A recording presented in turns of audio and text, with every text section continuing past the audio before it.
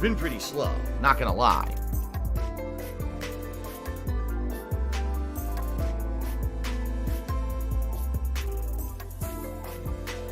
True Adult Cheer says, if you go out, wear a medical grade face mask. Actually, I don't know if you've been paying attention, Mature Adult. Medical officials came out actually this morning stating, do not wear a face mask. Like, it does nothing. Face masks primarily help if you are sick and you want to stop the spread of what you have. It's not the opposite of people, oh, I'm not going to get sick if I wear a face mask. In reality, it's not true at all. And what medical officials are saying is it sucks because the face masks are sold out everywhere. And now people who are sick and need them to stop spreading their sickness, you can't get them. Because people are morons. So there you go.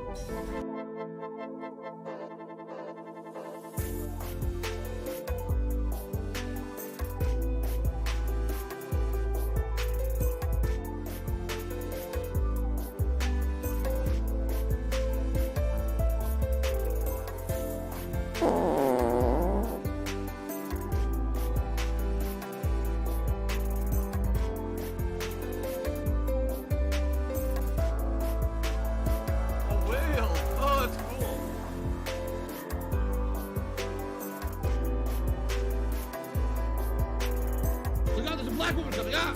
She takes some bolt out. Boom. Steals the backpack and runs away. Oh.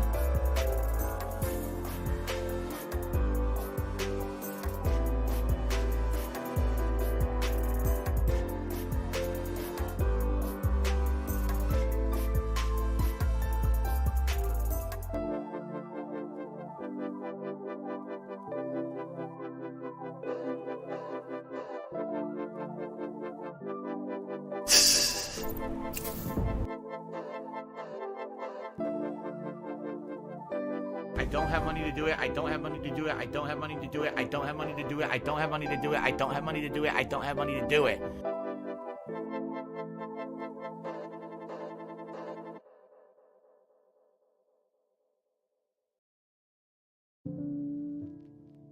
What do I do? Go, go, go, go, go. Fatty, fat, fuck, fuck.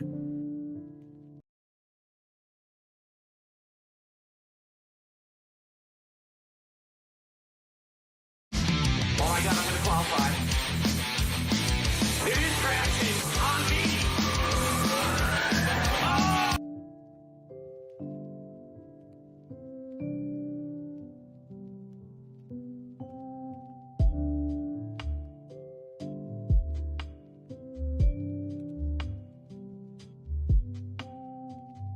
La la la la la la la. There you go. Here, listen to my beautiful singing voice. La la la la la la la.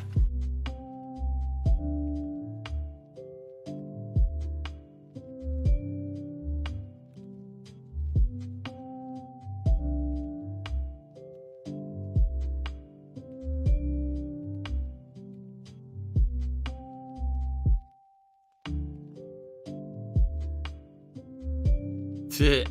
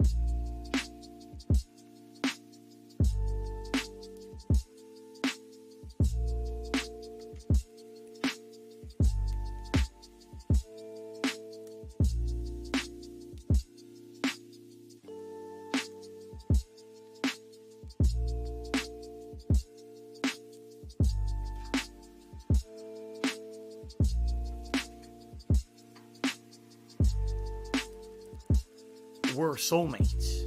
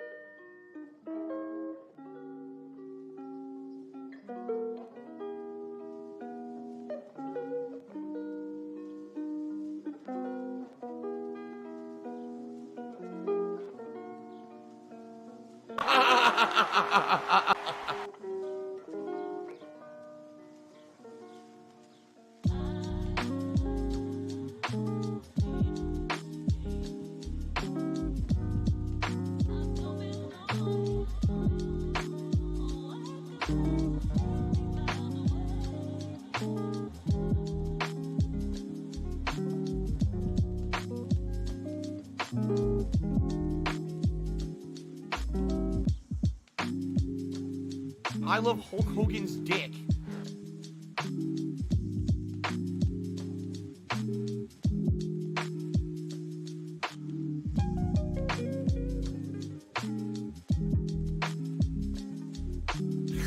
Oh, I gotta eat it. Gotta eat it. Gotta eat the hype. Oh, ugh.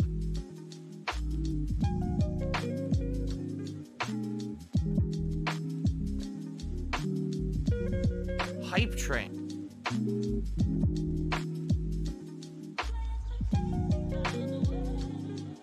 Hype train.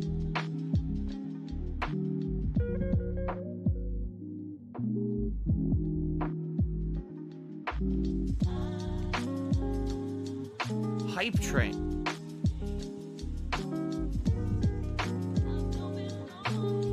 Do you want to play the fucking game?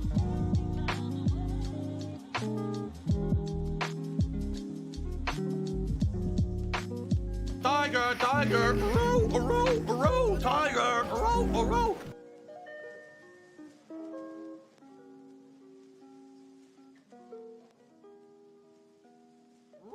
Brr, brr, brr, brr, brr.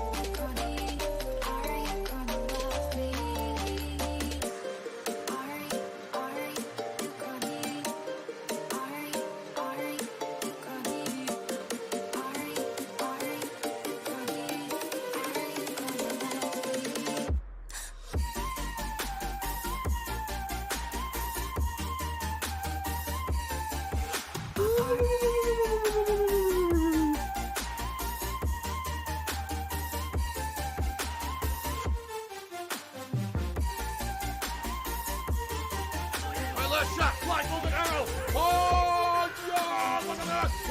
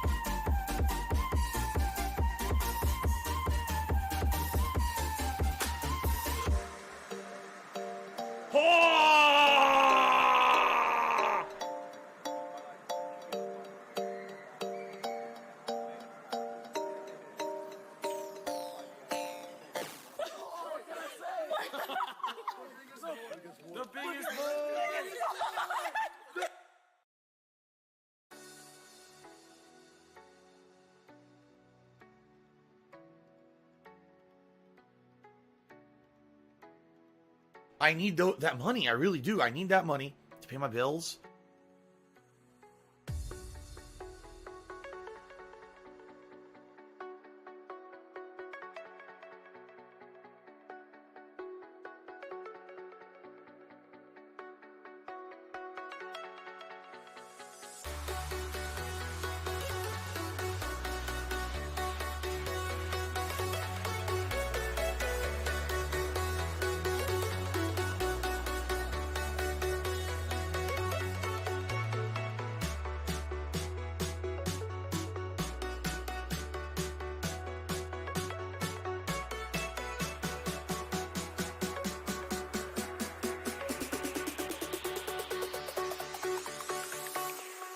Jack it up. Oh, here we go. Now he's talking about WWE champion. He's a piece of shit.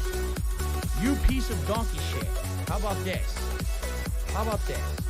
WWE champions. Alright? WWE champions live rent-free in your motherfucking head. I don't think about WWE champions. You do. You probably know way more about the fucking game than I ever will, because you're an idiot. You're an obsessed loser.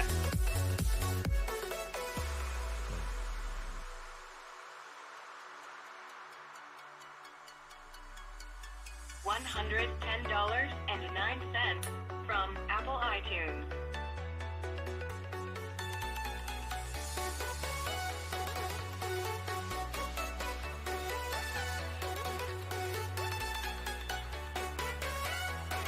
I always should win. If everything worked appropriately, I would always win and never lose.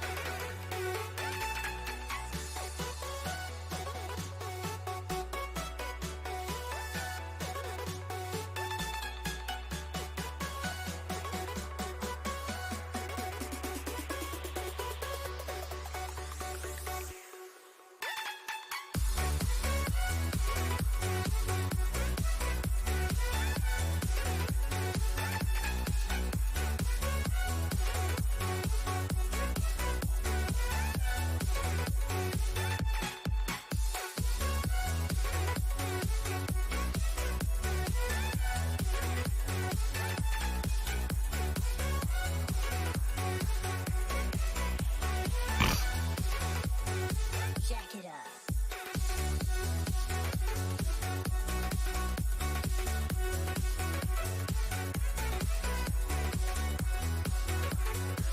Not dead! Not dead! Still not fucking dead!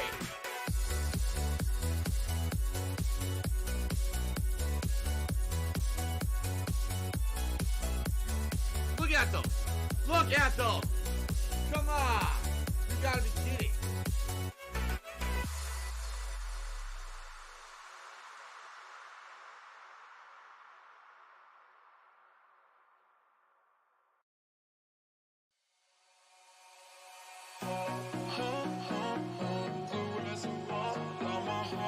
I am cat and I liking my balls.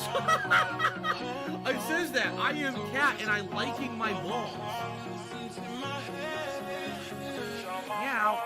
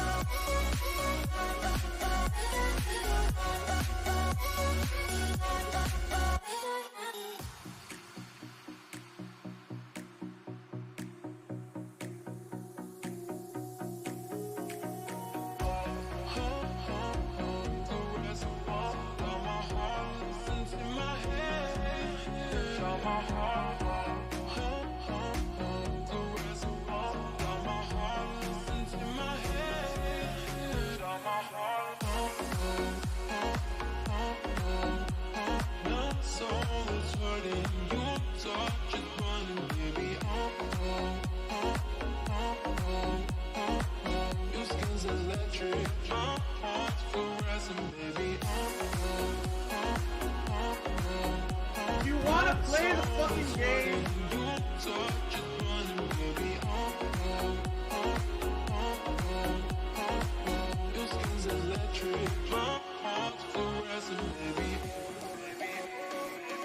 Oh, they have to bring up something personal about me. Well, go fuck yourself then. Dumb shit.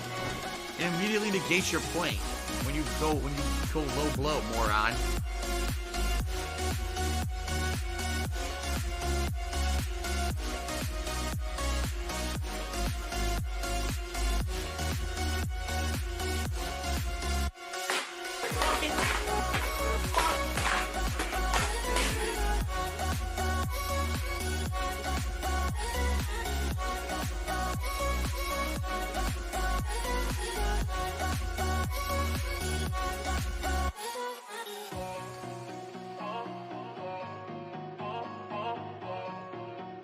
Today's been incredibly slow.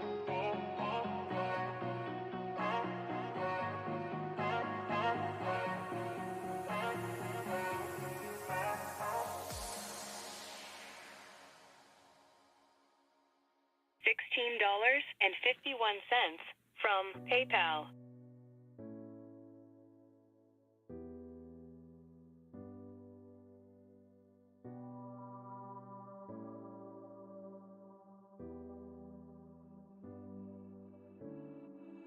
We were meant to be together, didn't care what others said. We were meant to be forever.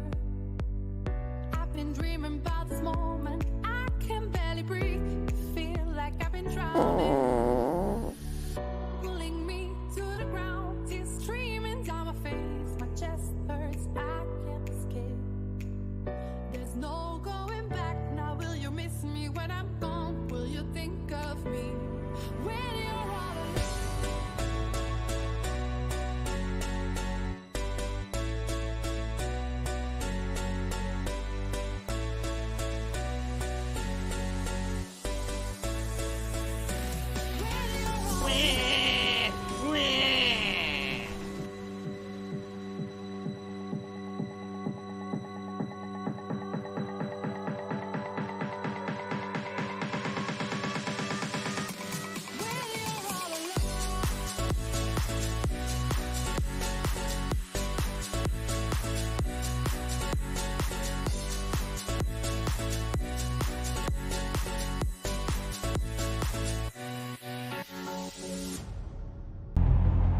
No! Not him! Ah! Morning, everybody. Oh man. Yeah. The Ziggy Good morning, Piggy's everyone. back. How you doing? Phil here. Well, I'm here in as full of a capacity as I can be. Stop this! After yesterday. Oh my God. Give her a pill, and that's As you can it, hear, because my you're throat just does gonna not waste our sound time good again. today. It is swollen.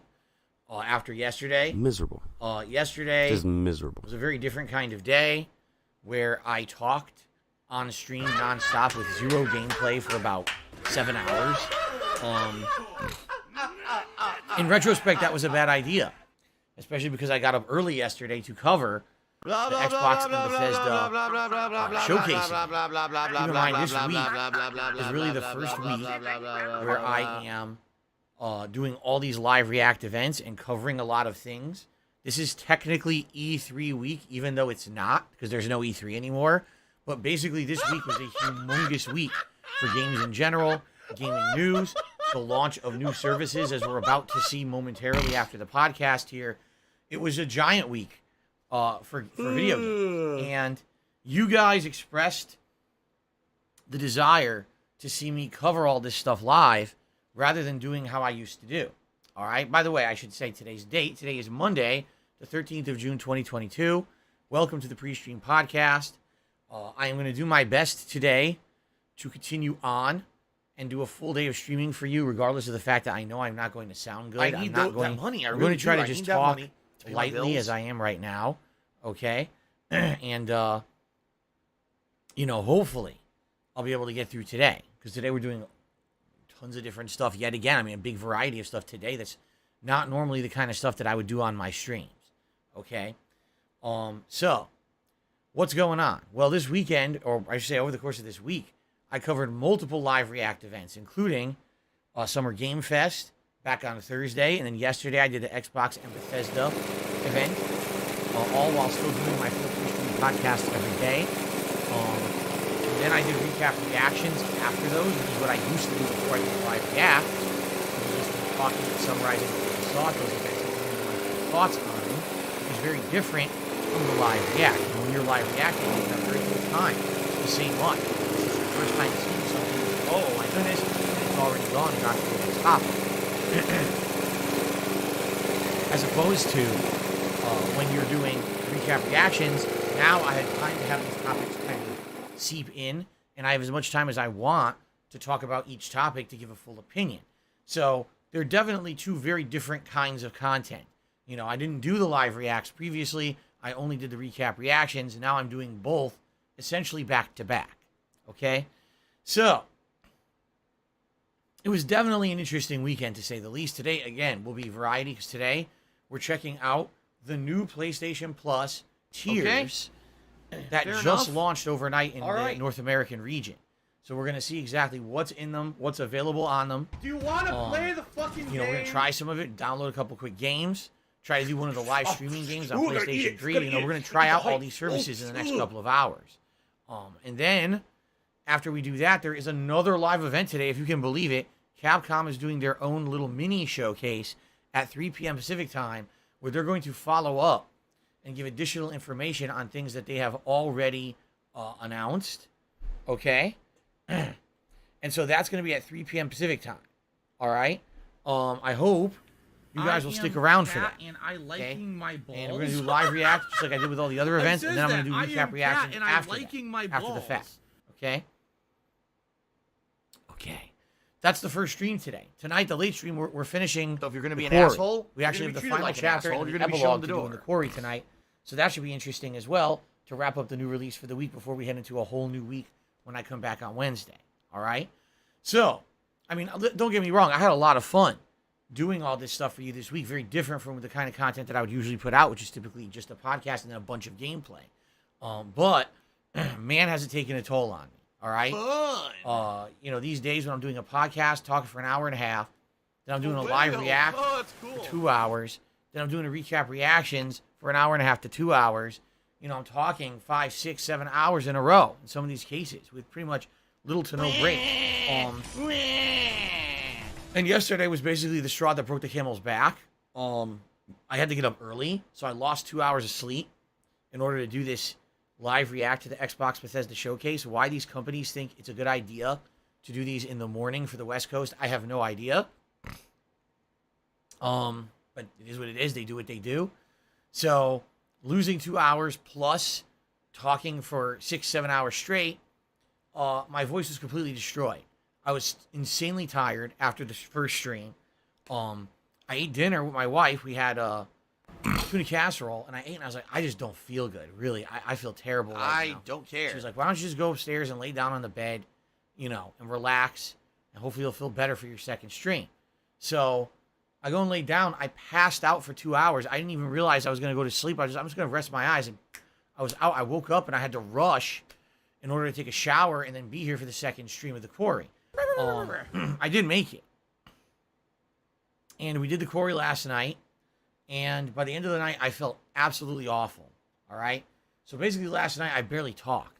All right? I basically tried to conserve my voice. I did get a good night's rest. And this is how I sound today. And there's not much I can do about it, it is what it is. But Are you going to just I'll be complain all honest night with and you just guys. leave then? I don't know if doing the live reacts is really worth it. Especially with, look at this. I've been doing it for, a few days. And listen to how I sound. I feel like shit. Why did I bother? I'll be honest, I don't think that the live reacts do that much or add that much. Just because everyone else on fucking YouTube does it doesn't mean that it adds value to my content. Okay? I'm just being honest here. I really feel like doing those stupid live reacts took out a lot of time this week, and I don't necessarily think that there was much, how can I say? I don't think that there was much demand for it. I think that there's a group of people that are so brainwashed into thinking that the live reacts are so, oh my God, everyone's got to do it. Everyone does it, right? And people have been asking all week, all year, are you going to do it this year? Now you're doing react content to other things. Are you going to do it? Are you going to do it? I mean, honestly, I don't know. Like, if you take a look at the views on YouTube are not great on the live react stuff I've done. They're just not. All right. My laugh sounds like in some cases, So when I my laugh, recap reactions have done better than the live reacts. If you take a look at Does Summer that sound Game like Fest, you know, that I did a few days ago, Sounds nothing like that at all. and you look at the live react versus the recap reactions that I did after it, the recap reactions, that video did better than every video of the live react. People preferred to hear my more summarized and more formulated opinion. Okay? And I'm going to be honest with you again. All right? The support just hasn't been great for these live reacts, you know? As you know, I don't do react videos. I think if I did reactions, I feel like some of the most gameplay would have been better. Mind-numbingly easy, dribbling, like meaningless content you could put out on the internet. It's literally easy mode. Until I want to make if you want to see someone who wants to put in absolutely no effort after the live react, money today, after my recap reactions, it's time to do a react video. Phil's going to do a Q&A. Like literally, that's my opinion. You can disagree. You can find. Wow, wait till the last hour of like a 7-hour stream. You know. So here's the thing, you know, these are all things I have to think of. My health, you know, the amount of support that I get. These are all important things I have to think of, because without that, you know, I can't operate a business. If I can't talk, I can't make content, right? If I can't raise funds to pay my bills, I still can't make content. You see what I'm saying?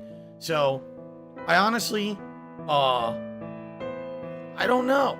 I really don't know if I should keep doing them or not. I'm still going to do the Capcom one today like we planned. Now, there was a rumor there was going to be a Nintendo Direct this week. There's not anymore. The rumor is now that the Nintendo Direct will be at the end of the month. I'll definitely tell you this. I absolutely am not going to be doing live reacts for early shit. There's no reason to get up fucking early and change my entire streaming schedule and kill myself for this stuff. There's just not. Yesterday was stupid.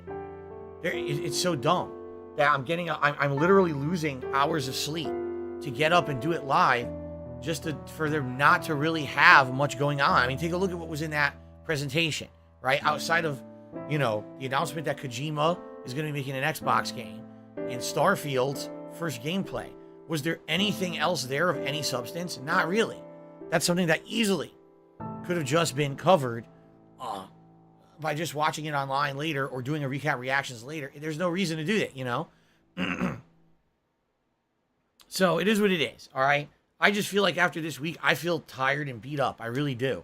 And I, you know, again, variety is good. I like doing variety, but I look back over the course of the week, I sound and feel like shit.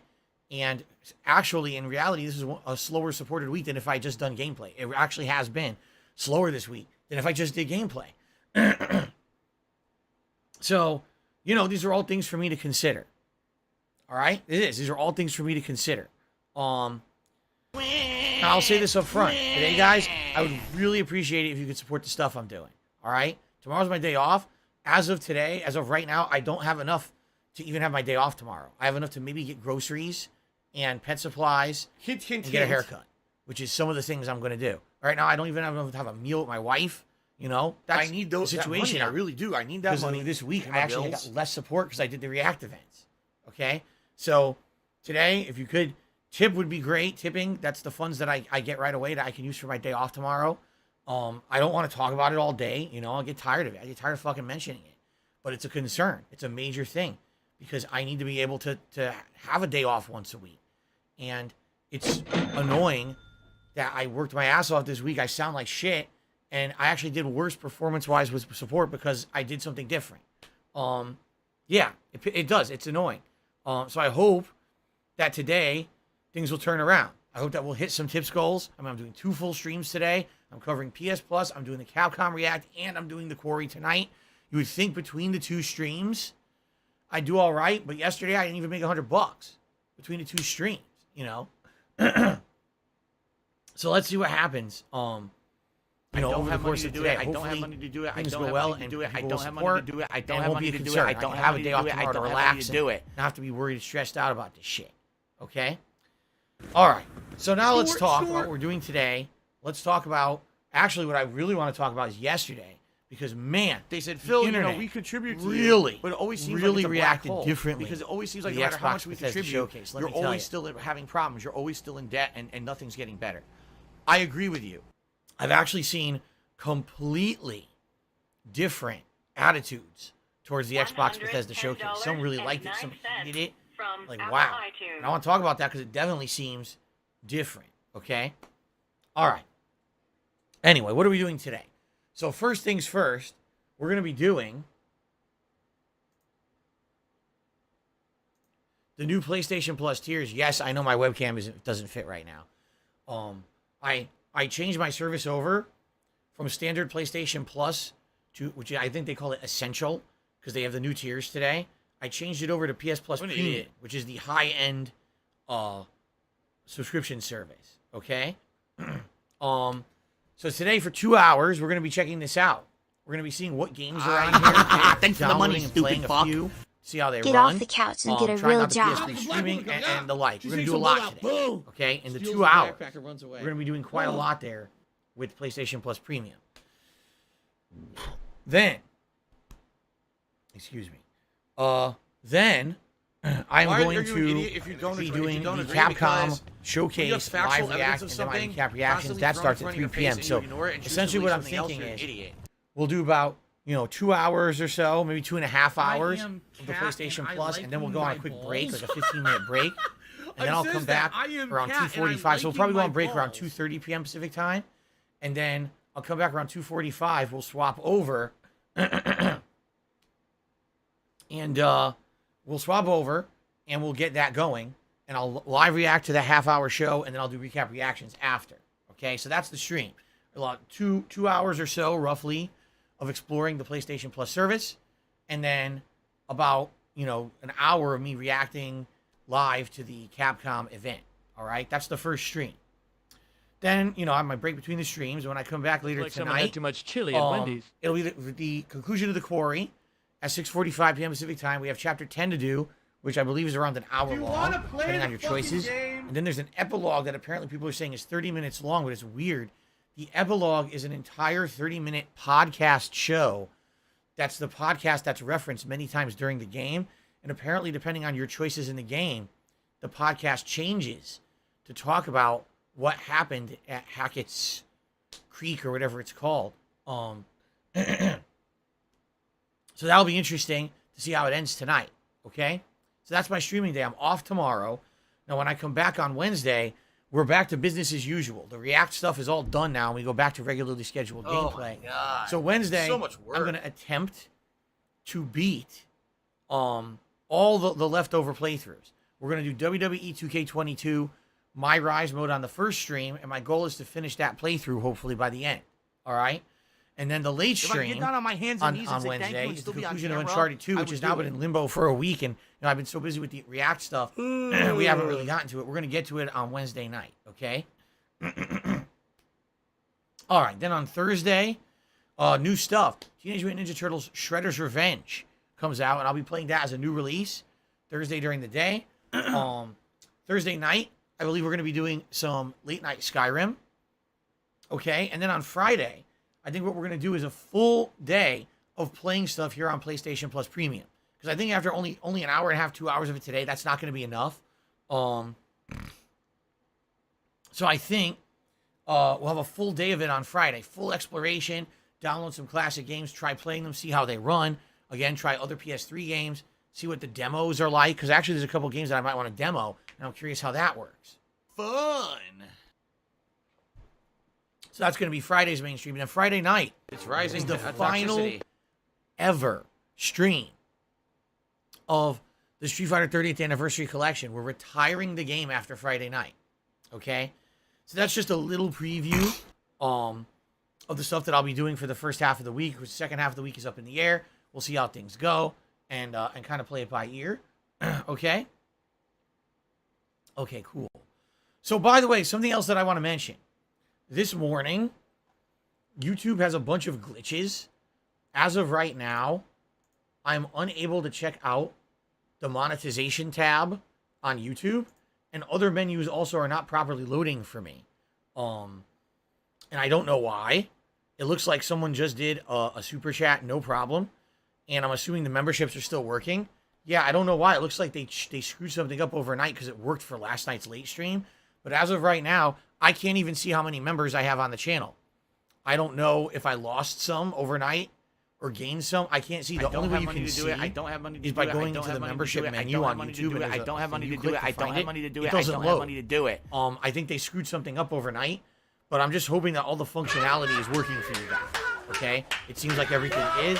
You know, I haven't heard anything bad from YouTube or whatever. I think it's just another glitch on YouTube's end because YouTube glitches all the time and has these issues. So I think that they're just having some kind of an ongoing issue, you know, behind the scenes. Ooh, I gotta eat it. Hoping that it'll work later today because it sucks. What I hate is that I like doing live updates for you guys on how the channel's doing. It's cool to say, oh, guess what? Today we hit a new record for members, right, on the channel. We actually did. Yesterday we hit 628 members. That's the most I've ever had on this channel. I'm like, oh, this is exciting. 628 members, right? Celebrate. It just sucks that right now I can't do that. I can't live update it because the menu doesn't exist. It says, oh, error when you try to load it. It's very odd that this is happening right now, and I don't know what's causing it, but it doesn't look like it's anything that I can help, and it looks like everything's still working for you guys. It's Tevin's still able fault. to do everything normally, so I think it's just something they did in the coding, and then behind the scenes they screwed up a menu. Okay? All right. So, Oh, no, there you go. someone's illegally That's what's going on restraining you. today. Oh, no. And I'll just say in advance, thank you to anyone who contributes in any way today. I really appreciate the help, especially with tips, so I can have a nice day off tomorrow with my wife. That'll be really nice. Okay. All right. So I want to talk a little bit about yesterday's Xbox and Bethesda showcase. Okay, because you know if you go back and you watch my live react to it, which by the way, both videos got claimed fully for music. I knew it. There was a ridiculous amount. Yes, Beastbot, I got your tip. There was a ridiculous amount of licensed music in that show. Over the top amount of licensed music.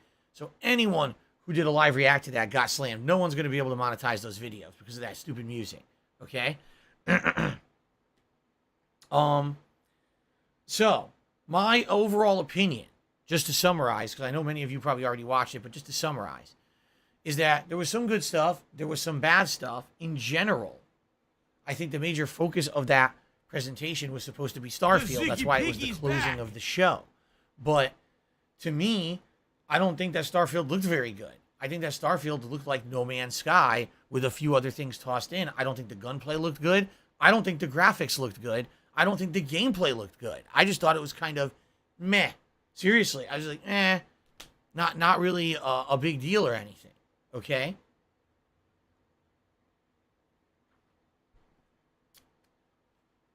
I did think that there were some good things in there. For example, that game, I think it's called As Dusk Falls. I didn't even realize this, but apparently people are saying the dev team working on As Dusk Falls is essentially some of the same people who actually made Heavy Rain over a decade ago. And that's kind of, you know, what they're going for, is that they wanted to do like a follow-up to Heavy Rain, a different style of game, but, you know, kind of the spiritual successor to that kind of game, which may be why the actor who played Scott Shelby is actually in it. Like, oh, that's kind of neat. You know, it's kind of interesting. So, you know, there were some good things in that show. Definitely there were. But you know me. I'm an honest guy. I'm going to tell you what I liked, what I didn't like. And overall, did I think the show was underwhelming? Yeah, I did. I think that they made this choice. They said it right at the beginning of the show. Sarah Bond came on the show and said, okay, we've made the decision that this show is only going to show you games coming out in the next 12 months, and we're going to try to preview games that you're going to be able to play in a year. All right? So immediately, by doing that and by not previously having announced that before the show started, I think you disappointed half your audience. Because I think half the audience watching that show wanted to see updates on other games that are just not coming in the next year. There's so many franchises, right? They could have done an Elder Scrolls update. They could have talked about a new Wolfenstein game.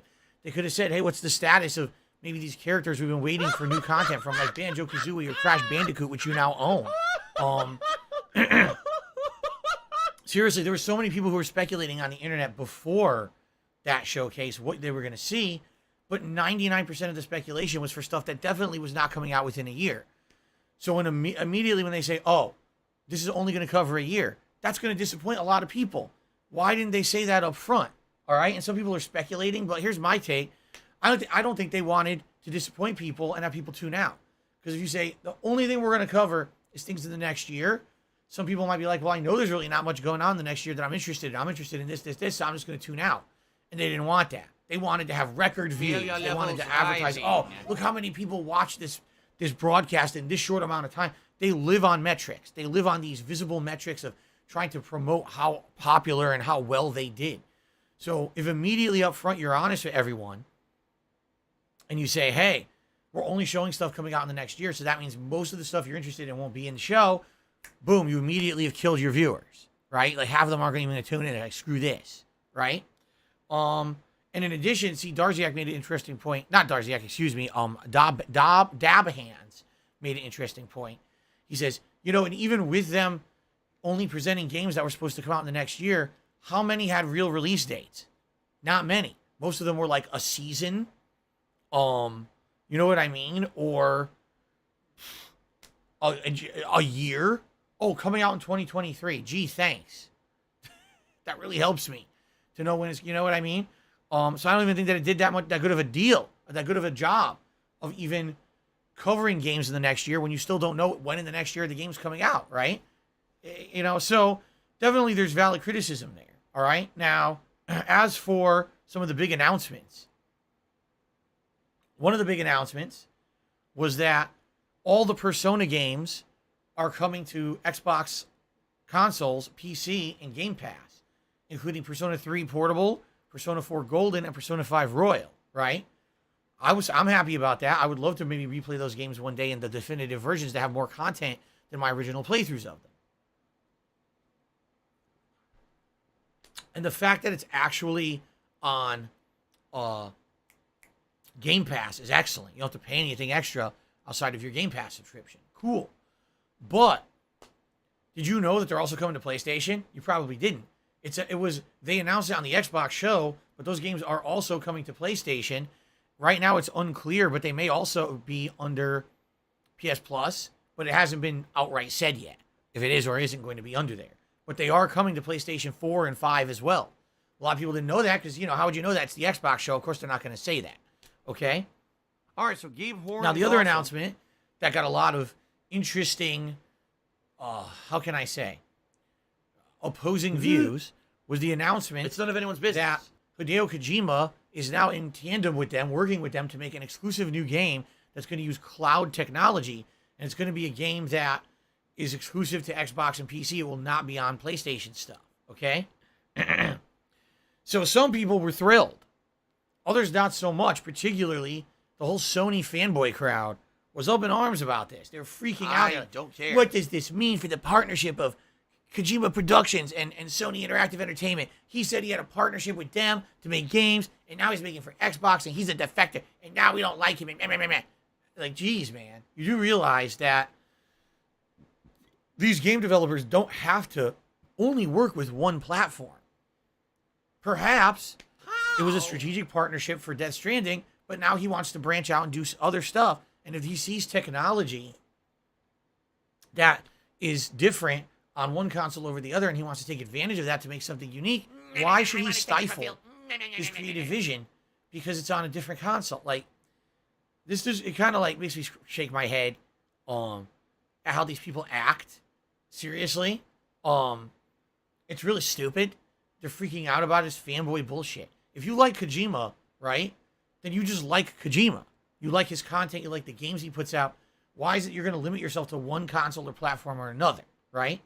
I think what it is, a lot of people when they, years ago they announced that Kojima Productions was going to do that team up with Sony Interactive. Oh no, someone's They illegally jumped on the streaming. Sony bandwagon. Oh, no. And, see, because Kojima's over there. It's all Sony all day long, man. Sony, Sony, Look at Sony. the bugs, And now look you at come the to realize, bugs. actually, he's not a Sony fanboy. He's doing what's right for his company and his product. And oh no, I backed the wrong horse. No, you didn't back the wrong horse. Shut the fuck up. You get too riled up about shit. Up. Seriously. Jesus, fuck. Seriously, won't shut their mouths. Anyway, so yeah, it was funny because you saw some people freaking out on the internet over this, that he's working with Xbox now, and they're all, I feel betrayed. What are you talking about? You feel betrayed? Kojima he's not your fan, first of all. He's not your friend. Stop this! You're not in a relationship with Hideo Kojima. You just play his games. He didn't betray you because he's going to another studio to make another game. You're an idiot. These people are nuts. Good Lord. Okay. But now, of course, the big thing, right? The big thing yesterday, that was the big topic of discussion and the big thing of contention, all right, was definitely Starfield. It just seems like there's no consensus right now on Starfield based on what we saw yesterday. Some people seem to be in love with it. They're like, oh my God. Oh, this is so good. Oh, it's space exploration. Oh, space combat. Oh, you could. Oh, jetpack. Flying around, exploring. Oh, go to a spaceship. Oh, make your own base on that. Oh, go to the. I swear, you feel like these people are orgasming as they're talking about the game. Oh, I'm gonna go to the settlement and talk to people. Oh, yeah. Like, oh my God. Holy shit. Calm down, right? Then you got people completely on the other polar end, and they're like, wow, this game looks like shit. It plays like shit. It's shit. Can someone please Look, shut up it's this it's dude definitely who's No being a Man's Sky. moron? I saw people making big arguments. That Sean Murray should sue them. That Sean Murray should be like, dude, you blatantly lifted my game. Like 10 things that were presented yesterday are all things that were present in No Man's Sky. It's like they literally copied him, only they tried to do better because they had a budget. And a lot of people criticizing the looks of the game. First of all, they oddly chose to present the game in 4K resolution and 30 frames per second. But the weird thing about that was most people couldn't watch the live stream in 4K. I was supposed to be watching it in 1080p, and it frequently got pixely on me, even though I was watching the 1080p stream.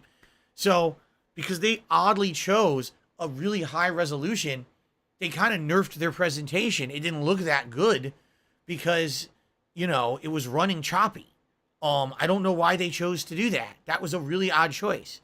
I think maybe if they had even done 720p or 1080p at 60 frames, it would have ended up looking way better.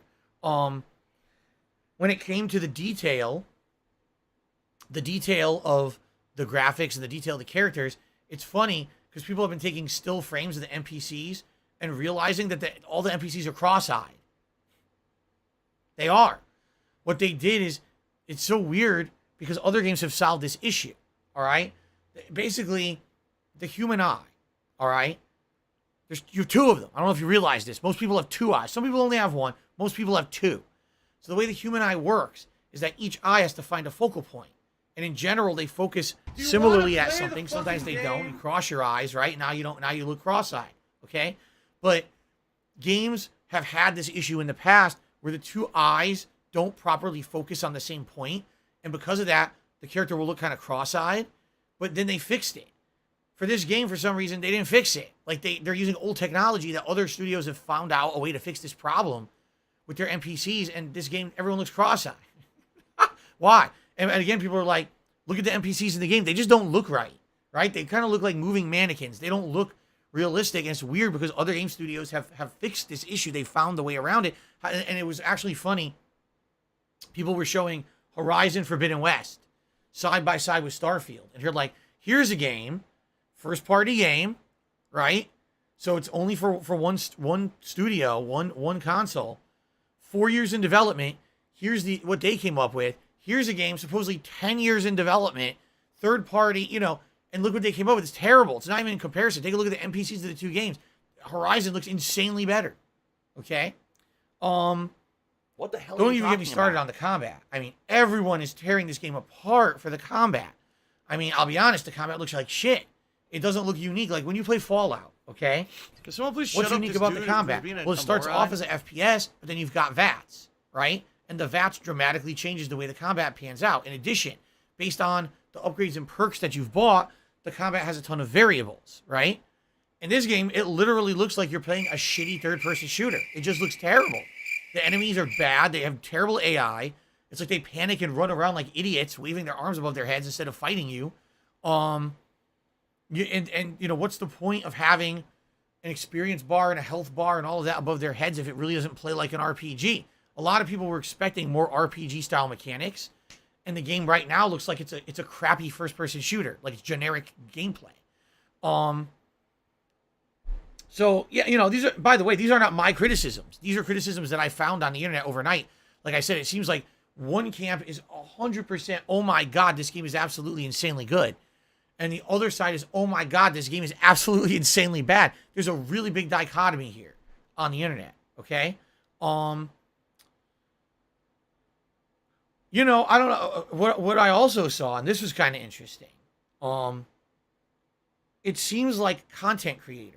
Now, when I say that, I mean people who are actually making streams and video content for the internet, in particular for YouTube in this case, seem to be criticizing it heavily, saying, man, well, I forgot one other thing. I got to bring this one up, because this is one I directly said yesterday, and I want to bring it up again because I feel this is a big criticism of the game. So they're claiming that Starfield is going to have, you know, like 1,000 planets you can visit, but they're randomly generated, procedurally generated, I should say. And then there'll be certain planets that have story-based content on them. So immediately when you hear that, some people freak out and are like, oh my God, that's going to be an insane amount of content. And others are like, what are you talking about? Did you not play No Man's Sky? It's the same premise. We've already tried procedural generation. It doesn't work. It's boring. You end up with barren, boring planets. There's even been mainstream news articles, like PC Gamer had a big article, like an expose saying, if Starfield really has 1,000 planets, there's no way they're all going to be good. And I'd rather have it have 10 good planets than 1,000 bad ones. You know, I kind of have to agree with that sentiment. Like, if you're playing a game, right? Wouldn't you rather have a game that has 10 really well-designed, hand-designed worlds, unique and interesting situations that were directed to have fun moments and content in them? And you go between these 10 planets during the course of the game, and they're different environments, different kinds of races and cities and things that you come up across. Maybe there's one planet, it's all politics. There's another planet, it's all combat. Then there's other planets that there's a hybrid, right? Oh, on this planet, you have to fight a bunch of indigenous wildlife. On this planet, it's all about people that live there and troops and guerrilla warfare. You know, maybe there's factions fighting each other for control of the planet. Like, there's all these ideas you could come up with, right? And they all would work. But instead, they're like, oh, instead of that, there's going to be 1,000 randomly generated planets. Like, huh? And again, it's like, it's not like this is the first time this has been tried. No Man's Sky tried it. So there's a track record to show that this will not work. The track record says, no, this will be boring, don't do it. But they seem to be doing it anyway. Like, they don't care. You know? But at the same time, a lot of people seem to be like fanboying over it. Oh, well, Bethesda knows what they're doing. They're better than Sean Murray. They know better. This will be way better than No Man's Sky. You know, maybe they learned from the mistakes of No Man's Sky. So people are fighting about this all over the internet. Okay?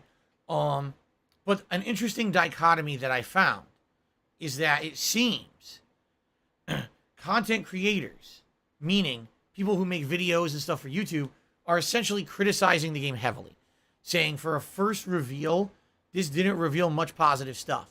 You know, the gunplay really looks bad. The graphics at this point are nothing to write home about at all. They look like graphics from last gen. I agree, they actually do. They don't look good to me at all. The character models aren't great. I agree. I don't think they look that great at all. I think that Horizon Forbidden West did a way better job than this. And it's just too similar to other stuff that we've seen. Where's the innovation? You know, we've been waiting so long for this game. We're waiting for something unique and innovative. And what have they announced that's innovative about Starfield? Nothing. Like everything you've done in another game. So that's what the content creators are saying. Okay? But then I'm looking at people on social media. I'm looking at the independent journalists that are out there. All right? And what I'm seeing from them seems to be a completely different spin. That we're still early on, the game's not out yet.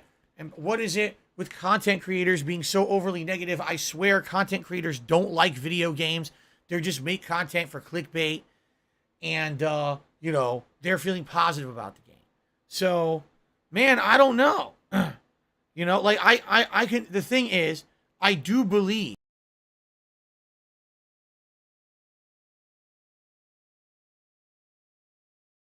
feel that way. Like, we saw our first look yesterday. That was the first time.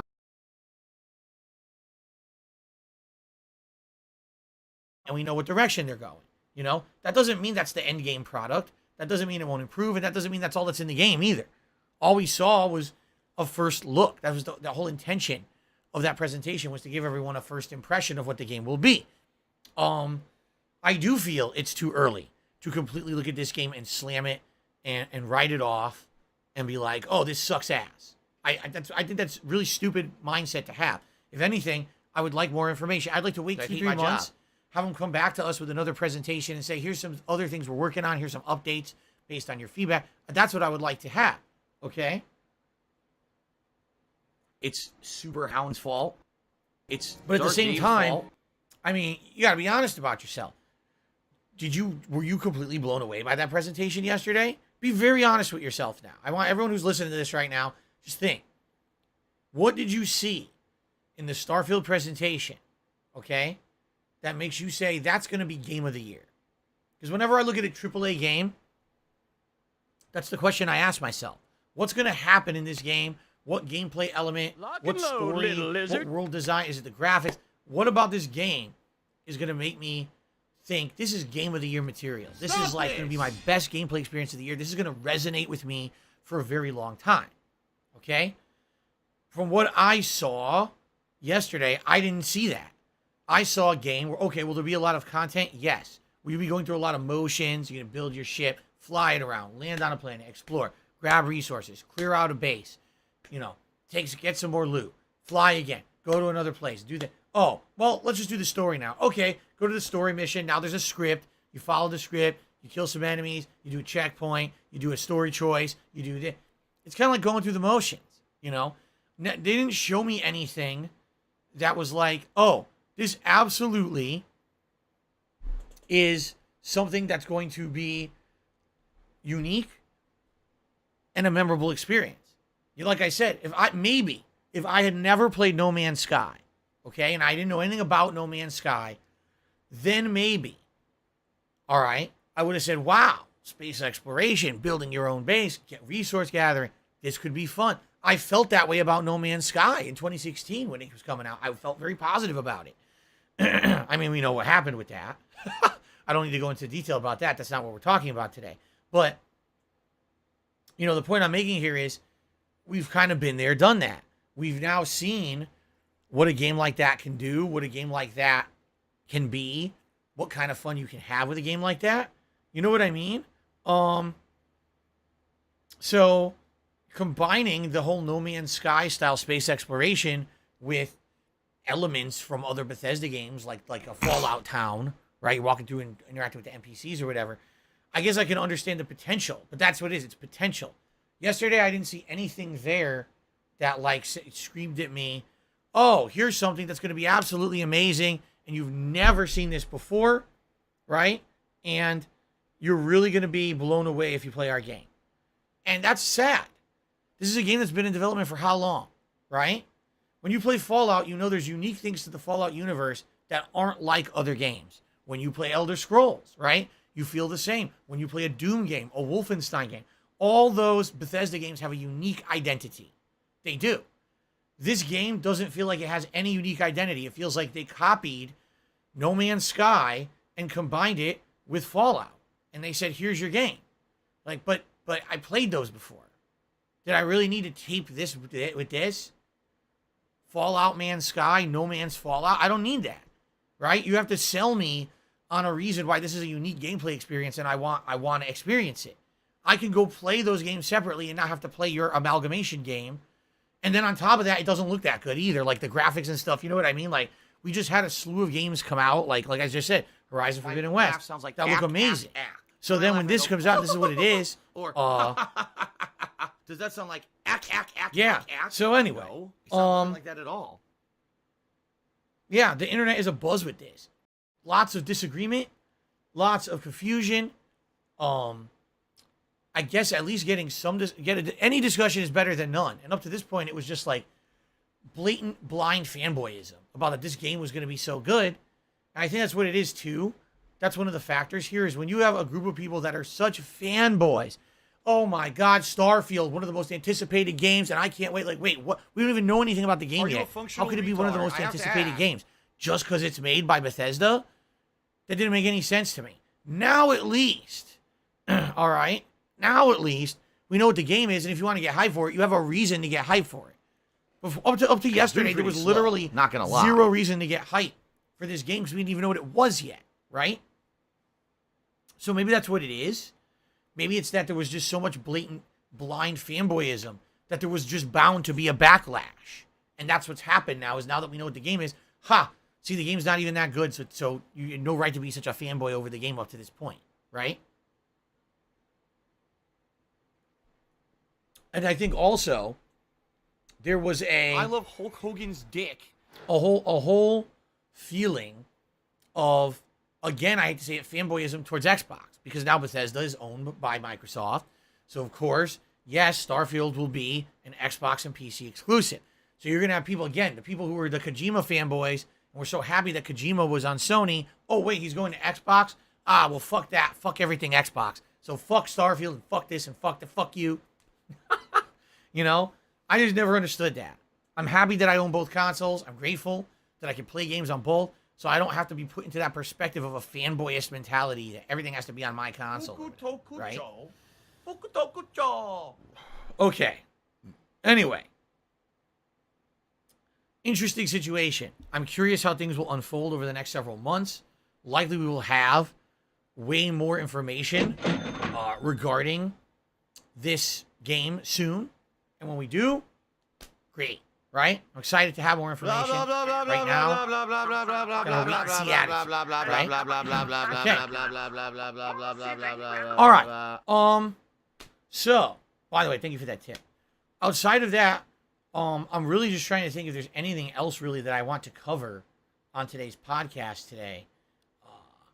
I think really there's not that much to talk about because we're about to have a day of news. We're about to check out PlayStation Plus Premium together. By the way, I want to explain that system of how it works when you upgrade your standard old PlayStation Plus to the new tiers, but I'm going to do it in the video for that. Originally, I was going to do it on the podcast, and I said, you know what? Let me hold off because I got a story to tell you guys. You got to be careful. They actually, I don't know how this is still legal. They auto sign you up for something you didn't agree to.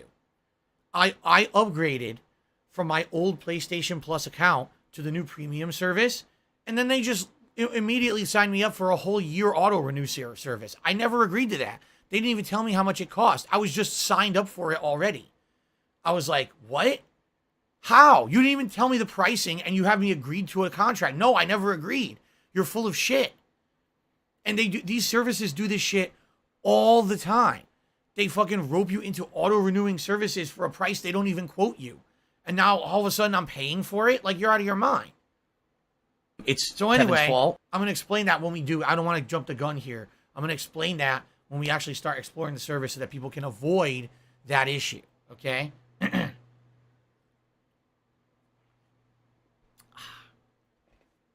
Okay. Anyway, so outside of that, yeah, I don't really have much else to go on or talk about here. So I think what we'll do, let's do some shout outs for people who've contributed. And then what we'll do is maybe open up the Q&A. And if we even end the podcast early, that's fine. We'll have a little bit more time to explore PlayStation Plus together. Okay? Okay, so.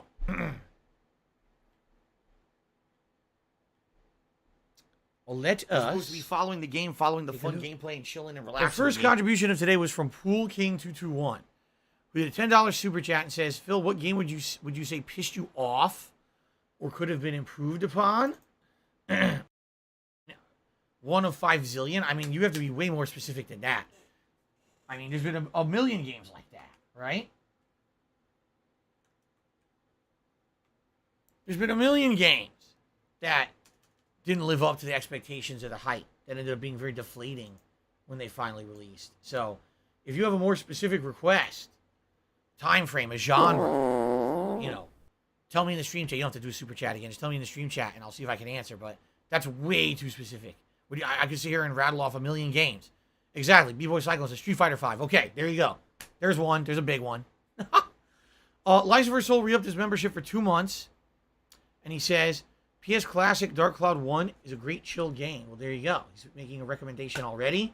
We haven't even started our exploration. We already have a recommendation. There you go. Okay. So now we get to tips. All right? Jade, I'm glad that you'll be here all day. Awesome.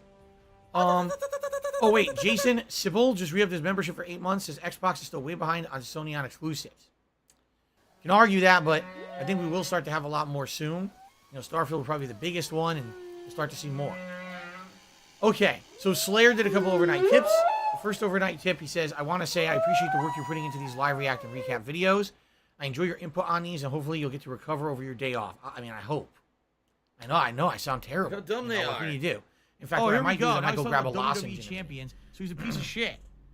You piece of donkey And then Slayer did another $1.50 tips. And by the way, I How enjoyed about the reveal this? of Starfield yesterday. The WWE game has champions. detailed system for customization. All right.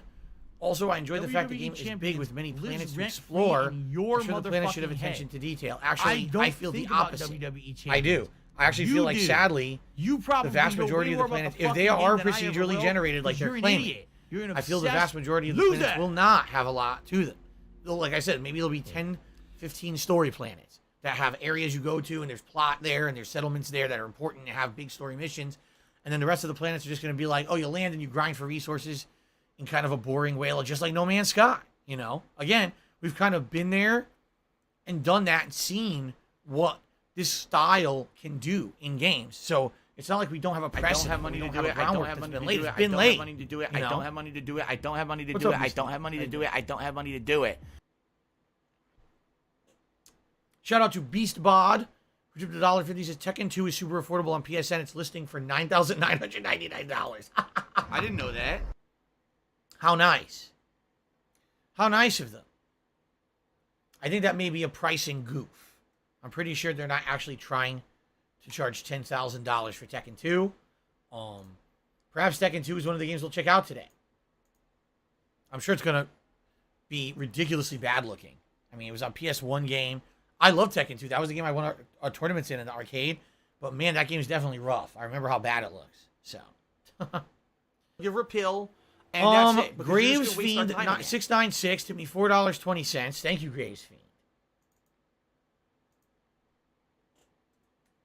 I appreciate that. He says the following: don't do what you want, We're do what you soulmates. can. Do a date night in or a picnic. Both are romantic and cost effective. All of America is in your boat. It's how we adjust it at my house. Maybe adjust your expectations. Love you, longtime fan. No hate. No, listen. People get the wrong impression. I swear to God, people think like, oh, it's Phil's day off and he says he wants to have a meal out with his wife. So they go to a fine dining restaurant with candle lights and music and they spend $200 on a meal. No. I'm talking as simple as, oh, we just like to eat outside of our house one meal a week because every other meal we're home cooking because we're trying to save money.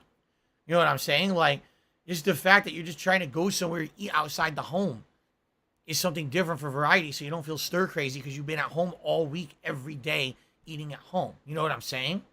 And a day to not have to cook when you cook all week long is just, it's more relaxing than having to say, well, because we were talking about it and we're like, well, what happens if today's not a good day for me and I don't raise a lot of tips and we just don't have a lot of money for tomorrow? Like, well, we can't eat out. What are we going to do? We're going to have to get like something real cheap to just whip together at home, you know? Maybe try to get some like $10 and share a meal. I don't know, frozen meal. Wow, what a great meal for our day home. You know what I see? What can you do? And I hear you. Listen, I totally hear you, Graves Fiend. Everyone's in the same boat because this fucking inflation is bullshit. Inflation is bullshit. It doesn't even have to exist. It's our government failing us. That's exactly what it is. Our government is failing us, and they are not doing a good job of helping the American people. It's fucked up how bad that they're doing of a job.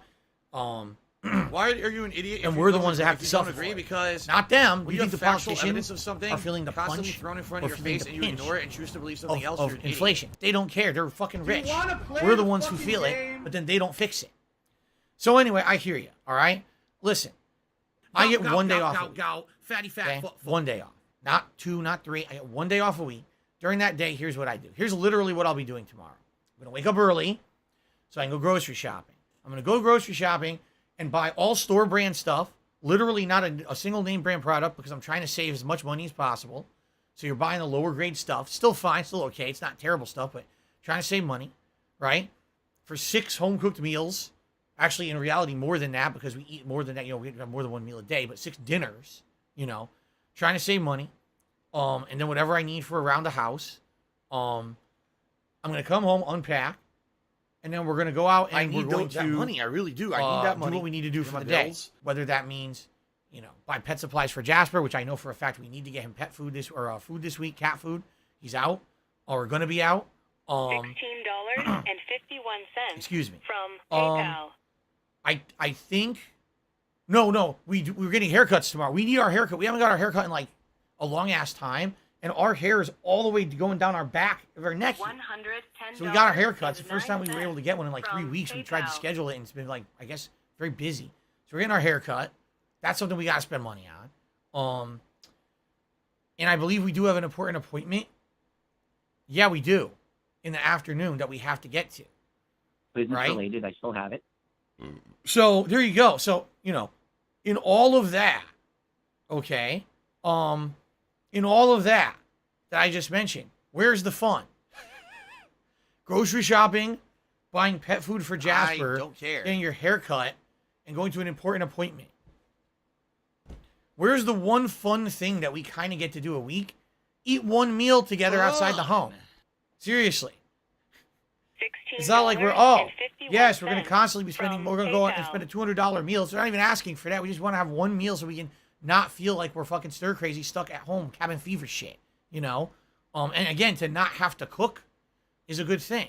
I think people really get the wrong impression. They do. Because again, I have a bunch of scumbags out there who spin everything in a really toxic, negative way, right? Like right now, I'm not even kidding. I booted up my stream today.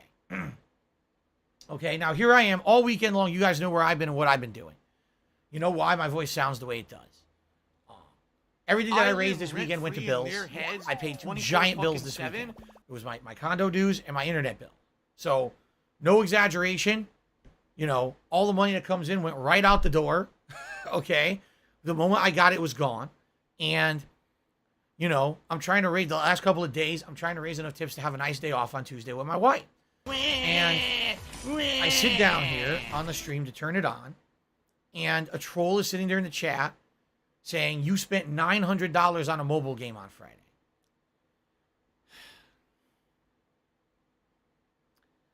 And it makes me feel like shit because it's bullshit, and I'm so tired of it. I'm just, you know, it's not even to the point of exhausting anymore. It's like these people are such scumbags. Super hound's fault. And they, you know, they won't let up. They just will never, they're never going to let this shit go anymore. Like, every dollar I make, right now, it has to be, Phil spent it on a mobile game, or Phil did this, Phil scammed this, everything, you know? And it's just so fucking mentally and emotionally exhausting. I'm here, I'm having a tough weekend here. You know, I sound like shit, I feel like shit, right? And I'm just trying to make ends meet so I can have a nice day off with my wife on Tuesday, which I feel like we deserve From PayPal. for the amount of content that I put out and I work my ass off, you know, and the amount of stress that I have to go through. And especially this week, doing all different things to try to put out unique content for you guys because you wanted it. You asked me for years to do it. So I stretched myself thin this week with the amount that I've been talking. And that's why I sound like this, you know. And here I am. You know, I am cat. Literally, couldn't be further from the truth. All my money that I raised gone to bills. I am cat, and you know, bank account goes from like $1,000 to zero to pay these bills. And now I'm like, okay, I hope I have a couple good days. And then I have one decent day and one bad, slow day. And I'm like, damn, this sucks. Now it's really like penny pinching. How am I going to have a day off on Tuesday with my wife? And then this fucker comes in and has to say something like that. Now what happens? Idiots see that and believe it, right? Oh, so this is what the guy does, man. He spends all his money on fucking mobile games, man. No. You've been saying it for so many years. I'm just so tired of it. It's so fucking exhausting. You know? It does. It makes me feel awful. I'm already feeling awful. And then it's feeling awful on top of feeling awful. You know?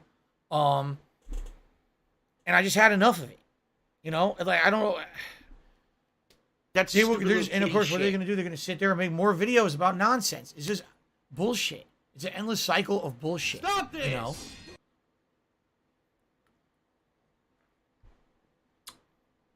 It really shouldn't be allowed. People shouldn't just be allowed to lie on the internet about someone. It is defamation, you know? And it pisses me off. It makes me feel terrible. And I'm tired of it. But what's the defense? There is none. You can't stop it. People will say what they're going to say. They're going to do what they're going to do.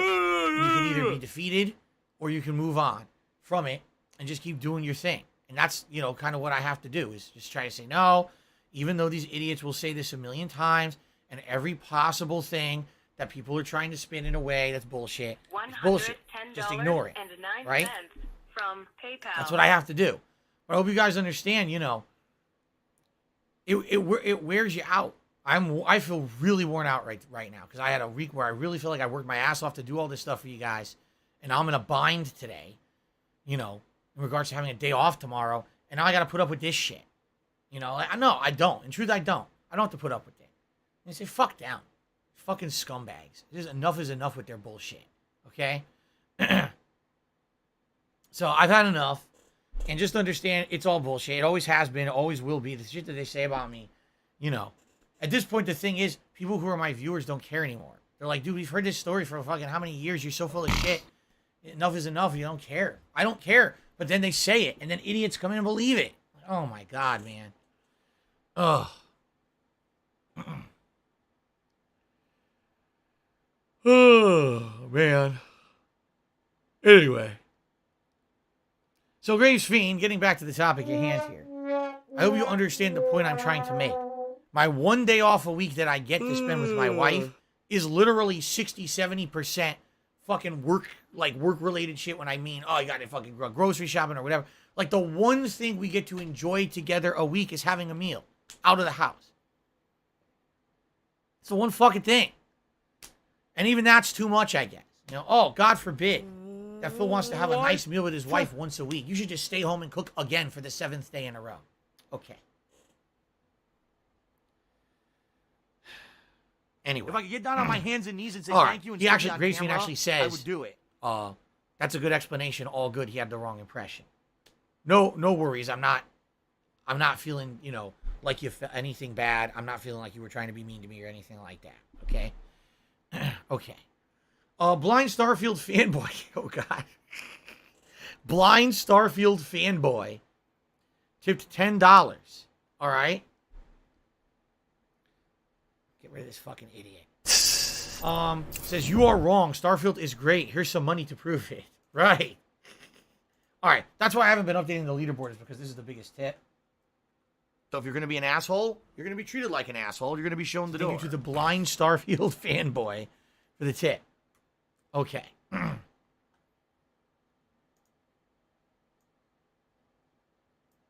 All right. There's more YouTube site shout-outs to do, I guess. They came in.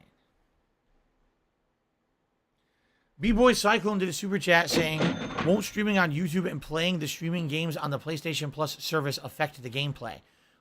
There's a difference. It's called downloading versus uploading. They are different. Theoretically, if I'm live streaming to you guys, motherfucker, that should not affect it if I'm downloading a game off of PlayStation Network and playing it live as a stream.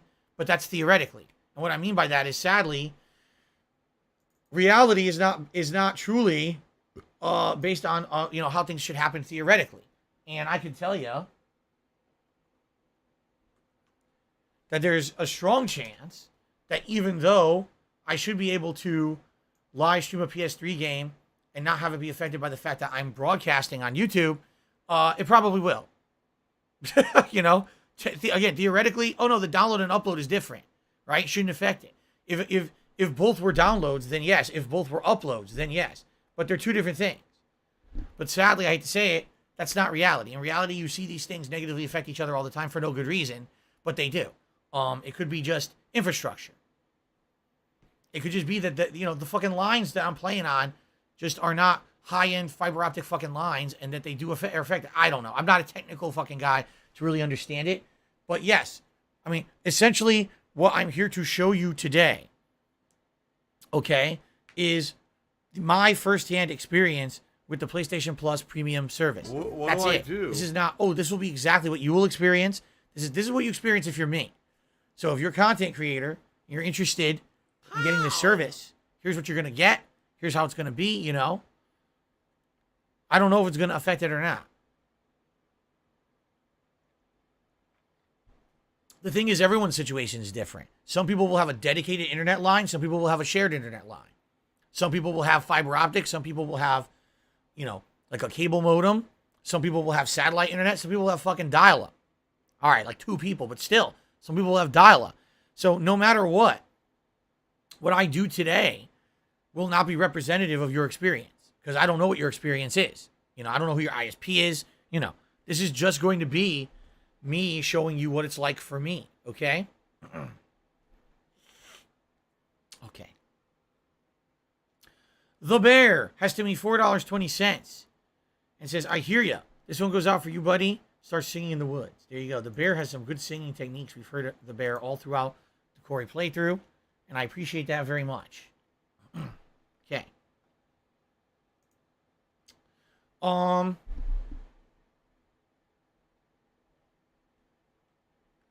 Yak Almighty just re-upped his membership for 13 months, which means he has earned the Regal Crown Chat badge. Congratulations to Yak Almighty. He says, how is everything going? I hope you're doing well. I'm doing as well as I reasonably can do, I guess, given the circumstances. feeling very run down, and feeling very, hoarse in the throat from the content I've been putting out. But doing my best. Gamer Guy just sent me $4.21 and no Gears of War either yesterday. Disappointing event. Too many games for next year, not enough this year. I mean, yeah, and here's the thing. Microsoft bought all these studios over the course of the last 5 years, and here we are, it's 2022, and what games are coming out from those studios? Starfield. Yeah, I can definitely understand. I almost feel like there's going to be a year coming up where there's going to be this insane amount, just like a dump of games. And I'm not saying a dump of bad games. I'm saying a dump of games in general.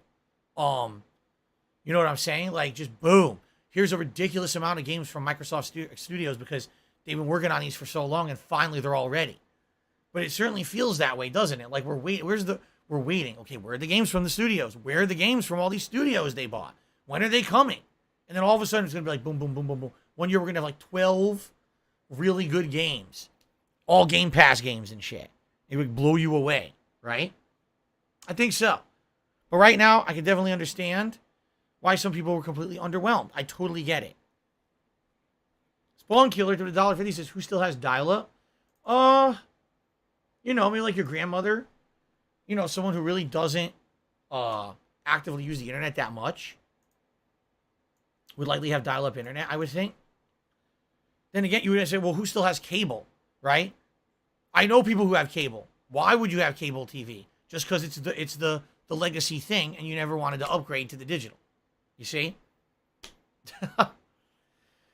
Snow Carl to the $1.50 says, I've noticed you're putting in a lot of effort recently, making jokes, making quirky accents, and singing. I think it's really good. I have no idea what you're talking about. Have you been doing this consciously? No, I have no idea what you're talking about. I don't. I guess if it's happening and it's a factually documented thing, I'm not noticing it. It's just happening. Cameron to the $1.50 says, could you put on jeans and read the fifth scroll today? Do you ever buy new t-shirts or button-ups? Your fashion has been the same for the past decade. It's time you started improving it. Wow. All right, let's address this one by one. First of all, you know what? I'm going to get a lozenge. There should be in my bathroom. Hold on, I'm going to grab one. Hello, Jack.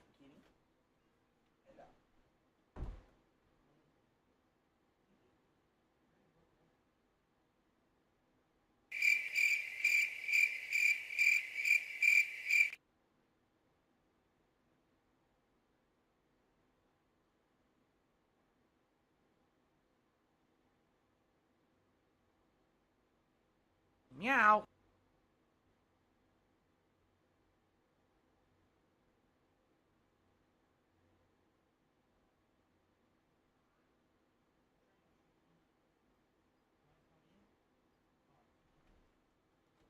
All right.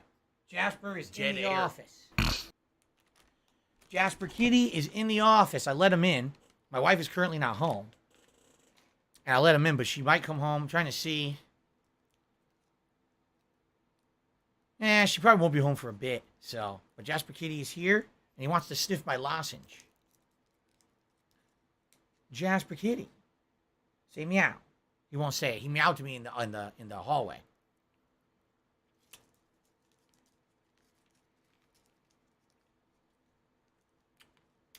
He's gone already.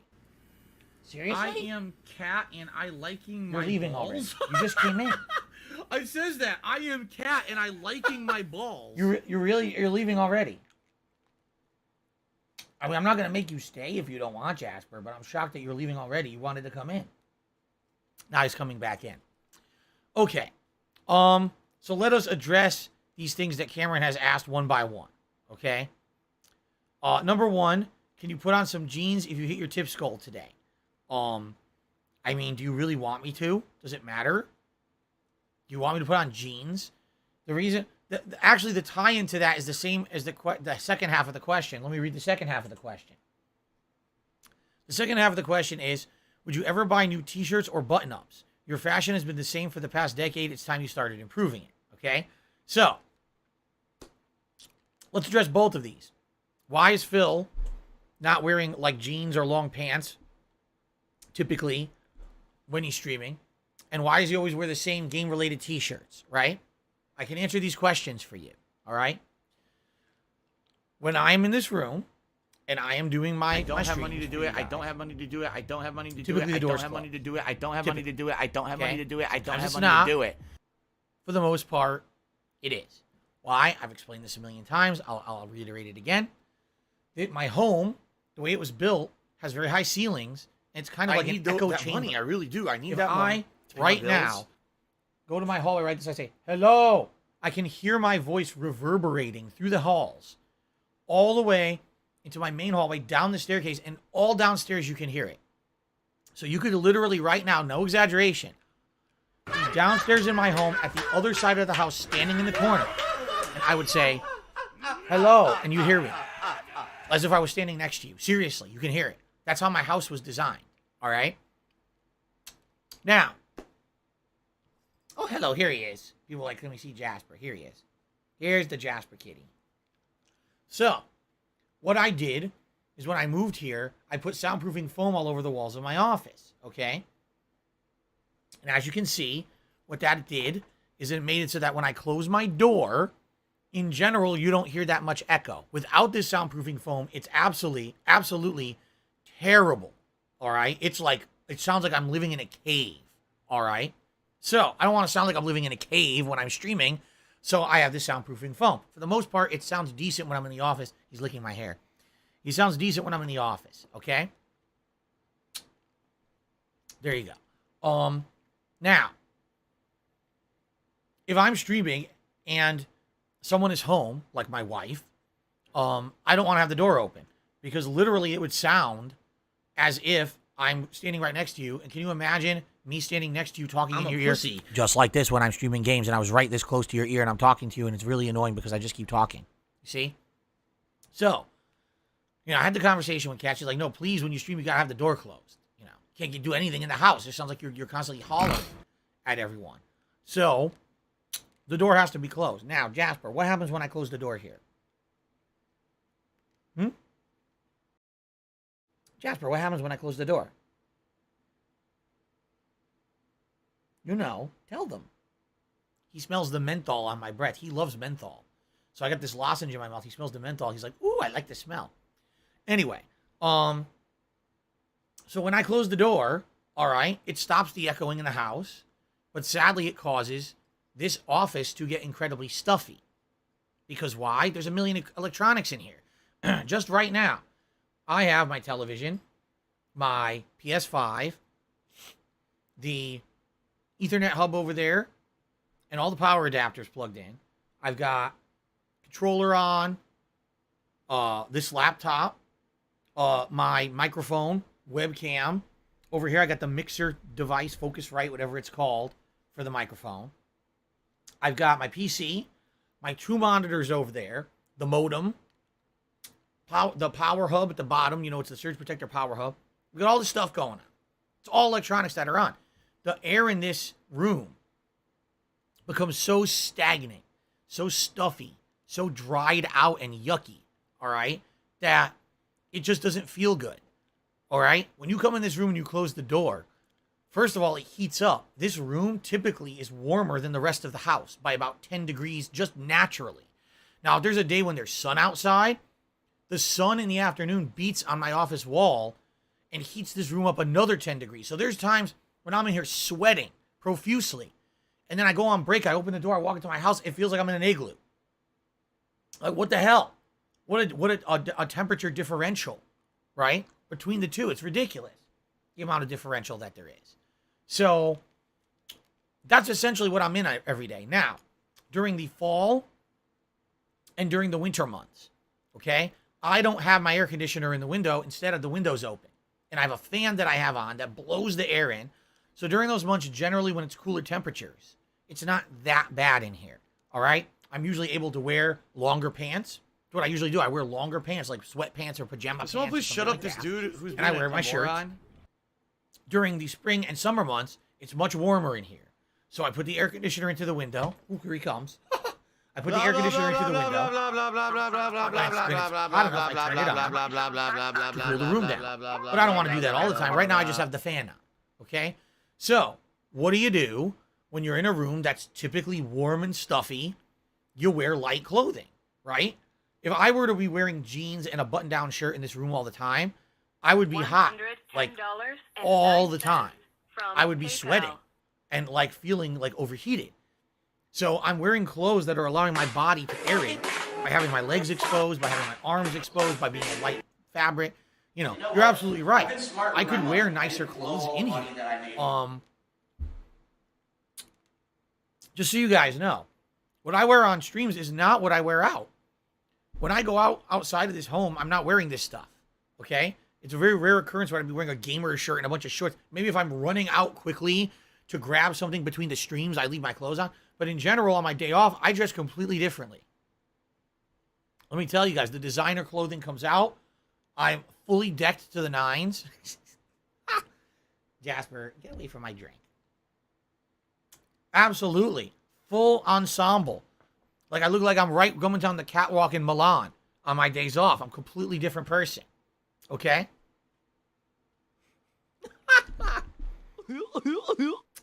I'm just kidding, by the way. No, I don't have designer clothing or anything like that. But the point I'm making is I actually look like a different person when I'm not on stream. I'm not wearing this stuff. Okay? So I do have nice button down shirts. I actually have some nice pullovers. Yeah, years ago, like 2-3 years ago. My wife and I were going to some secondhand stores and found really cheap, like $10. You get like a pullover that looks amazing. It's like new. And we ended up buying a few different things that we wear in, you know, when we're not at home. Could I wear those in here? Yes. Would I look very different? Yes, I would. And I'd also be very uncomfortable. I'd be too warm. You know, it just so happens this office is the smallest room in the house. It is, except for the laundry room is smaller. But this room is smaller than all the other rooms in the house. So because of that, it just gets so stuffy, you know.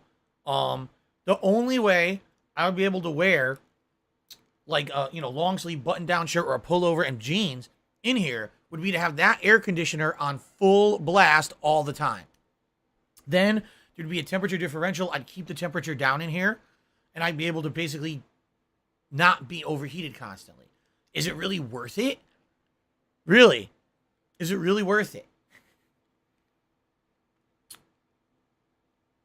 Seriously. I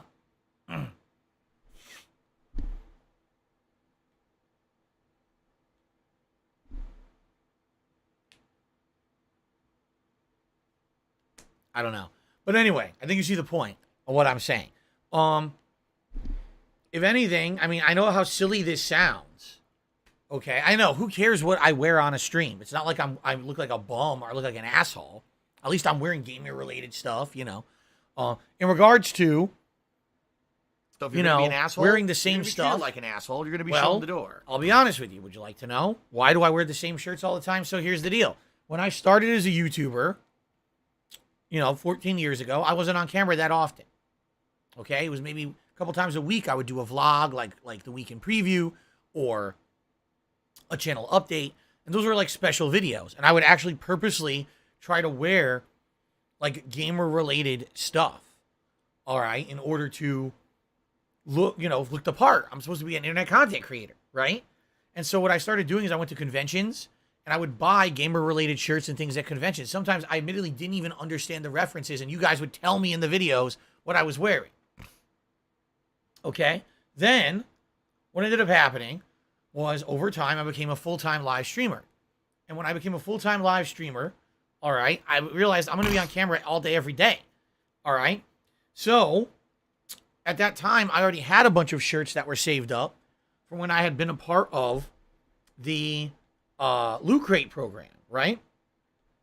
By the way, I don't know, the chat just froze. Are you guys okay? Can you see the stream? The chat completely froze for me. Is the stream still working? What do I do?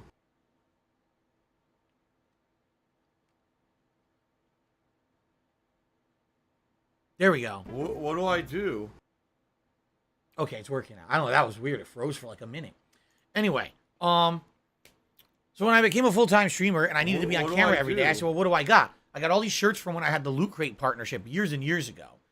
Loot Crate would send me a shirt like a month. So over a course of like 2 years, I had like 24 shirts from Loot Crate. Some of them were pretty good. Mostly pop culture references, some gaming, but other things. Okay. And at that time,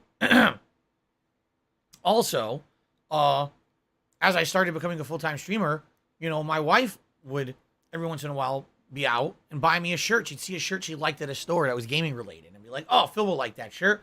I'll get it for him. And you've seen over the years, every once in a while, there's a new shirt in the rotation. Like the Stone Cold Steve Austin shirt. That's, my favorite wrestler from the Attitude Era that she got for me and stuff like that, right?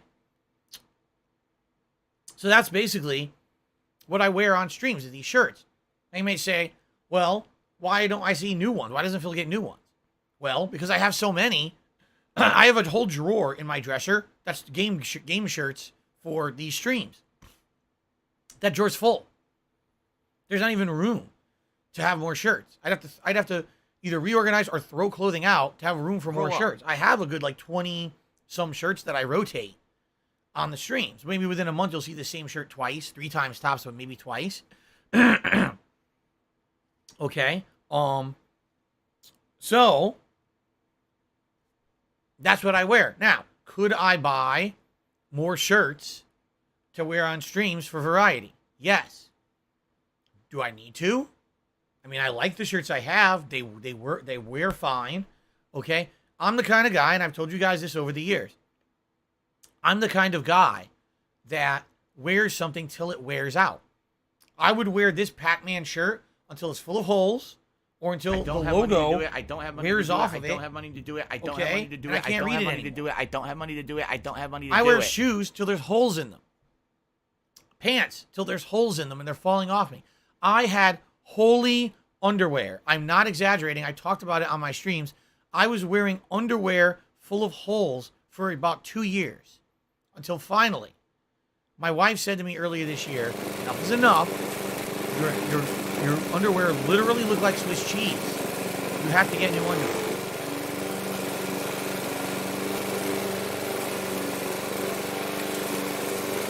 So there you go. Jasper is now pawing the TV in approval. So there you go. That's how I am. So first of all, do I just have money to blow on shirts? I mean, not that a shirt is super expensive. I'm trying to go out and get a gamer shirt for $10 at like Kohl's or something, or Target. It's not a huge deal, but I have a lot. I have a good variety. I don't feel like I'm wearing the same shirt every day, right? No one's really complained about how I look on my streams, right? And why waste the money, I feel? I feel like it's a waste. Like right now, right? Okay, not right now, because right now, like I said, money's tight. I couldn't even go to a store right now and buy anything if I wanted to. But, you know, at some point, I could go to a store and buy another 10 new shirts. But then I guess the discussion is, what 10 shirts do I retire? Right? In order to have room for the new shirts. Because I don't even have room in my drawer. Right? Anyway, I guess I've gone on way too long about this discussion. If you guys really want to see me wearing stuff out of the ordinary, all right, just on a whim, I wouldn't be opposed to it. I'm chewing the tiny piece that was left of the cough drop. I just think it would be odd that for like a random day you guys want to see me wearing something else. Like, here's the thing: when it's the fall, okay, and I go out, I kind of dress how Angry Joe dresses on his content. Like, I go out, I have jeans, a t-shirt that's a nice t-shirt. It's not like a gamer shirt. And I wear my bomber jacket, a leather bomber jacket. Like well, it's not really bomber. It doesn't have that. Well, it's a leather jacket. I kind of wear that. That's what I wear out. That's how I dress normally. I don't look anything like this. Okay? So again, if you wanted to see me dress like that, all right, it's not a big deal. I don't care. I would do it on a stream if you wanted. I don't see the point, because then I would have to like pump the air conditioner all the way up to get it cold enough in here to be wearing long pants and like long sleeves and a jacket, or else I'm going to be sweating my ass off. I'd have to have it like 70, 65 in here, so I'm not sweating. You see? All right? Is that a good enough explanation? If you guys, once a week, I think my wife might actually be coming home. Was that her, buddy? Did you hear her? Was that Cat? Was it her? He's alerted. I think he thinks that it may be her, but I think we're not sure if that was her or was a neighbor.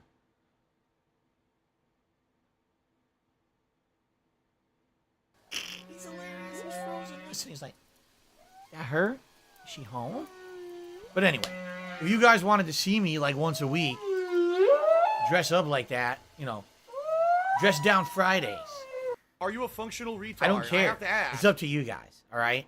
It's totally up to you guys if you want to see that. I think it's silly, but if that's what you wanted, I would consider doing it, okay? All right. Cameron, there's another $1.50, said, would you consider playing Knights of the Old Republic 2? Yes. I have it. I would consider doing it if you guys wanted it. Ponage101 tipped me $5. Says, remember what I said a while back? If the live reacts don't do as good as you hope, the idea of being a Muppet like some YouTubers might do better for you. Exactly. If I was doing these live reacts and I was screaming and acting like an asshole, you know, they'd probably have way more traction. But you know me, I'm me. I'm not a Muppet. I'm not going to overact and do backflips and scream and go and act like a jerk or a cartoon. You know? Anyway, Email did a whopping $50 tip. Thank you so much, Email. Let's get that on the leaderboard. Special delivery. And that gets up to $84 in tips. So thank you for that, Email. With that, it's Gunner Glasses.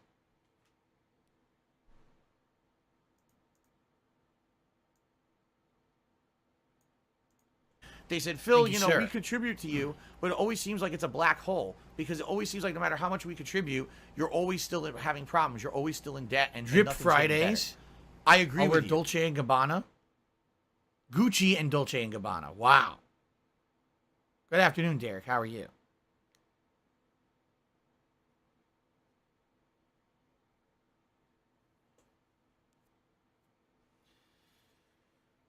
Okay, there we go.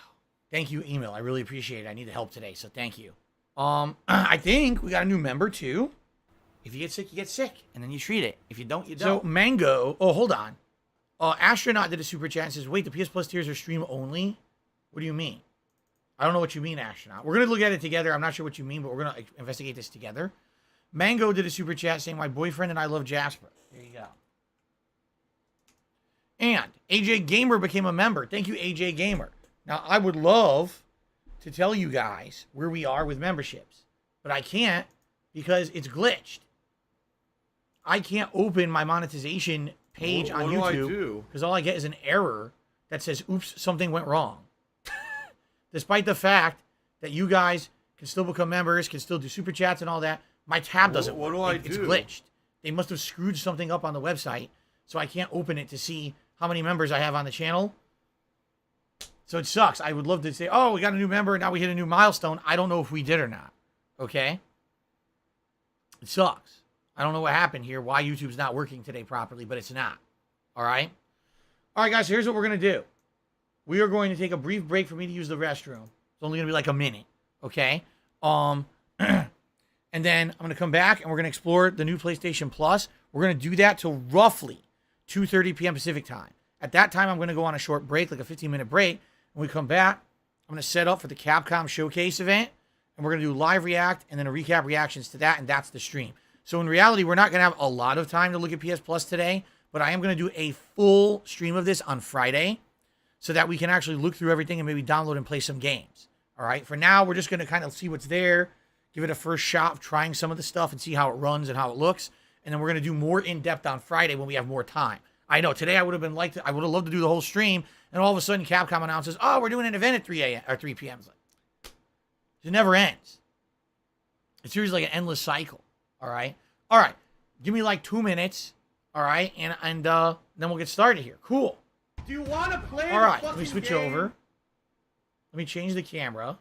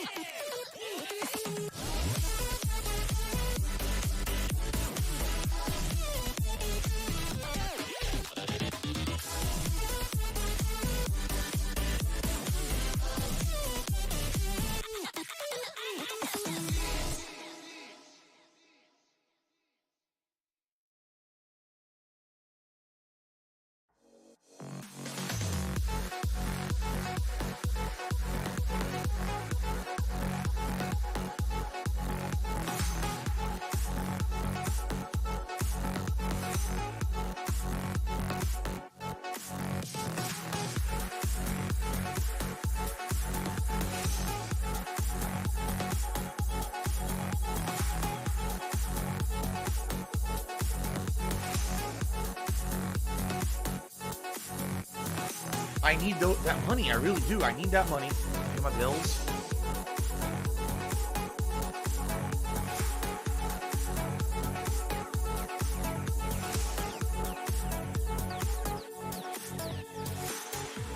$16.51 from PayPal.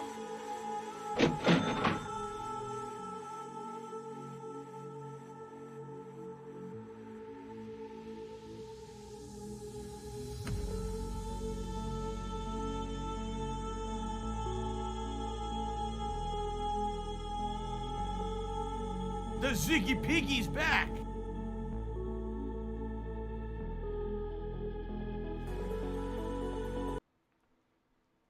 All right, shout out to Bacon Boy, who tipped $2 and says a little something in celebration of Jasper Kitty's presence on the stream. His little bow is adorable. Oh, you saw his little new bow? We actually just got that for him like 2 weeks ago. He'd been wearing this bow for like over a year. He really liked it, but you know, they wear out over time. So we got him a nice new little black and it has little gold dots on it, but matches his fur. Okay, you guys ready? Here we go. What I'm going to do is do a little introduction, and I want to tell you guys about my experience upgrading this, because I feel like some people will avoid getting cheated if I tell you guys what I just went through when I upgraded this, and then we're gonna start exploring together. Okay? That's all good, Derek. It's all good. I see your messages. You might not be chatting as much today. It's all good, man. Happy you're here, though. Excuse me. Okay, is everyone ready? All right, here we go. Hello, everyone. DSP here, and welcome to the launch day YouTube mode on. of the new PlayStation Plus premium services in North America. Today is Monday, the 13th of June, 2022. These services just launched overnight, and I previously had been a PlayStation Plus subscriber for the longest time, and I wanted to, for this initial purposes of exploration and just testing, I wanted to get the premium level of service to see exactly what's available and to see the quality of the service provided, because a lot of people have some questions about how the service is going to work.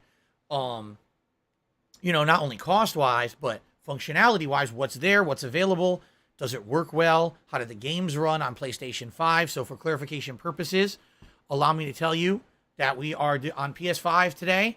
As I do this is not PS4, although this service is available supposedly on PS4 as well. I am doing everything here today on PlayStation 5. The whole intention here is to do a little bit of exploration, see what games are available, maybe download a few of them, boot a few up, see how they run. I'll be honest, I'm very curious about how the PlayStation 3 streaming service is going to work. Because remember, for PS3 games, you can't download them. You can only stream them. And I tried out PS Now many, many years ago when it was a new service, and it was terrible. It was just not there yet. But that was a long time ago. Okay? So we'll see today firsthand, how this is going and is the value there. I've got about an hour and a half, 2 hours to do this and really investigate it. I think I'm just going to make it all one video for YouTube. I don't see the purpose in cutting this at all. Like, why would I cut this up, make it one long video for you guys to watch on demand, or for those of you who are live on stream here, to chill with me, and just do it all together and see exactly what's on here, all right? And by the way, thanks Puffy Areola for the super chat. I'm not putting you on the leaderboard. Anyway. First things first. Before we even begin to... Jasper's running all over the place. It's my cat. Before we even delve into the content, okay, I'd like to tell you a little bit about my experience upgrading the service, because I feel that I could maybe do you a public service by telling you something that happened that I was almost kind of fooled. Allow me to explain, okay? So previously, I had been an annual subscriber to PlayStation Plus. Once a year, Sony would auto bill me a flat amount. I think it's like $59.99 for the yearly service of PS Plus. I just left it going like that. Years ago, I actually had like a discounted rate because I found a bunch of discounts online. That just expired, and I've just been paying the full price ever since. Okay, now incidentally, my PS Plus yearly annual subscription was going to expire on July 5th. Today is June 13th. Okay? So, I knew that it was coming to expiration, so it was kind of like the perfect time for me to change to a new service anyway, if I was going to do so. All right? So, last night, it was like 9 p.m., and I thought, it's the day before. It's 9 p.m. Maybe they treat it like a midnight release. Maybe I'll be able to do this on the fly early. No, that was not possible. I wanted to do this last night and have it all set up for today. It wasn't available last night, okay? As of the time I was going to sleep last night, it wasn't launched yet, and that was actually after midnight. So at some point overnight, they launched the new program, okay? So when they launched it, there's various ways you can do your upgrade, all right? I just so happened that I was doing stuff in my house. It was the morning, and as I'm eating my breakfast and stuff, I'm like, I'll just do the upgrade on the fly on my phone. I'll just go to PlayStation.com, and, I'll just do it through here, because, you could do it all through the mobile site, too. Care. So I log into PlayStation.com, and here's the link. Oh, here's the new tiers and everything. Okay, let's check that out. So I click on it, and it says, okay, so you're currently under the annual plan for PlayStation Plus, the legacy service that's not available anymore. So you can't renew that. You have to select a new tier of service that you want, okay? So I'm looking at the options, and of course, there's Essential, which is the old PS Plus service that's just online, functionality, the free for PS Plus games once a month, and the old stuff that you used to get. Then there's a new middle tier, and then there's a higher tier. Okay, the higher tier is premium. Now, premium is what I was interested in. Has all the games, classic games catalog, game trials, modern games catalog, PlayStation 3 streaming through the cloud, and all kinds of stuff. So that's what I wanted, okay? So I clicked on premium. And what happened was, automatically, Sony prorated my service. And what they said was, so you basically have 3 weeks left on your annual membership. And it's going to expire that first week of July, okay? What the hell are you So talking because it's going to expire in the first week of July, we're going to charge you a small upgrade fee. And what you will get is you will get 3 weeks of the PlayStation Plus premium service for this small additional fee for what you've already paid in the past. Okay.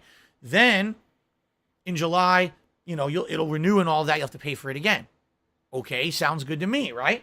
So I clicked on it, and actually I lucked out. Like, I really lucked out, because let's say what if my renewal wasn't until like the end of the year? Well, they probably would have charged me a big prorated fee for the rest of the year. Now, what if I didn't want this for the rest of the year, right? Apparently, for what I'm seeing, all you can do, you can upgrade your existing PS Plus membership to a higher tier, or just not do it at all and stay at what you're at. Like, there's no way to cancel the membership you have and get the new tier for like a monthly basis. It's whatever you have. So if you had the yearly amount and you still have 6 months left, you're forced to pay for a 6-month prorated block fee to get the higher level service. I personally don't like that. I think, since this is a brand new service, that they should give you the option right from the get-go to say, I just want a monthly fee. I don't know if I want premium for 6 months, so all I want to do is pay monthly starting in next month. They don't give you that option. It's a full prorate fee. Okay? I think that's stupid.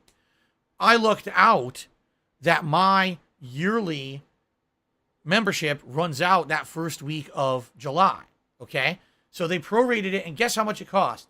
Like $3.60. Okay? That's not bad, in my opinion. For, 3 weeks of this, just to test it out, like $1 a week. Yeah, I'm not going to complain. Okay? So, I did the upgrade. Selected payment method, all of that baloney. All right, here we go. Go. Okay, I go. Goes through. Now, by the way, that's all it ever said, is that you're going to get this until July, and then in July, the new service will have to renew. That's all it said. It didn't give me any details. It just says, this is prorating it, so you'll have it until July 5th. Seriously, sounds good to me. I click, it goes through, payment method, done. Okay, I'm upgraded for like $3.60. I think there was tax too, so it was like $4. Cool. So I turn on my PlayStation, I confirm it's working. Here it is, right? Excellent. But then something pops into the back of my head. Because actually in the last few years, I got burnt a couple times. Where there were situations where I had like a free trial of a subscription-based service. And then all of a sudden, when the trial ran out, they billed me for the service despite the fact that I never agreed to doing that. Okay? It's completely illegal. And in fact, a lot of companies have gotten into major problems with this kind of thing recently. The government actually has gotten involved, and certain services actually had to change the way that they operate because they got into trouble for deceptive billing practices. Okay? So knowing this in the back of my head, all right, I'm thinking, I wonder what's going to happen on July 5th when this prorated service expires. So just for the sake of completeness and cover my butt, I logged back into my PlayStation account on my phone. There's a subscriptions tab you can click on. I click on it, okay? And it says, you have been auto-enrolled. Auto-enrolled. I never agreed to it. There was no pop-up. There was no prompt to say it. You have been auto-enrolled into the annual service for PlayStation Plus Premium.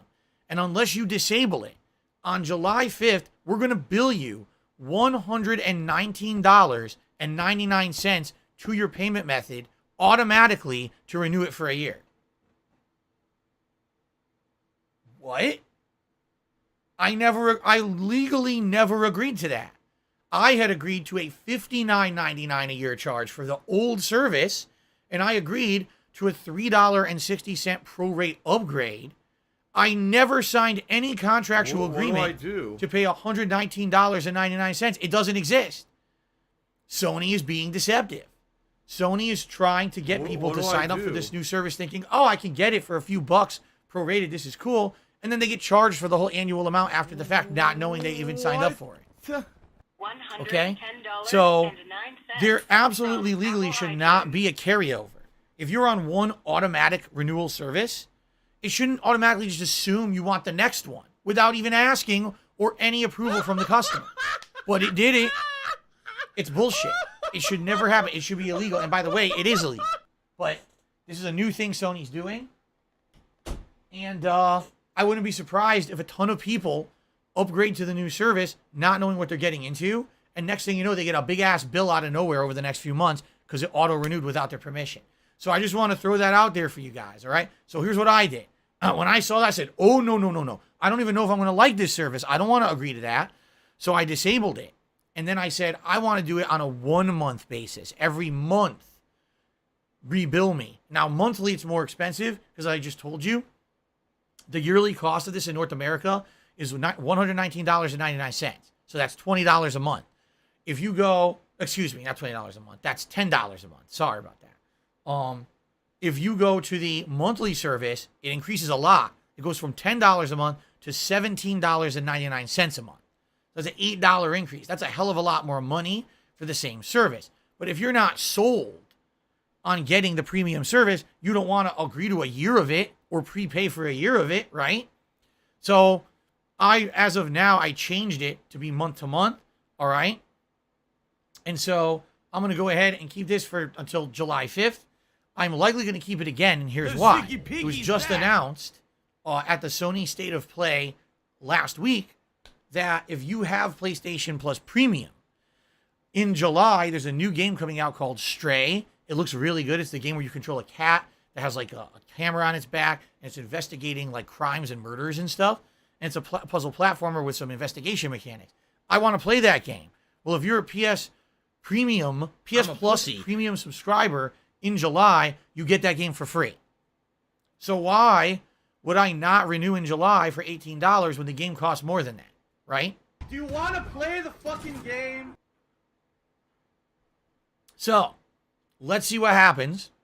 Will I want to keep it long term, like I have Game Pass on permanently, or not? I don't know. But let's take a look now at what exactly is available in PlayStation Plus Premium, shall we? All right. Let's do it. Thanks for the money, I go stupid over fuck. here. So here I am on my PlayStation 5 dashboard. You go over to the PlayStation Plus tab. Here's what we got. So we start off with Explore, your game catalog, classic games, game trials, game catalog again. I don't know why that's listed twice. Cloud streaming, excuse me, and monthly games. Okay, If I could get down let's on take a my look. hands and knees and say, First, thank let's you, jump and into still be game on camera, catalog. I would do it. So this is every game available, huh? Every game available on this sucker with no filter. So just for the hell of it, just scroll down a little bit. These appear to all be PlayStation 4 games, like Final Fantasy IX. Yeah, these are all PS4 games that are under the program. See that? Planetfall, Hotline Miami 2, John Wick Hex. I didn't even know that John Wick had a game. Telling Lies. Goosebumps the game. Now we're talking. Now we're talking. Oh, yeah. See, B-Boy Cyclone says, I already had PlayStation Plus enabled till 2025. I just tried to upgrade to the premium service. It's telling me I owe them $150. Yeah, because it prorates it. Yeah, so you have to pay money to even get the premium service, and you have to do it all in one lump. So you have to pay a ton of money. The way they did this is really stupid. Anyway, these are all PS4 games, right? All the way down. So I guess what these are PS4/PS5 games. That's what shows up in all games. because I don't see any classic games here. All I see are current gen games, really, or one gen previous games, like Mighty Number 9. I don't know what the fuck that is. Oh, Mitsurugi Kamui Hikai, of course. Thomas Was Alone. It's none of anyone's business. The Turing Test. I heard about that one. You see? So, filters, genre, release date, recently added to PS Plus. But as you can see, there's no classic games in here. This is just modern stuff that it's showing. Okay? So maybe if you want to see the classics, you actually have to go individually to the menu that says classic games. Let's see what's available. So this is PlayStation Portable, Original PlayStation, and PlayStation 2. Wait, what? These are PS3 and PS4. What? I'm already confused. It says PlayStation Portable, PlayStation, and PlayStation 2, but then it says PS4. I'm very confused. So are they saying this is the PS4 version What do of those games? It's not. You're not actually playing the PlayStation 2 version of Jack 3. You're playing the PlayStation 4 version of Jack 3. I think that's what they're saying. I guess. Right? I'm trying to understand this. So I'm looking at it. They all say PS4, actually, as I go over them all. Hey, guess what? I can finally return to Arid Lord's Jack and Daxter collection. So what is it, like 10 years later? Yeah, you can finally have it. Hey, Chris, let me know when you want it back, and let me know where you live now. Okay.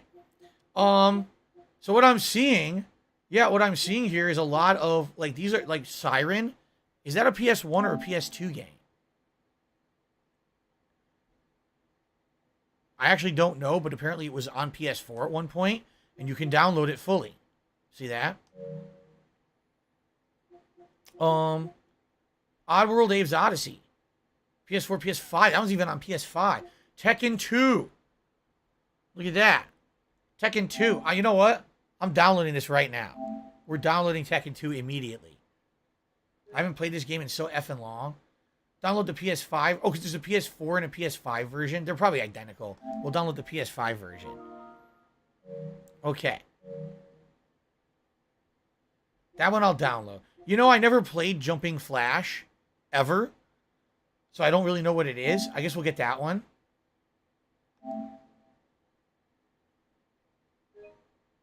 Here we go.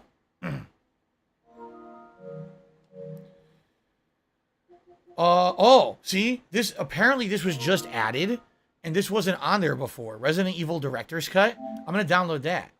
Someone was said this was not there, and then all of a sudden they added it overnight. Yeah, see? 6/13/2022. They just added it today. Let's download that. Resident Evil Director's Cut. Look at the car. I love that thumbnail. I forgot all about that thumbnail. Look at Chris's face. Okay. It looks like Chris is taking a wicked Fair shit. enough. Or someone All just, right. like, poked him up the butt with something. Like, oh, God. Delivery. Zombie handle my ass. I totally forgot about that. I've never played Siphon Filter before. Let's download that one. Why the game? That one was just added as well. 6/13. They're not too big. Look, they're about 500 megabytes each. That's not so bad. Half a gig. That's not so bad.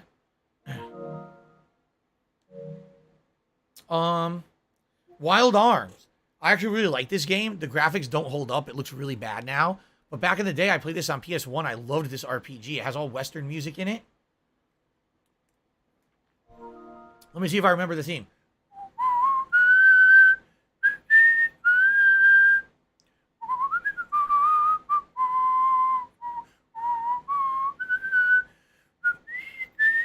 Yeah, see, I think that's the theme song. And then it goes really high pitched, and I can't whistle that loud.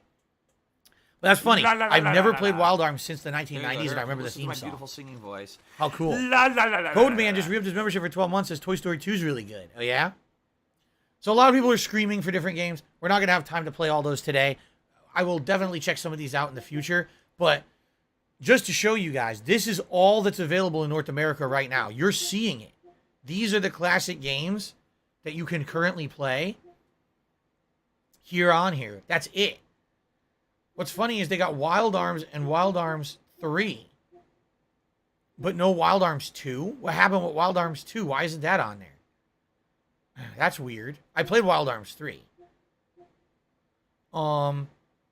Dark Cloud 2, right? There's just not a lot. That's all the classic games. And these are the ones you download. These are not the streamable games. Just so you guys see. Okay? I mean, hell, I'll read them all out. You ready? Jak 3, Jak 2, Dark Cloud, Ape Escape 2, Rogue Galaxy, Wild Arms 3, Star Wars Racer Revenge, Red Faction, original Red Faction, Primal, Fantavision, Jak and Daxter, Jak X, Rise of Kasai, The Mark of Kree, War of the Monsters, Okage Shadow King, Ark the Lad, Star Wars Bounty Hunter, Star Wars Jedi Starfighter, Red Faction 2, Dark Cloud 2, Hot Shots Tennis, Siren. I can't even read that. Kinetica, Toy Story 2, Mr. Driller, Tekken 2, Oddworld Abe's Odyssey, Worms World Party, Worms Armageddon, Hot Shots Golf, IQ, or Intelligent Cube, Echo Chrome, Jumping Flash, It's Resident Kevin's Evil Director's fault. Cut, Wild Arms, and Siphon Filter. All right? So that's it for classic games. But don't worry, we're going to look at other stuff. Playcool18 tipped me $1.50 and says about renewal of PS Plus. This is nothing new. Whenever I go for a monthly PlayStation subscription, I have to disable the renewal. Those assholes always said it to be automatic on purpose. Sony isn't the only one that does these practices. One needs to be careful nowadays.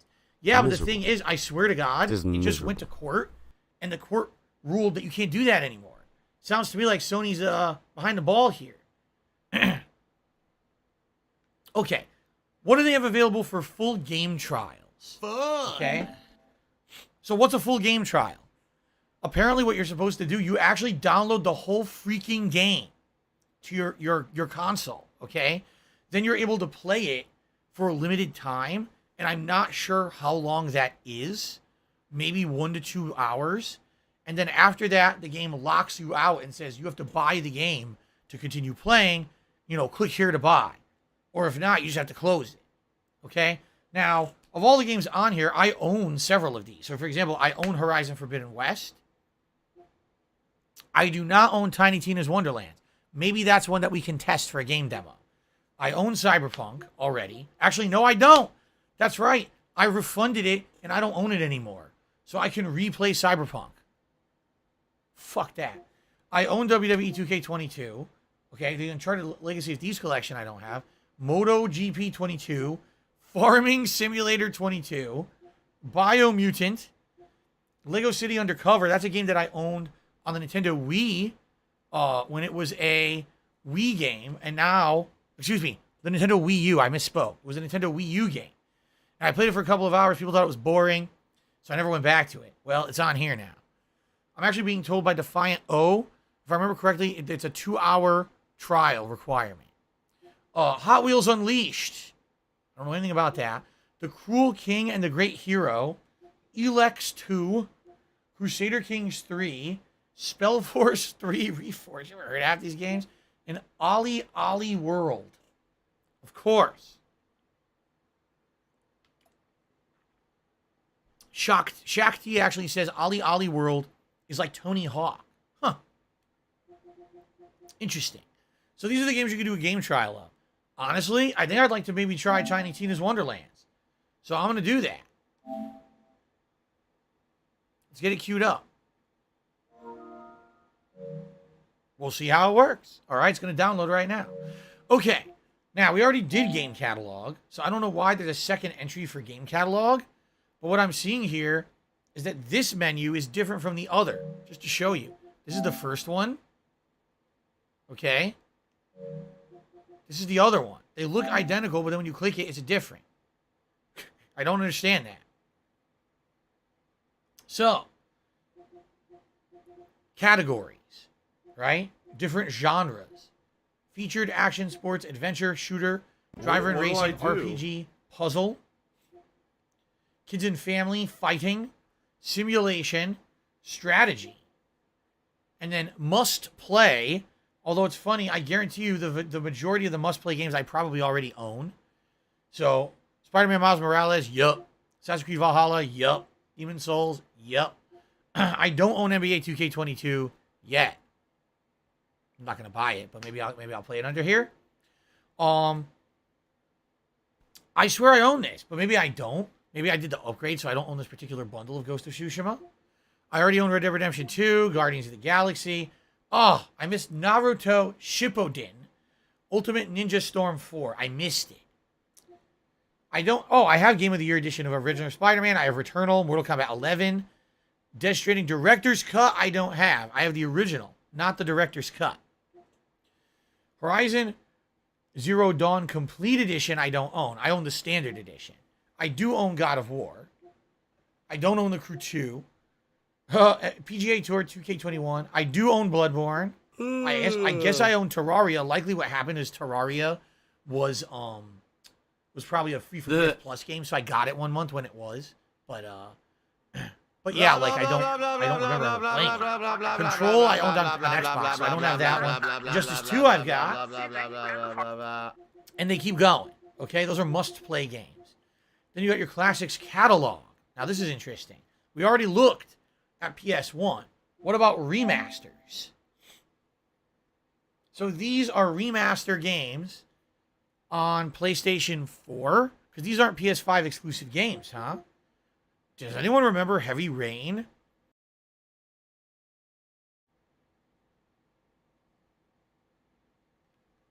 I guess it was. I don't remember. It says I own it. I don't even remember buying it. When did I buy that? I don't know. So this is The Last of Us remaster.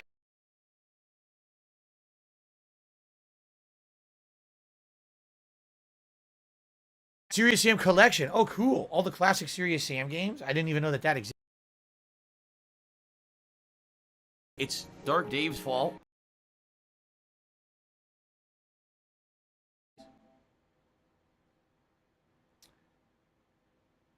I'm confused because, you know what it is? There's a collection of this that includes not only BioShock, but BioShock 2 and BioShock Infinite. That's what I own, I think. So I guess it's under a different entry than the individual game. Weird. Darksiders 3 Definitive Edition. Har, har, har. I was going to say I played Strider, so I should have... What the fuck? Super Star Wars? You can only stream it. Wait, what? Am I blind? There's a drop down that says game or game, and when you change it, you can either stream it or download it. What the? I'm going to download this. I'm downloading Super Star Wars. Game or game? Which would you like to play? I'd like to play not the game, please. I don't know what that drop down is there for. What else do we got? Oh, Last Blade 2? This is a fighting game. Wait, what? Oh, I think they made a mistake. It's listed under the service. I click on it and they say I have to pay for it. Why do I have to pay for it? It's supposed to be under here for free. I think we have an error. Last Blade, I'm pretty sure Last Blade is a fighting game. I don't know why I can't play it. So when I laugh and I go, that's got to be a glitch. What about other games? Loomine, that's there. It sounds nothing like that at all. The others are here. So it must be a one-off glitch. Umbrella Corps I own. Yeah, see, download. All right, so Sony, I'm coming for you. I want to play Last Blade 2, and you won't let me. You owe me. I have your service. You owe me. So you better give this to me immediately. I'm going to be very upset with you. Let's continue to look here. The Raven Remastered. I have no idea what that is. Special delivery. Return to Arkham City. Return to Arkham Asylum. I already have those. I own them, but it's there too. Red Faction Guerrilla. Remember that? We played that. Darksiders has a remastered edition. That's kind of cool. There's BioShock. Oh, here it is. BioShock Infinite Complete Collection. So there you go. I can re-download that, and then I can play all the BioShock games. Oh, Bulletstorm had a remaster. I didn't even know that. Mafia and Mafia 2 have been added. Mafia Definitive Edition, Mafia 2 Definitive Edition. Okay. Borderlands Handsome Collection is on there. Ooh, Garu Mark of the Wolves. What? What? No. No. No, I'm upset. This is an SNK fighting game. I played it. I loved it. It's basically SNK's answer to Street Fighter 3 Third Strike. Why can't I play Garu Mark of the Wolves? Sony, I'm angry. Fix this right now. We're already seeing launch day issues. I want to play. I would have played this today, right now, on stream for you. And I can't. Because they fucked it all up. Oh, no, you didn't, you motherfucking This is a piece of scam. shit cocksucker. I want Garu, Mark of the Wolf. Mark my fucking I'm very words. upset. Beyond Two Souls has a remastered edition? I'm coming Apparently for so. I'm I only gonna played it find when out it was who new. the I fuck never played you the are. You second one. motherfucker. You Atari are Classics fucked. 1 and 2. Let this be noticed live on the internet. It seems You're the fucked. SNK games are And screwed you up, are dumb. right? Everything else is fine. Yeah, everything else is fine. It's just the SNK games are messed up. So, Sony, contact SNK immediately and get this fixed. Because I'm very upset with you. Okay, so those are the remasters. Now, here's PS3. Now, to my knowledge, these games have to be live streamed.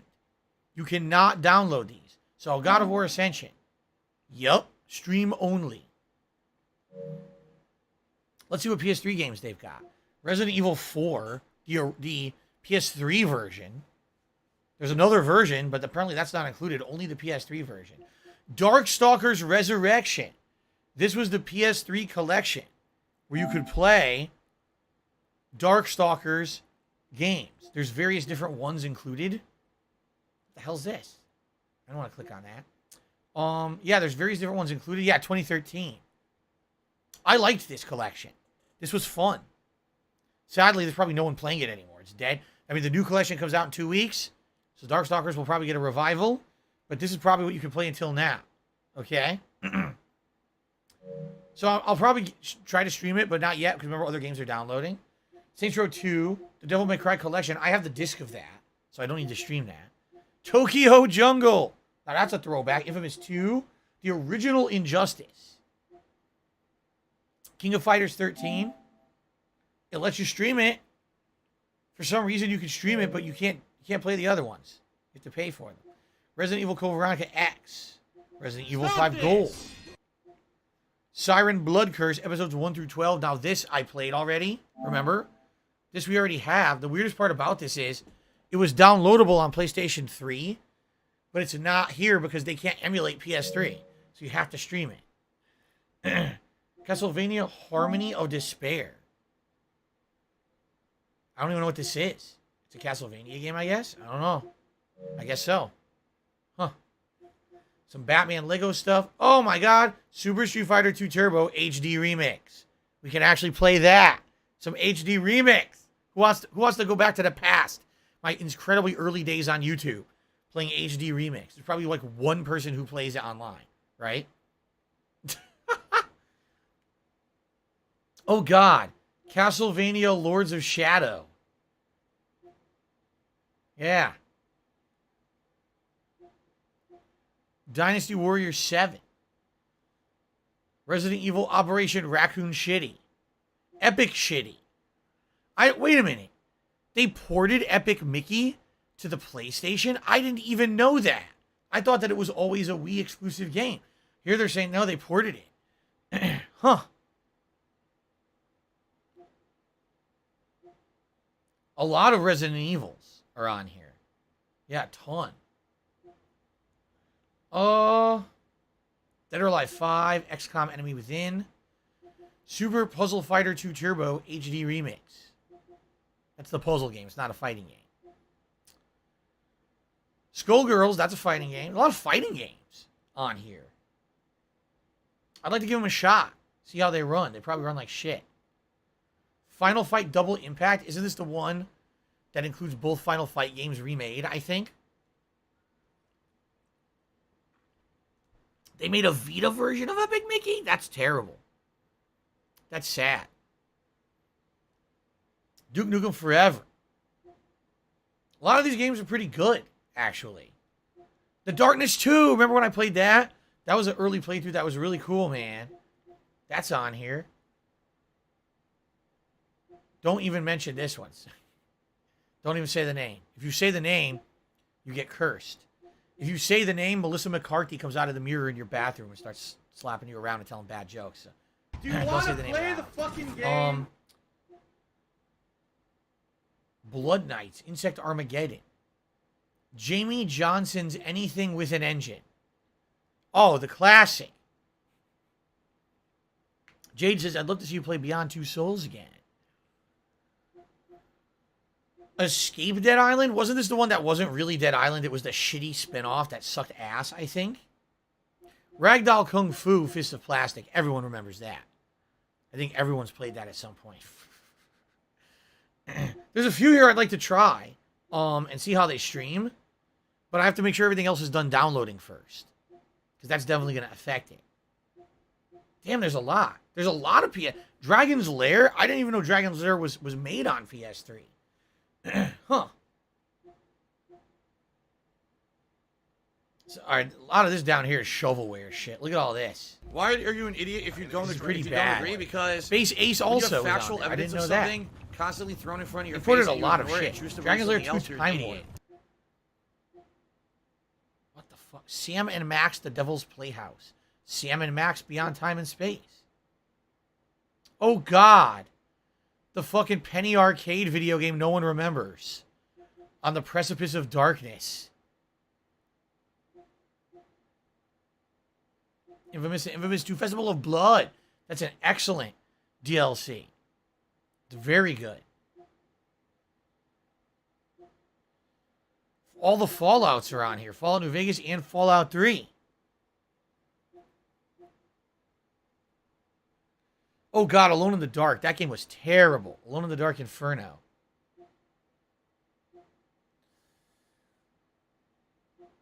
Dude, there's a lot. There's a lot here. It's a shame you can only stream these games. Oh, my God. Third Strike Online Edition. No way. That was a great game. That was the one that's better. That version is better than the Third Strike that's in the current 30th Anniversary Collection. That's more accurate to the Arcade Edition. Yeah, it's a really good version. Damn, I can't believe that's on there. Mega Man 9 and 10, that's great. All the Lost Planets. Resident Evil Revelations 2 is on there, fully. There's a lot of good stuff, man. Mad Dog Miku re-upped their membership for 3 months. I love Azura's Wrath. By the way, I love you too. Well, thank you, Mad Dog Miku. Oh, you like that art? You like that Mega Man art? Looks terrible, I know, but they did it on purpose. Oh, no. It's Azura's Wrath, but none of the DLCs. So you can only play the bullshit retail version and you can never see the ending because the ending was a paid DLC. I'm serious. They fucking ripped everybody off. Here's a bunch of Dynasty Warriors games. That's a ton, actually. Wow, Red Dead Redemption and Red Dead Redemption Undead Nightmare. The Darkness 1, not 2. I never played the first one. Oh, did I play Dark Sector? I don't remember. And a bunch of, Lego games. The original Lego Star Wars games and Lego Indiana Jones 1 and 2. Not bad. That's a lot of games. Like I said, I'd like to try some of these and see how they run because they're going to be live streamed. But I can't do that until the games are done downloading. Okay? Ubisoft Plus Classics. So Ubisoft Plus games are included. You got Assassin's Creed Valhalla, The Crew 2, Far Cry 4 is on there. South Park The Fractured But Whole. For Honor, Far Cry 3, best one in my opinion. Watch Dogs 1. Tom Clancy's The Division. Far Cry Blood Dragon. South Park The Stick of Truth. Child of Light. Child of Light is a hidden gem. I love that game. I really liked it. Trials Fusion, Steep. Trials Rising.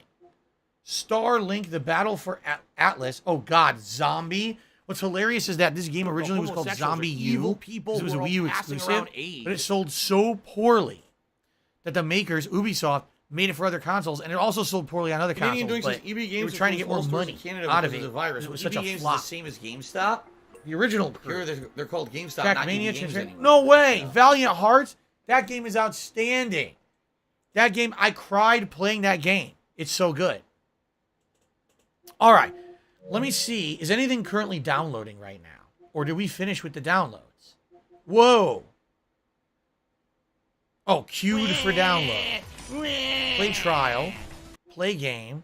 Play. What's downloading right now? What the fuck is downloading? Why is this queued? No, hold on. Grow up.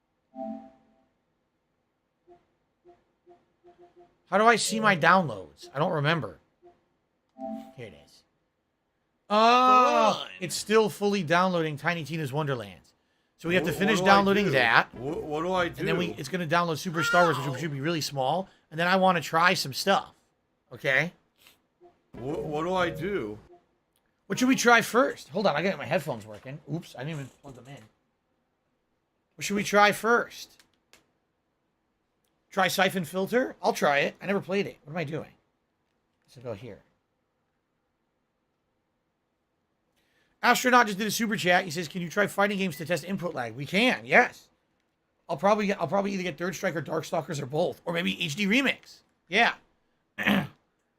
Okay. Thank you, Astronaut, for that super chat.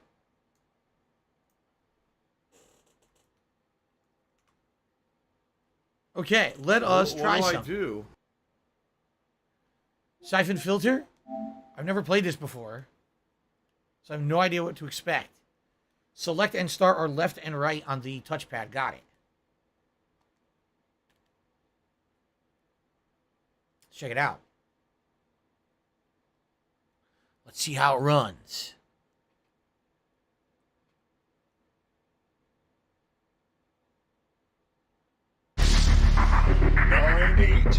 Studios. 989 Studios. Eidetic. Oh. Costa Rica. Caribbean rainforest. They are coming. Go, torch it. Burn it all. But what about the serum? Leave nothing. Now I will show you how I deal with informants. Finish him. With pleasure.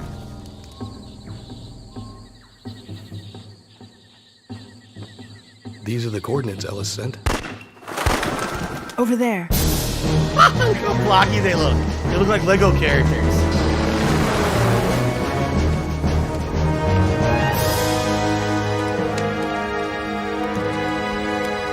Holy shit. Someone killed this man made of cardboard. It's Ellis. Someone please shut up this dude. Executed. He's being a moron. Leon, you find anything? The place is torched. I don't know what they were growing, but it wasn't narcotics. Romer knew we were coming. So what's our next move? We watch for the next viral outbreak. We won't have to wait long. He looks like, Logan's report was Martin clear Sheen. enough. I want does two look like additional Martin Sheen. teams assigned to this. Find Romer. I understand. Logan is my best agent. What do you want to do? Nothing. We will wait. Nothing. We will wait and see what he can discover. collect paychecks and do nothing. Our WHO contact was correct. Everyone within 100 miles is dead. Not everyone. 100 This man miles? is still alive. That's a big radius to kill everyone. It's not. Why is she wearing that big helmet on her head? Surely they can't be her head. New game or training video? I guess we'll do new game. The game is loud? Okay. Our FBI informant pinpointed the terrorist viral attack. Anonymous tipper to me $3 said, please consider replaying Valiant Hearts again in the future. It's touching an outstanding game. I agree. That game absolutely blew me away when I played it years ago. Like I said, I never expected it to be anywhere near as good as it was. I cried my eyes out. It was so fucking, you know, crazy. The writing was insane. Anyway, I don't care about the plot. When does the operation begin? Our intelligence within the FBI was Oh my not God, clear, it's loud again. but Romer's men are already inside the subway. Is it the same virus? Yes, enough to eliminate everyone within 100 miles or more. Procedure? Standard intercept and eliminate. These are from our contact inside Interpol. Oh, you could see Jenkins' the team Capitol is outside already the on window. search and defuse. Capitol building. You are the trigger. I recognize Anton Gerdu and Mara Aramov. Who's the other one? Pavel Krevich. All right, I know. Can I play the fucking game? Come on. I've got an ID match for Romer on level 1. Gerdu is on level 2. No location. Oh my god, look how this and I don't looks. see any sign of error. Look how it looks. Copy. Oh my I'm god. on my way. It's insanely upscaled. Oh my god, it's the choppiest thing I've ever seen. Yo, it's the choppiest game in history. Wow. Delivery. Delivery. Oh my god. Holy shit. Retro classic. Modern.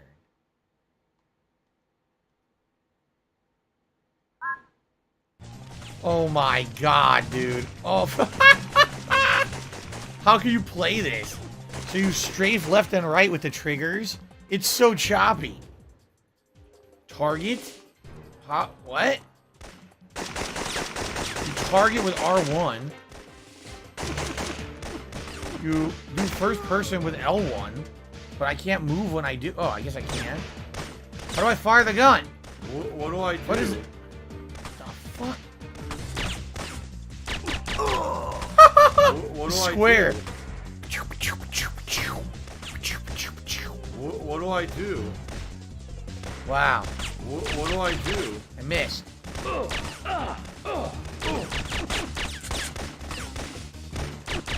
What do I do? Wow, this is something else.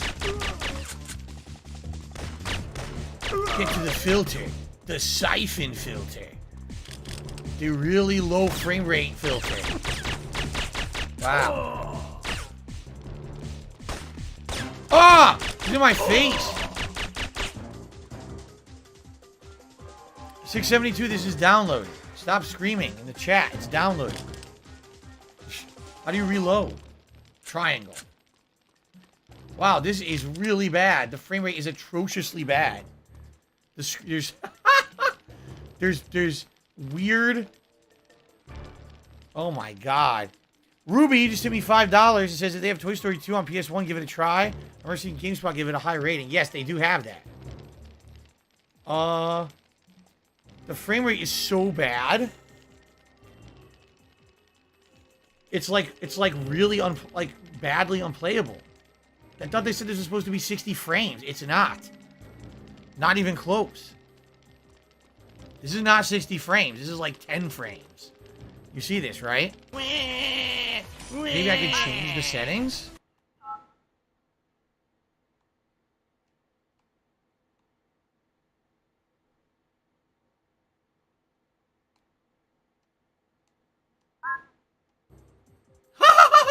Native resolution. Play in a tiny box. Oh yeah, that's definitely what I want. Right?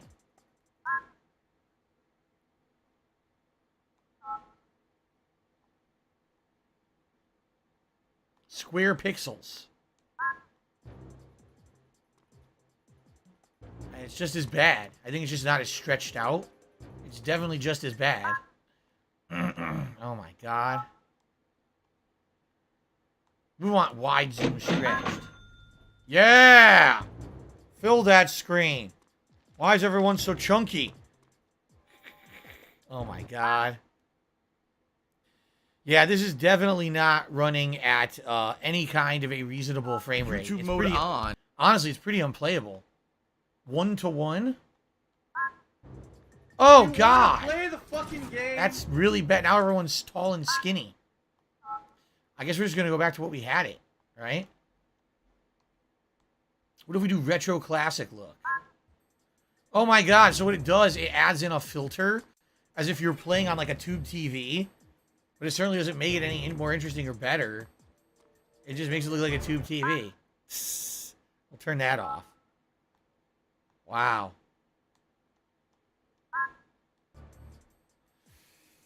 Yikes. An anonymous $5 tipper says hat time. Now, we are currently at $90. So actually, that's incorrect. We're currently at $95. With $5 more bucks, we'll get a hat. But we're not there yet, okay?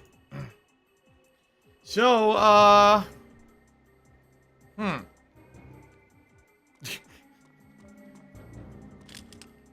M16 taken. Now, how would I switch weapons? I don't know how to switch weapons.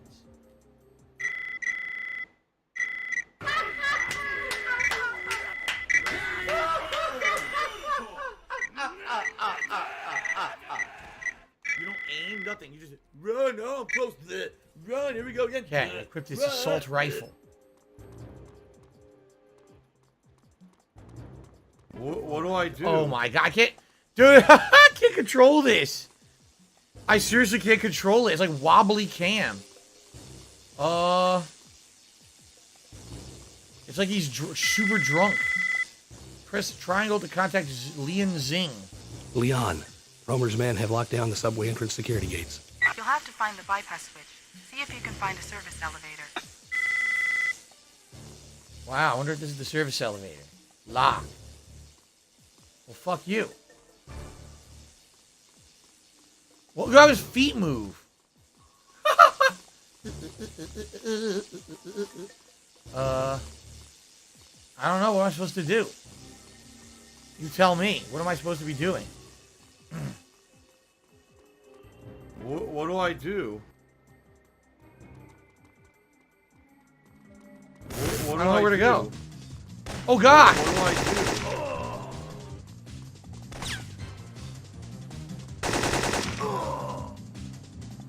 I'm already out of ammo. What do I do? So I gotta go back to the handgun.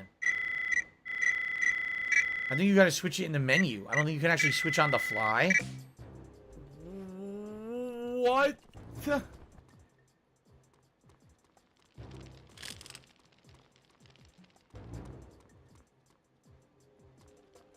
This way?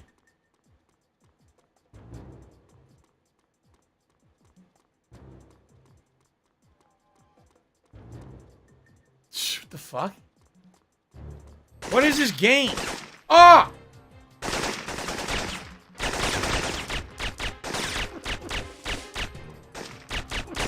I can't hit him. What an idiot.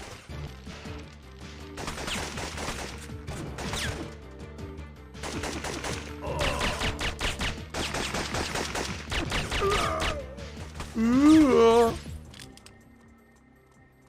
If I could get down on my hands and knees and say, Yeah, you know I'm "Thank gonna hit him with you, the it's handgun, camera," right? I would do it. I don't know. This is weird shit. It's so weird. Better than Starfield. There you go. It's a better game. I broke the glass with my knee. I ran right into it so hard it smashed. A flak jacket? Triangle picks it up. Flak jacket taken. How exciting. CBDC has an agent pinned down at your location. They're requesting cover fire. I know, Derek. The way your character moves is absolutely hilarious. Look at his legs.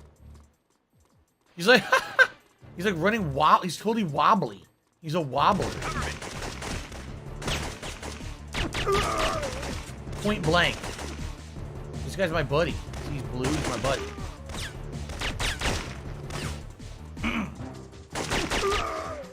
Are you a functional retard? I have to ask. Whoa. Gabe, you were supposed to provide cover for that agent.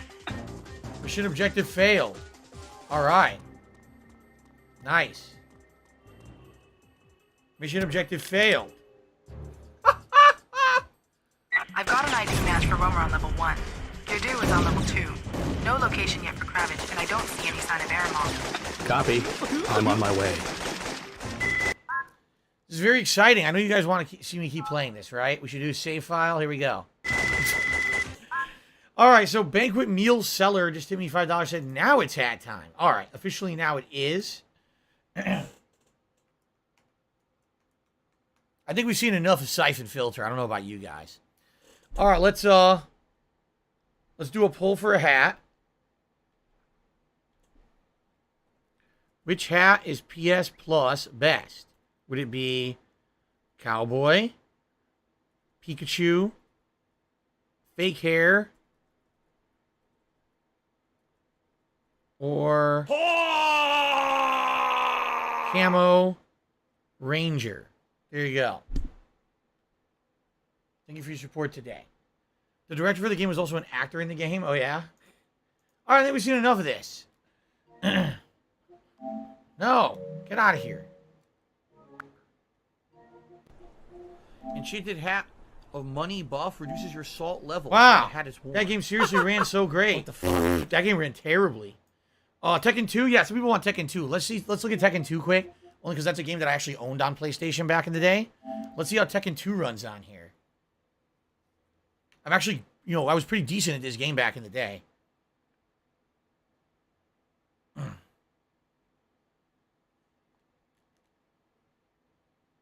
see here.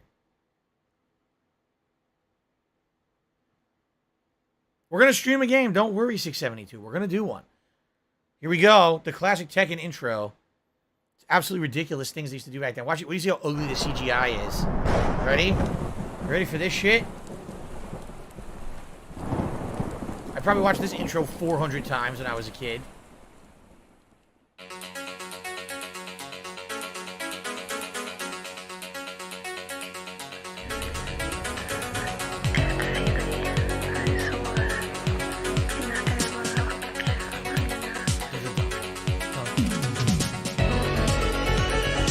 Play Long.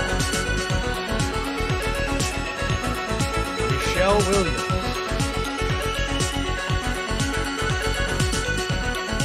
Jack.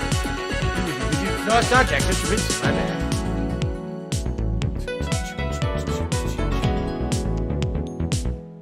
Nina. Right? I'm trying to remember their names. Law. Martial Law. There's the Jafts. They'll be like Terminators. We found her. Murder her.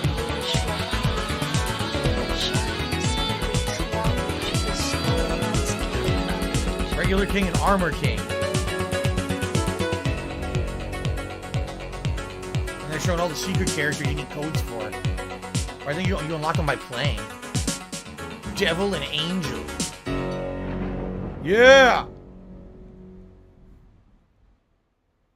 Yeah! Alright, let's get started. Let's see how it looks. It runs at 60 frames. It actually runs at 60 frames, which is great. Nice. Oh, I want to play. How do I... Oh, here we go. Start. It actually runs at 60 frames. Alright, let's do arcade mode. Actually, what's in the options? Fuck it, we'll do hard.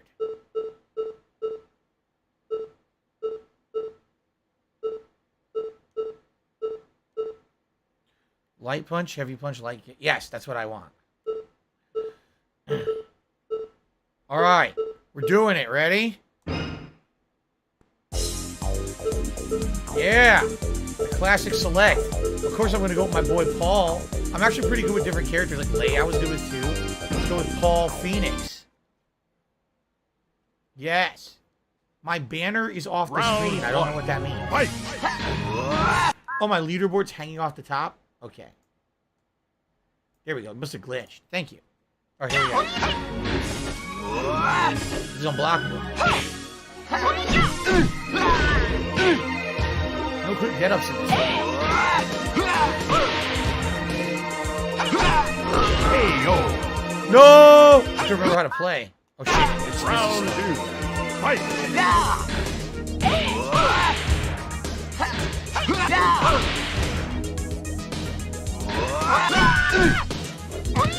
Nice throw. What do I do?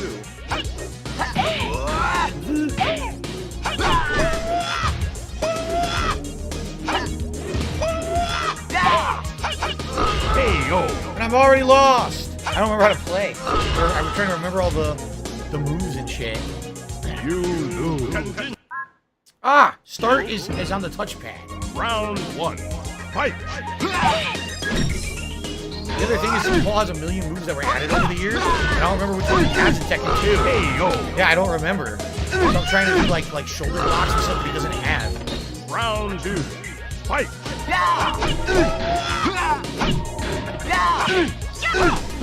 Jesus! Wow, I can't punish. Like, I'm trying to punish, and I can't get my move out fast enough.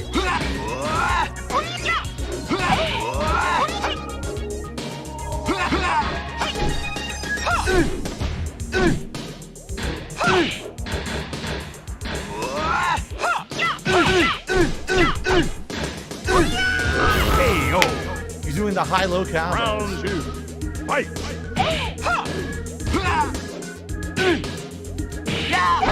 Oh, he has a 3-hit combo. I didn't realize that. I thought that was Tekken 3 that they added that.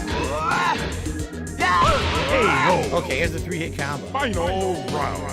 Fight!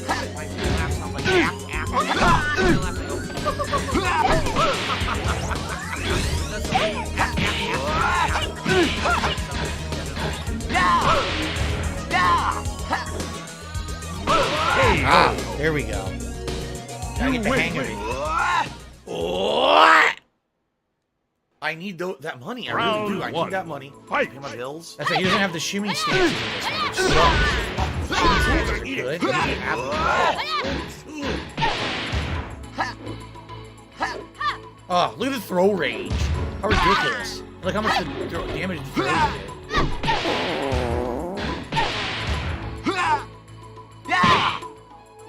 Oh, what? I didn't want to do the regular punch. I was saying the dash punch. Round 2. Fight! Notice how your throw range sucks? It's because when you put it on hard, the computer has better range, which is shit. It shouldn't shoot like that, but it does.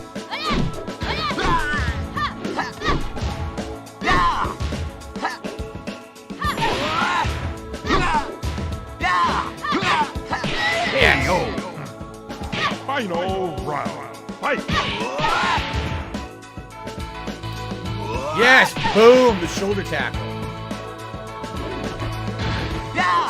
I did down and kick. Give me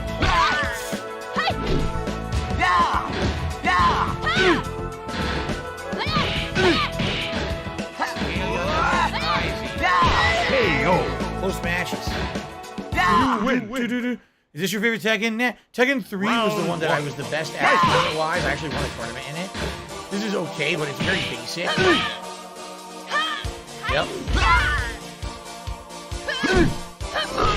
Wow, 2 counter hits. Round 2. Fight!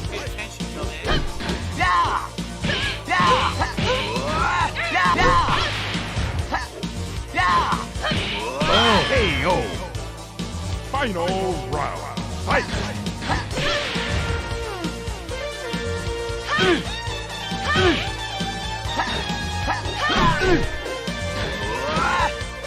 Bro, yep. Hey, yo! All low attacks that lead into other attacks. Continue. Round 1. Fight!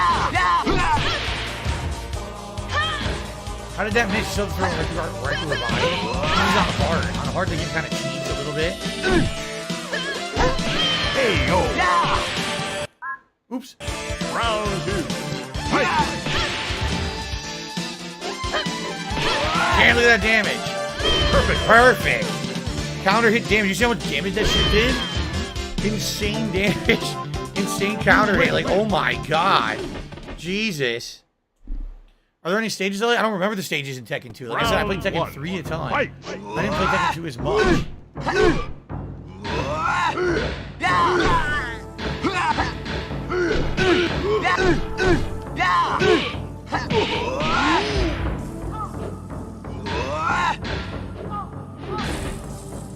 Hey, yo! Oh, this hammer fist. Round 2.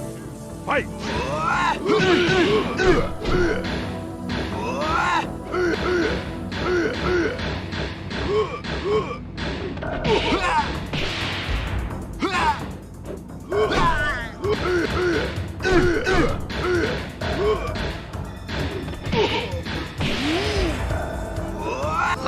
God damn it. Move. They keep doing their 10-hit combos. Fight!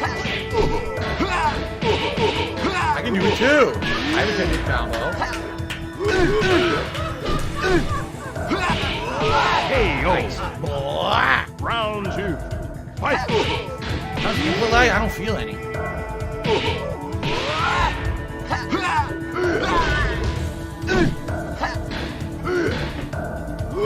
I don't feel any input lag. Seems fine to me. I'm playing on pad, of course, but it seems fine to me. You win. We'll just go through one arcade mode and then we'll do another Round game. 1. Fight. Oh my god.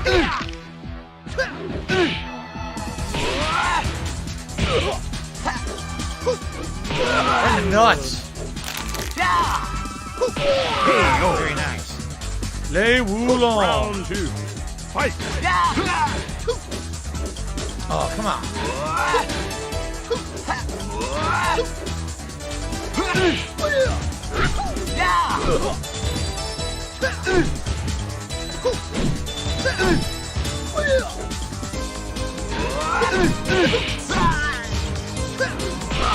Right. Final round. Fuck you, Jackie Chan. That's who he's supposed to be. He's supposed to be Jackie Chan.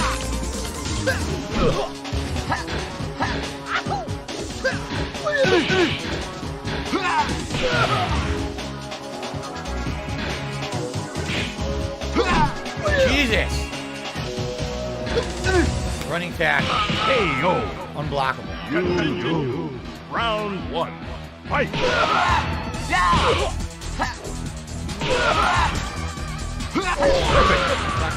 Very nice. Round Counter hit 2. damage. Fight.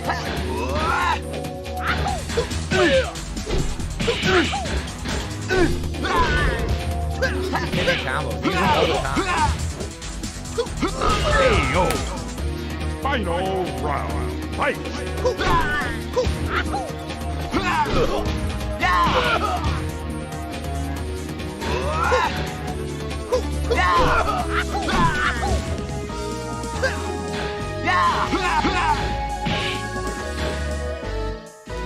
Yes. Boom. Oh my god. What the hell was that bullshit? That was complete bullshit. Round 1.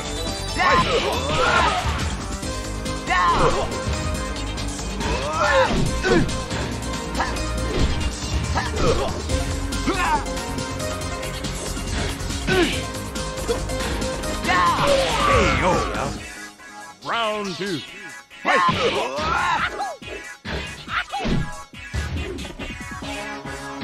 Yeah, he has Lei Wulong has a lot of mix-up options, like high-low mix-ups, and you don't really know how they're gonna hit.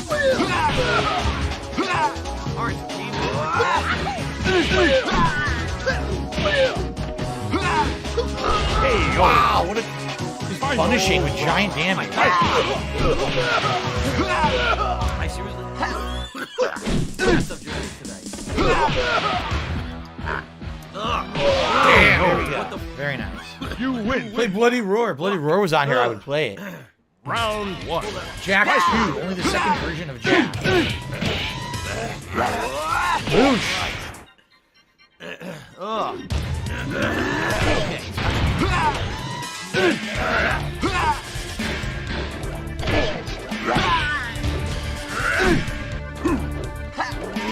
What the hell? Come on, that's bullshit. Round 2. I'm just narrowly out of range.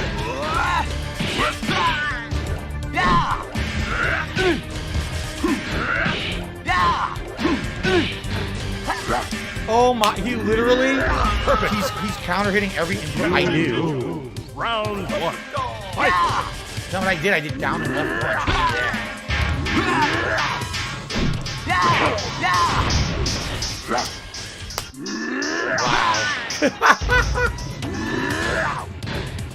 Wow.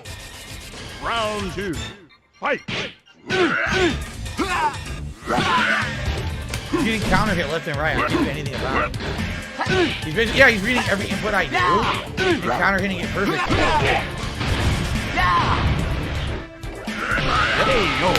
He saw I was doing the motion and he counter hit me. Round 1. Fight.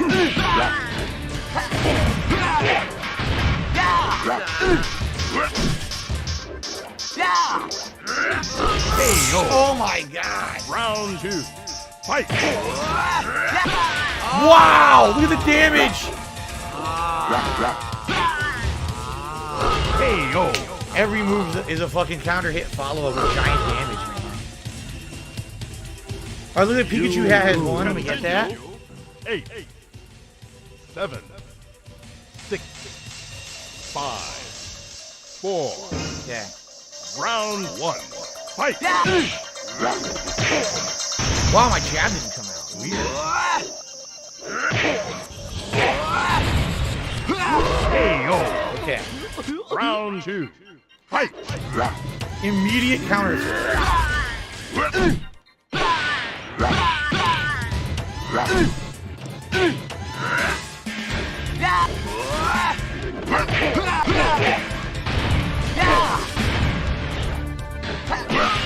He jabbed me out of the combo. Fight! My punch didn't come out. What? I did the motion for it and everything, it never came out.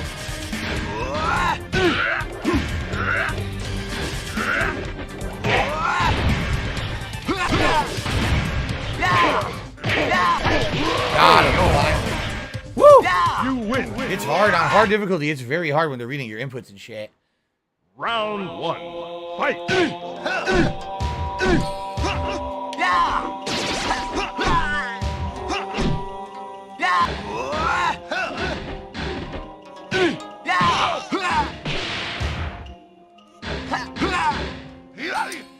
Look at this. Insane damage throw. Round 2. Fight!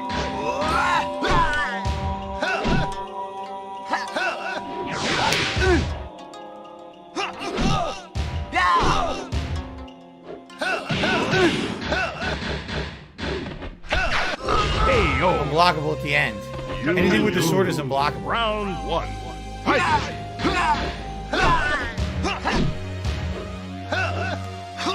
Oh, come on. What do I do? Wow, I just can't. He's doing all moves to stay away, and I can't get close enough to hit him with anything. He's not coming out. Dude, hammer fist. Come on.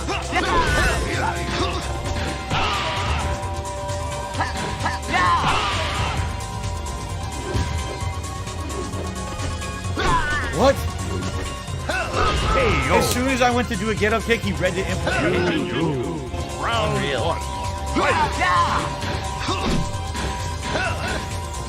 Nope, fuck you. No unblockable.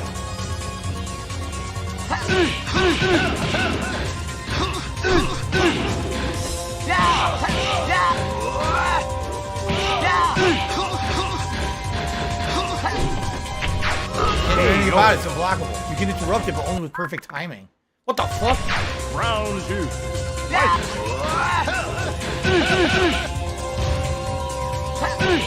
What? His uppercut beat my move? That didn't make sense. Oh my god. Round 1. Fight! The villain is asking to give a one-hit KO move when he's unblockable. And it doesn't work because the computer will always interrupt it. Round 2. Fight!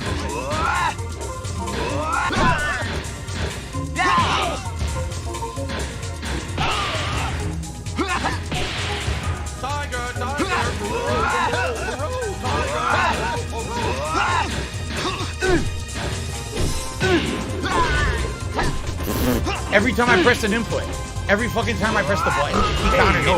It happened 3 times in a row. Fight!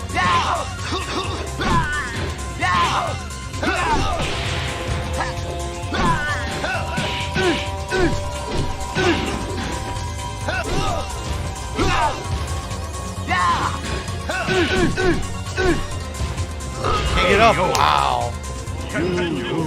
Round 1. Fight!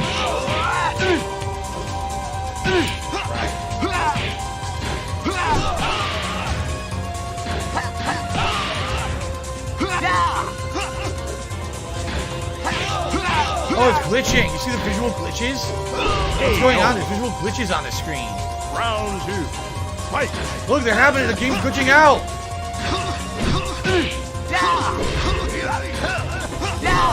The game is having crazy visual glitches. What is going on? Fight! It's getting worse.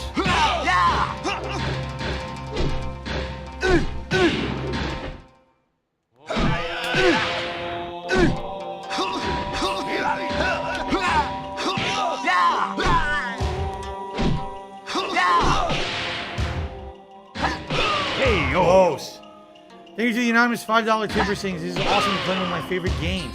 Yeah, I could get better at it as I play more. I just don't remember how to do a lot of stuff, and the computer definitely cheats on hard. I really like King in this one. He has all the combo throws and shit. Ever fought a polar bear in a fighting game?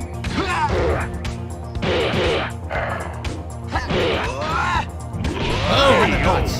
There we go. Round 2. Fight! Oh, no juggle. I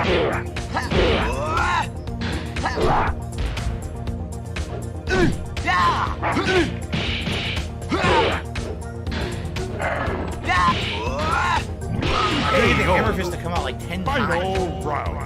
It's hard to do on the pad too. Like, if I was playing on the joystick, I'd be doing better right there. We get my moves every time. Right now, half the time I'm coming out. Oh, look, it only did like 80% damage with that throw. Hey, yo! Right. He needs a Coca-Cola to activate his super.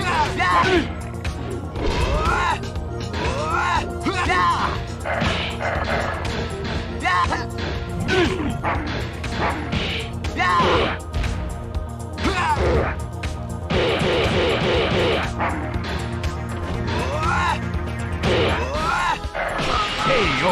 Wasn't attacking. Round 2. Fight!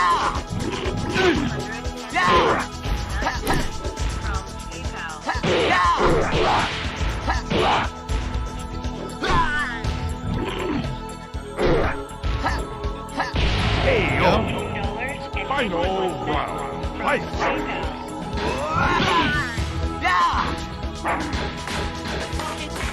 Right. How the fuck am I out of range?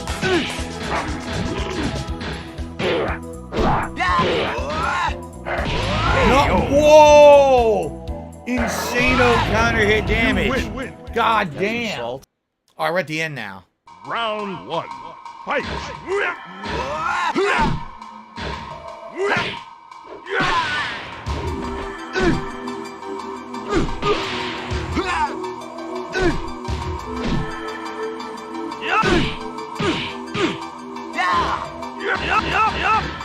Hey, he's gonna do stupid 10-hit combo. I don't know how to block them. Fight!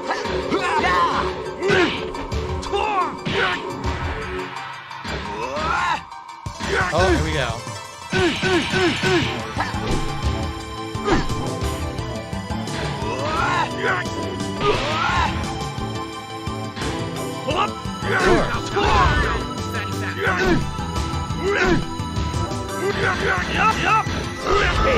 I don't remember how it was high, low, but I don't know how to block the combo. It's annoying. Round 1. Fight!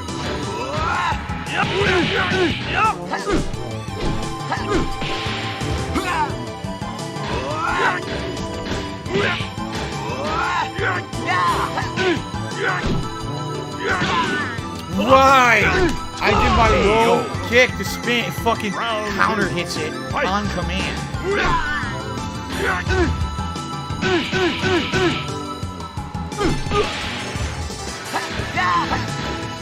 I'm gonna keep doing that.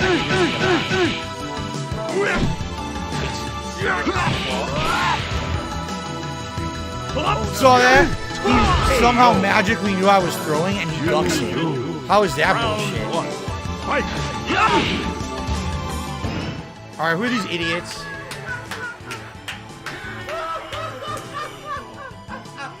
There you go. Okay. Now I can play.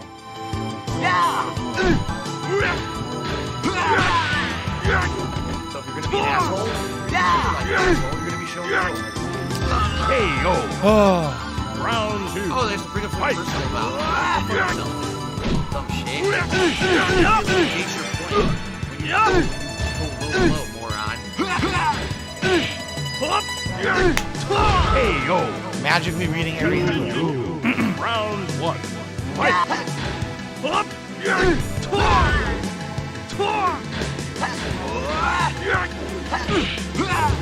Wow, I think I'm gonna juggle the work.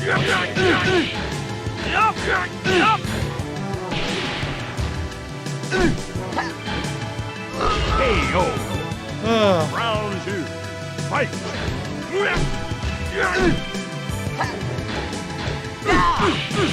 Doing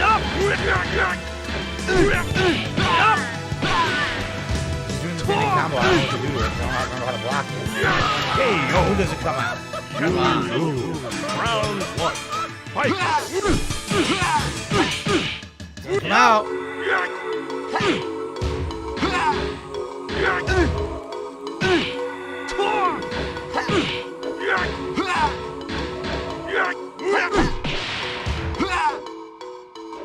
Hey, yo! You need a pain in my ass. Round 2. Fight!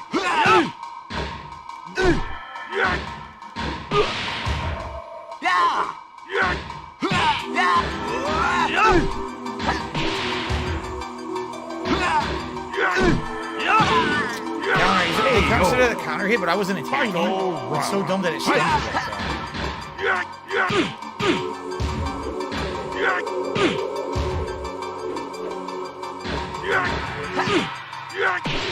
Right!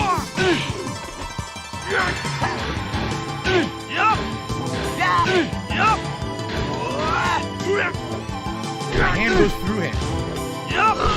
I had him. I dodged his kick. I launched. The launcher passes through his fucking body. Round 1. Fight!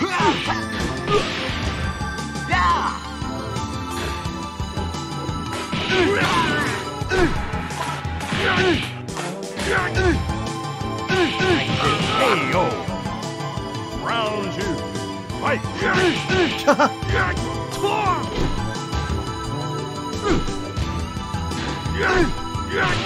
Counter hit. You read my input. See what I was gonna do. There we go. Right in your fucking guts. Final round.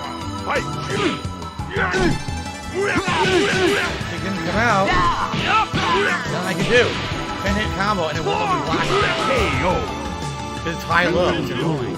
Round 1. Fight!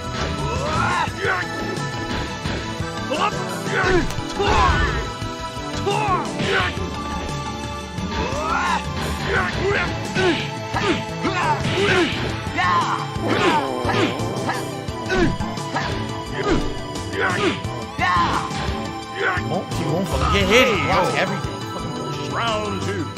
Fight!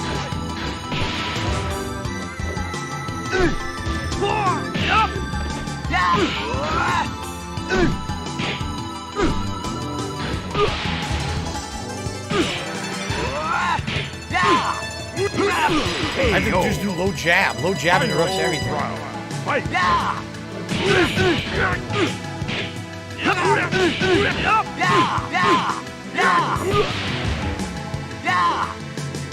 What the fuck? Right. Hey, yo! I'm not even near him. I'm not even near him and he hits me with a counter hit Round juggle. 1. Fight!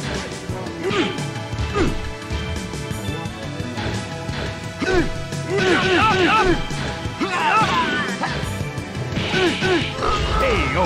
This is bullshit because he's just spamming moves and they stuff everything I do. Inexplicably. Look at this. Wow, yeah, it's only 80% damage.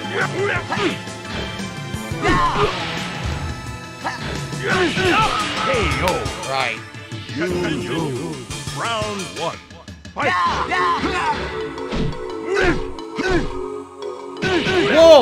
It dropped the input entirely. It didn't attack. It didn't attack. Round 2. Fight!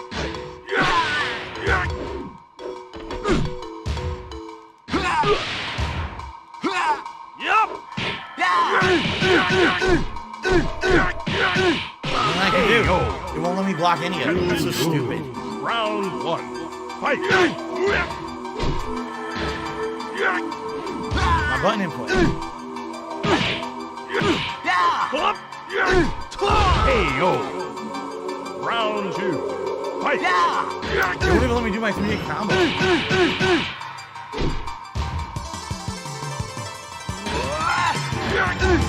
Now he keeps doing a block. I should be able to counter this. I can't. If you counter the punches, they won't let me do it. Hey, I forgot in this one he has a reversal. I totally forgot about this. Hold on. Round 1. Fight! That's it right there, but dude's gonna be cheating and not let me do the reversal. And that's it.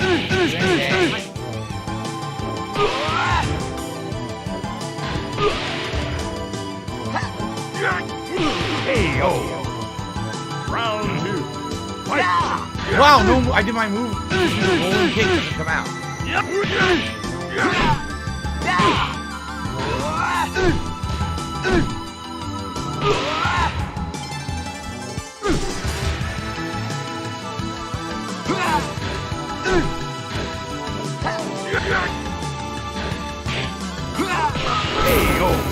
From that one, far away. Bro, whatever. That interrupts that. That's bullshit. That punch interrupts that uppercut. What the fuck? Come on. Right. Fight! Thanks for the money, stupid fuck. Oh my god, wow. This is doing streams.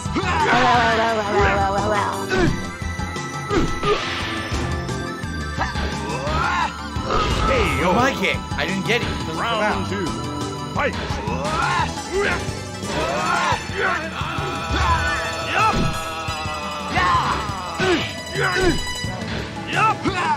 Yeah, no, they gotta do bullshit. Perfect! Oh, I just want to beat him. Fight! Everything's a read, counter hit, because it keeps reading my inputs. Every time I press a button, it knows what I'm doing. Yep, nothing I can do here. Perfect! Round 2. Fight!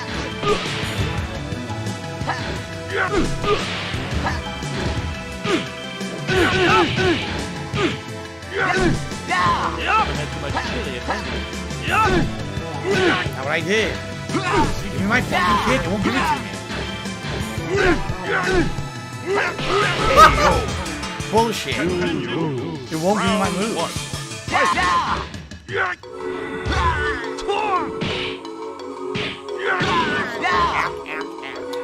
I had a punish there, it didn't come out. Every time I have a punish opportunity, the move doesn't Round come out. 2. Fight! Right. Damn, there we go. Final round. Fight!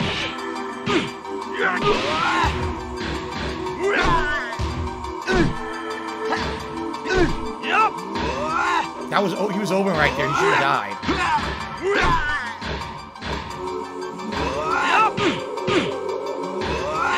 Bullshit! Oh! What the fuck? It wouldn't do it. It wouldn't attack. Continue. Oh my god. Round 1. Fight!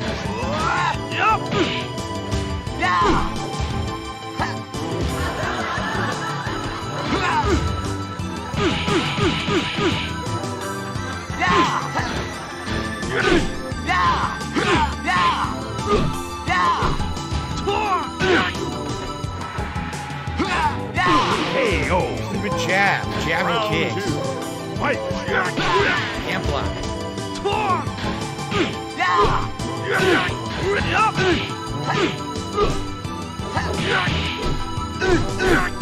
What I can do? 10-hit combo and I can't block. Final round. Fight!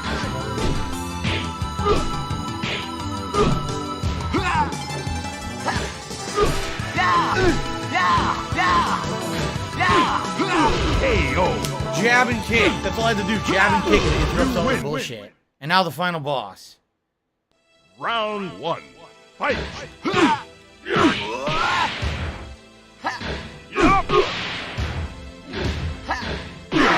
And I fucking own him. Round 2. Fight!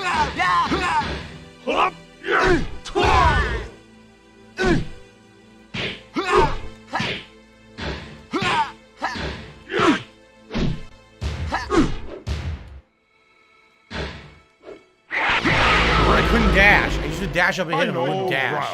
Fight!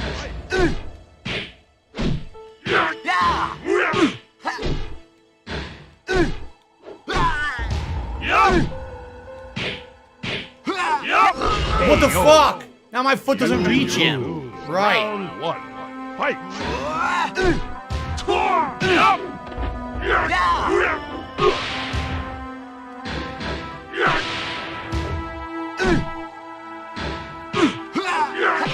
This controller is terrible for playing fighting games. My whole finger's hurting because the trigger rubs against your hand when you're trying to do inputs. This is really bad for fighting games. Fight!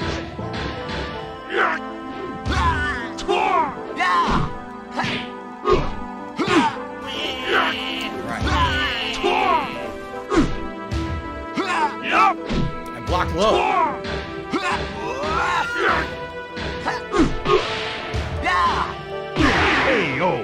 Okay. Final round. Fight!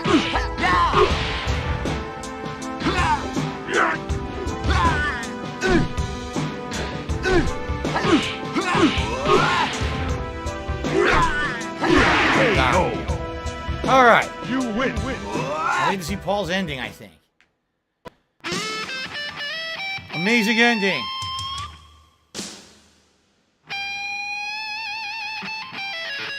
Whoa! Look out for the rocks, bro. Course correct. And he punches the rock. Of course he does. Claymation ending. It looks like claymation, doesn't it? Okay. Alright, let's save. And the reason I'm going to save is because when you beat the game with certain characters, you can do unlocks. And if I play this later, I obviously want to get those unlocks. Okay. So, by now, all the games have to be downloaded. So what PS3 game should I try? Right?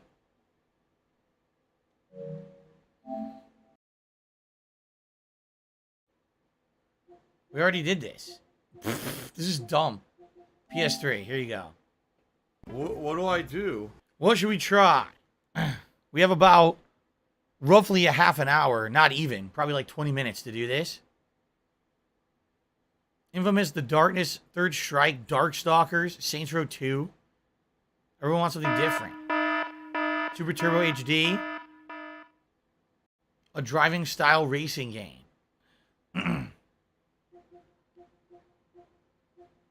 We gotta pick quick. See what happens here. Thank you to Tarantula for a $10 tip. He says, hey, Phil, how you doing? What's up, Tarantula? Thank you for the support, man.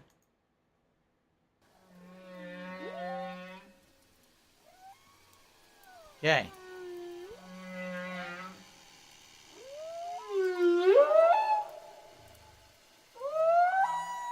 Select and start are still touchpad. Control center, PlayStation button. How dumb they are. It says game starting soon.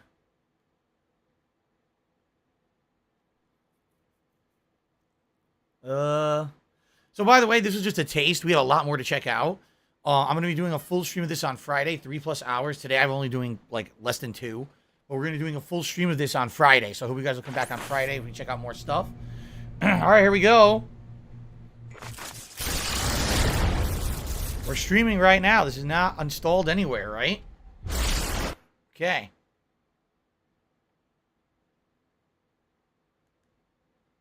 It's not loading on my console. It's loading on the cloud. However that works.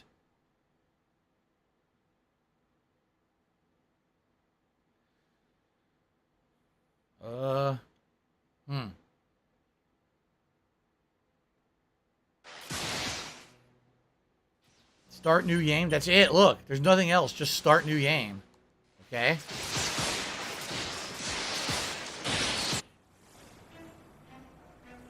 We don't have time for this. Can we skip it? Dropped out of college and got a job as a bike courier. Yeah, but I can't skip it. They won't let me. Mostly Look. just to piss off my parents. I was someone you'd Oh, never I have to watch this cutscene. It's take forever. Packages to folks you'd never know. And then one I want to day, see the recap of the first game. package found me. Cole, right? Cole McGrath is his name? Thousands died. 5 square blocks. Unskippable. And at the center was me. Alive. But changed. But no one could have seen what was coming. Yeah, he was in Street Fighter Cross Tekken, Back right? He then, was. Empire City I was forgot in about that. quarantine. It had gone to hell. Other people with power started showing up, and it was my job to sort through it all. Find out who had given me that package. No, touchpad doesn't do anything. Look.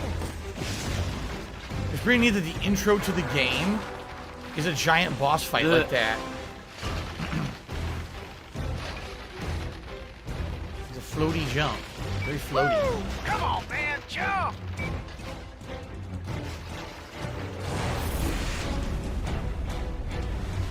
Duh!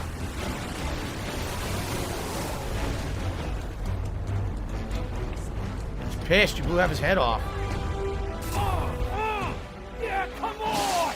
Come on! There we go.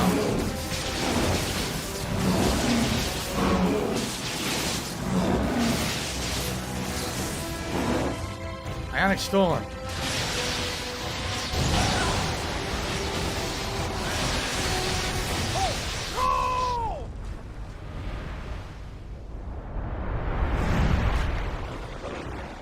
The beast had drained me, broken my powers. Felt like the end. I almost wish it was.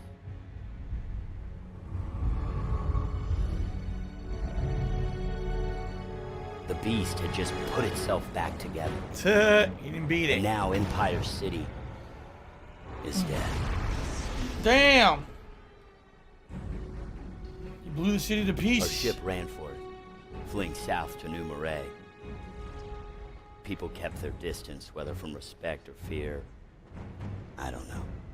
Either way, I was alone. Others kept busy, acting out their routines as if it would make the world right again.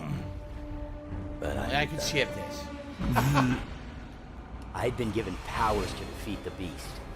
I was strong, I was ready, I had fought it with everything I had. No, all PS3 games are streamed, so I'm telling you guys, this is the stream demo to see how it looks streamed. I went to work. So this is all live streamed right now. This is not downloaded. My powers. Hell, he'd do anything to be friends like we used to be. Agent Quo gathered intelligence on the beast. Town after town was lost as it traveled down the coast. She also used her contacts to requisition a smaller boat. New Marais was in lockdown. Wouldn't let anyone in. We were gonna have to sneak in through the swamp. I don't know if you've ever let someone down, got your ass kicked, or straight up failed. But those are the moments that define us. They push you further than you've ever thought possible and force you to make choices. No matter what the cost. Infamous 2, New Marais. And a showdown with the Beast. I forget who the Beast is. See, in the first game, it was a big cliffhanger ending, trying to figure out who the villain was, and you find out yourself from the future. In this one, I don't remember who the Beast is.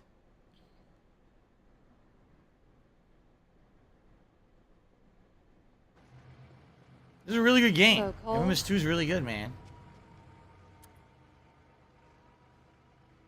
You know, when you go to talk to Wolf, everything is going to become completely... Zeke! Zeke, catch the engines! What's up? Militia blockade. If we get any close and their artillery will sink us. I guess it's time I go introduce myself. Wait up, man. Here she is. And you're sure it's ready. The electric prod melee weapon. Because in the first game, you didn't really have much melee. Give her a try. In this one, they add it. Oh, I'll be damned. Wow. Cool. What is that thing? I call it the amp.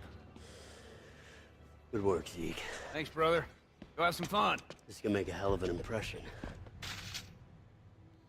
Alright, so now's our first real gameplay of the game. Here's the melee attack. Now keep in mind, this game originally was 30 frames per second, okay? It always ran at 30 frames. So the frame rate isn't really what I'm judging. I'm judging how does this game look, you know, being streamed pixel-wise. Does the NSA even know what you're up to? Ooh. Let me put it this way, it looks playable, but I don't know how good it's gonna be long-term. You seem pretty by the numbers. The NSA plans to deal with the beast by deploying the military. Wolf has a better plan. He invented race fair technology. Oh, you hover with You want R1. enough power to defeat the beast? He is your man. What's funny is the controls are fine. Like, it actually, there's no delay when I'm pressing buttons. It's actually working really well. So there's nothing there with the controls, but definitely there's a lot of pixelization on the screen. All right. Hey, put a couple of notches on it for me, man. Okay. Expect more resistance. The militia controls everything going in or out of New Marais. God, how could they let a bunch of hate you fuckface. People do Triangle's the strange super things when meter, they're I afraid. think. You okay? Sounded rough. L2. Electricity. Get energy and heal yourself by draining electricity. There's no electricity. Yeah, see, it would highlight if there was to drain. Here we go. Nice. Yeah, it actually like it you doesn't could lower run that bad. bridge if you give The it some the power. controls are very responsive, Just but don't overcharge definitely the it. game is Fire pixelated. could blow up the entire village. Yeah. It's not as bad as it was take all these when I guys out at tried once. PS Now ages ago. Oh Though. yeah, and the women and the children and the pets. Dark Viking, I'm not sure what you mean. I think you can change the settings of the control panel. What control panel? You know, there's no. This is just these are the game options. So that's not going to be anything there. I don't know what you mean.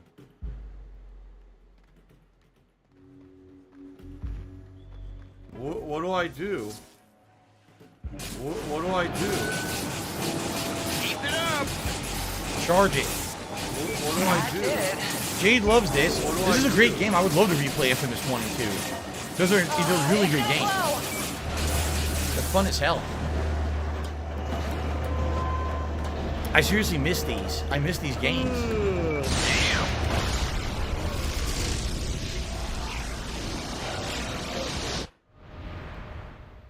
Your karma is now thug. Powers revealed bystander bonus. What have you done? Things tend to blow up around him. You get used to it.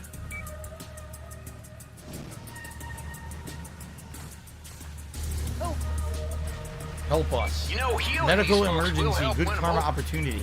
That's assuming you don't keep blowing up their homes.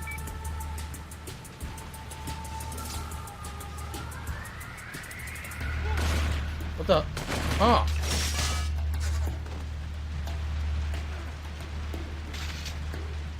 Why is that guy just walking back and forth? Look. She's just running back and forth. She won't move. Who do I help?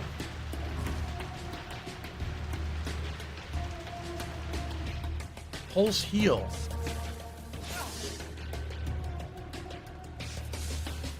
You can heal these people. There you go. Citizen saved. What's up, Tyrone? Yeah, except for the pixelization, I think the game looks good, doesn't it? This game is one of those later era PS3 games that actually kind of holds up to this day. It looks good.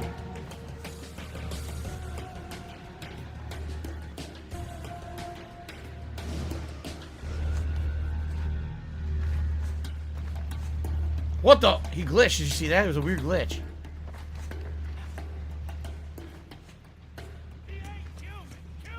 Whoa, I'm glitching.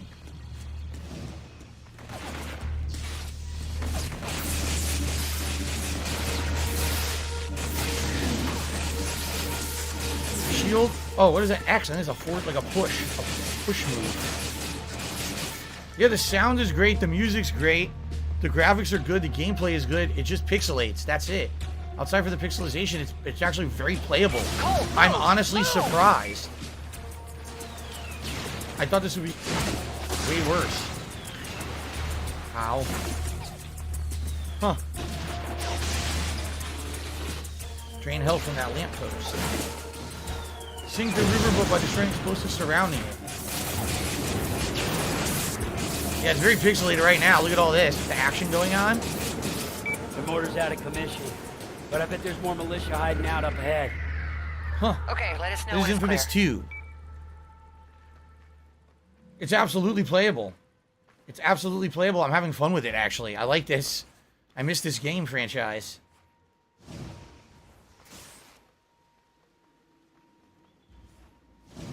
Fun.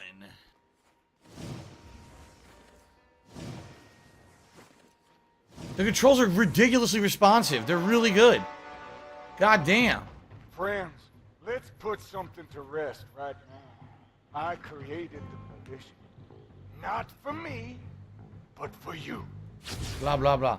I can't save, though, right? This game auto-saves, doesn't it? Maybe not. I don't remember.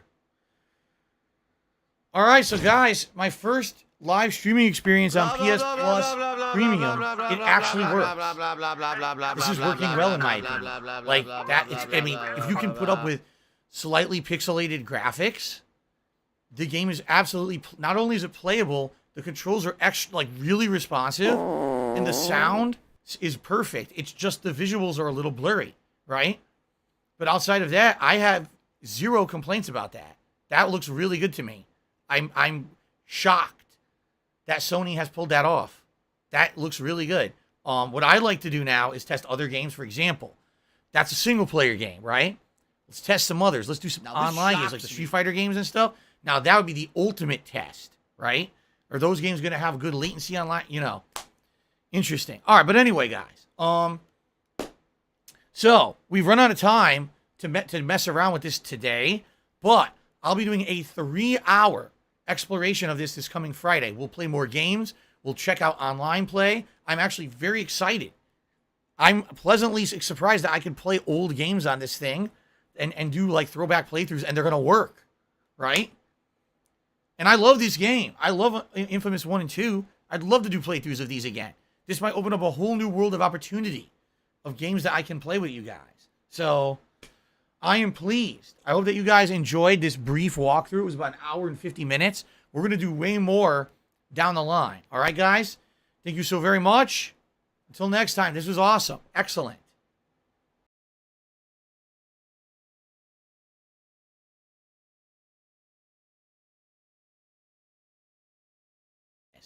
And we can redo it later.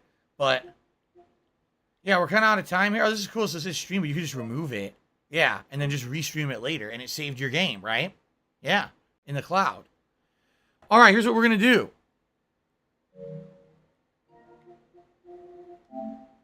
Take a break, all right? About a 15-minute break. And when I come back from my 15-minute break, we're going to set up for the Capcom Showcase recap and reactions, all right? So we're going to, or not recap and reaction, we're going to watch it first and do a react, and then I'm going to do recap reactions, all right? So let's take about a 15-minute break. I'll be back around 2:45 p.m. Pacific time, and then we'll resume with everything, all right, guys? All right, thank you, and I'll see you in a little bit. Thanks for your support. See you in a few.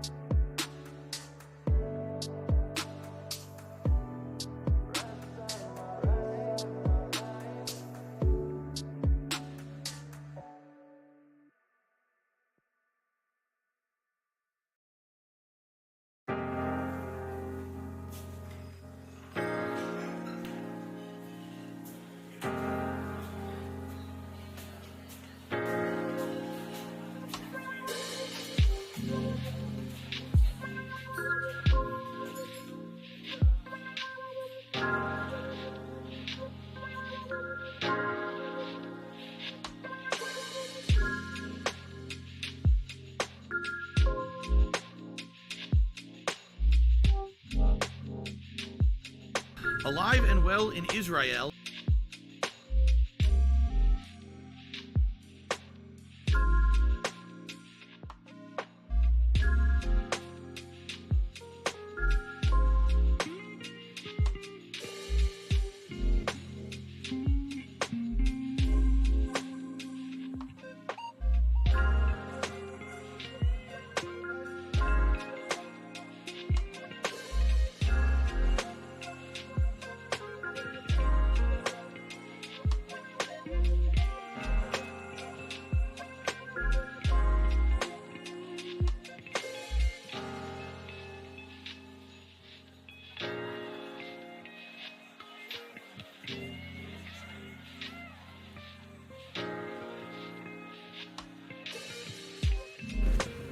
Snort, snort.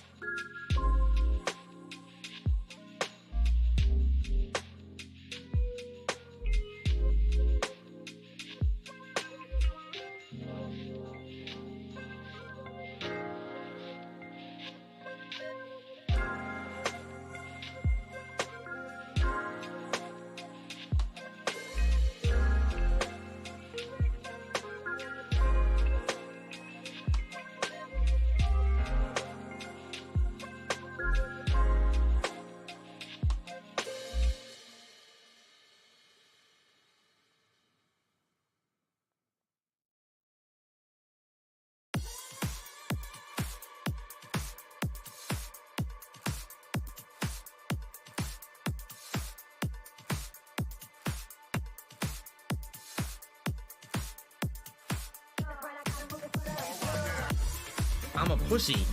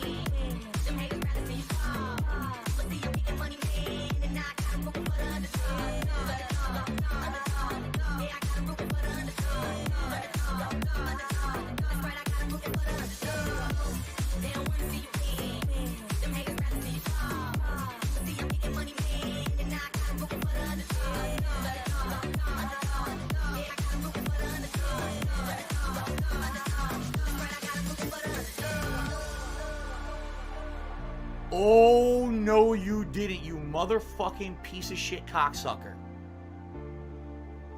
Mark my fucking words. I'm coming for you. I'm gonna find out who the fuck you are. You motherfucker. You are fucked. Let this be noticed live on the internet. You're fucked. And you are done.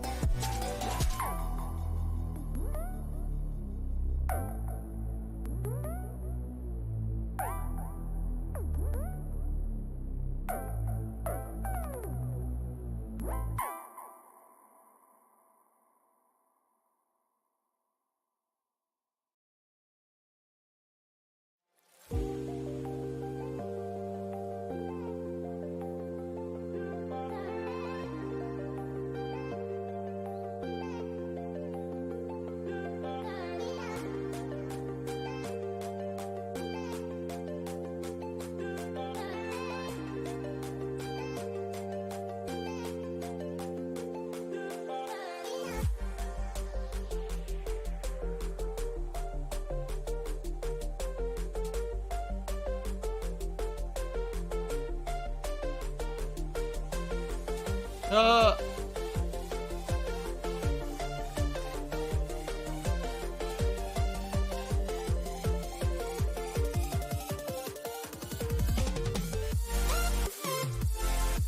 didn't jump back.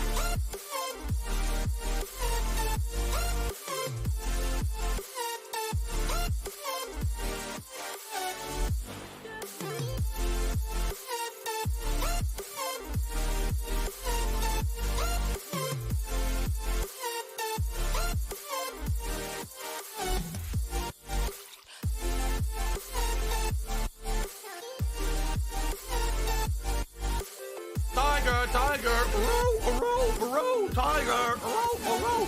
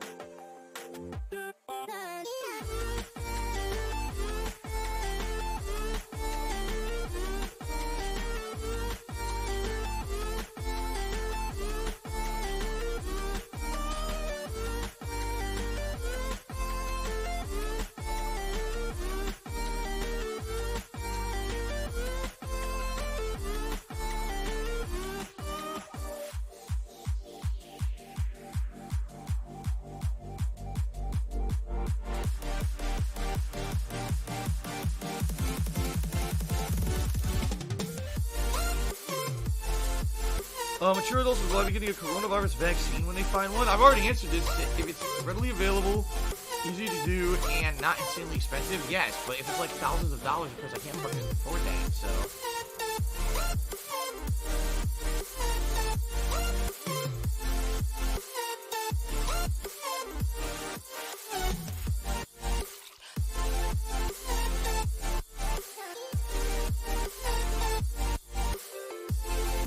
I don't have money to do it. I don't have money to do it. I don't have money to do it. I don't have money to do it. I don't have money to do it. I don't have money to do it.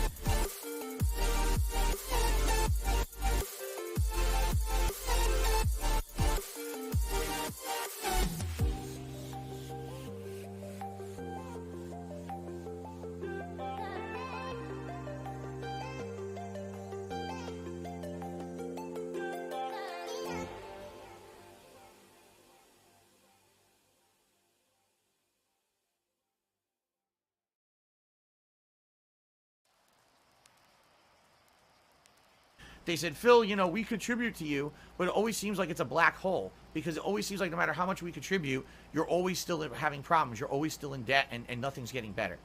I agree with you.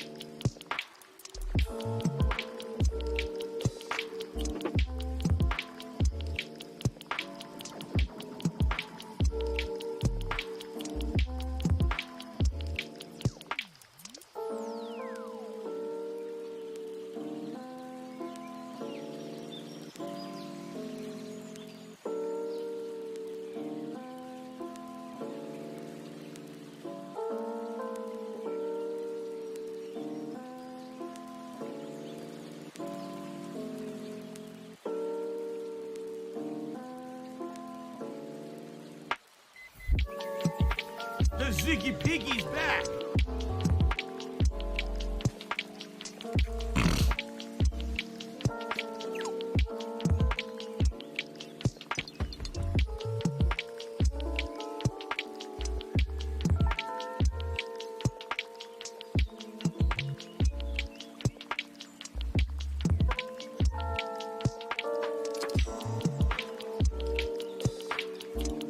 It's Dark Dave's fault.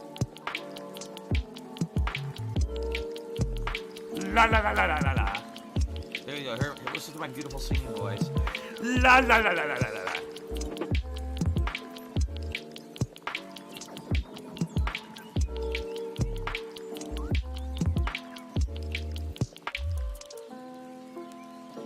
It's Kevin's fault.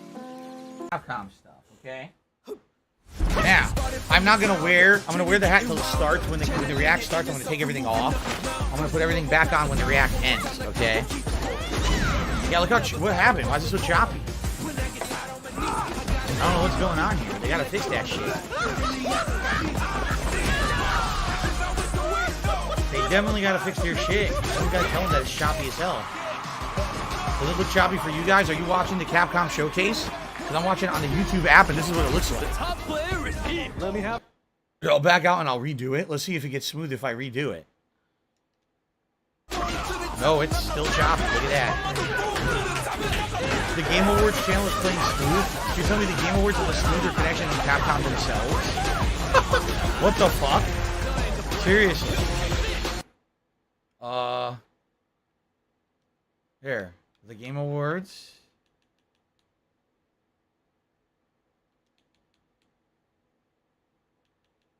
What do I do? There it is.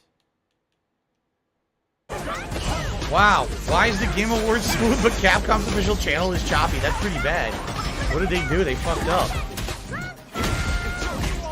That's much better. This is our destiny. My secret art. Alright, here's what we're gonna do. Let me tweet that we're live. Oh, $6.72 to be $6.72. So what if Capcom brought back Power Stone? I would be flabbergasted. I'm pretty sure they're not doing that. It would be interesting, but I certainly don't think that's gonna happen. Okay, let me tweet that we're live so people know. 51 cents from PayPal.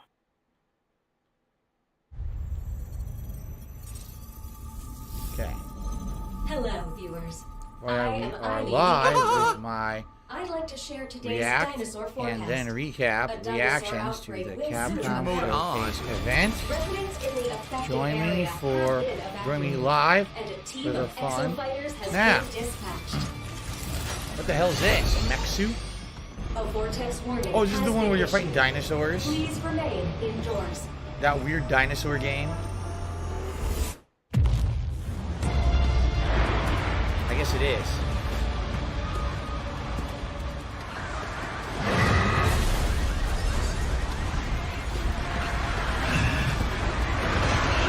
It is. Okay. There we go. Wow, what is this music? It's fucking rock music. I'm making sense of this situation. Even if you find the chief directors for 2 years. All I wanted was It's such a weird game.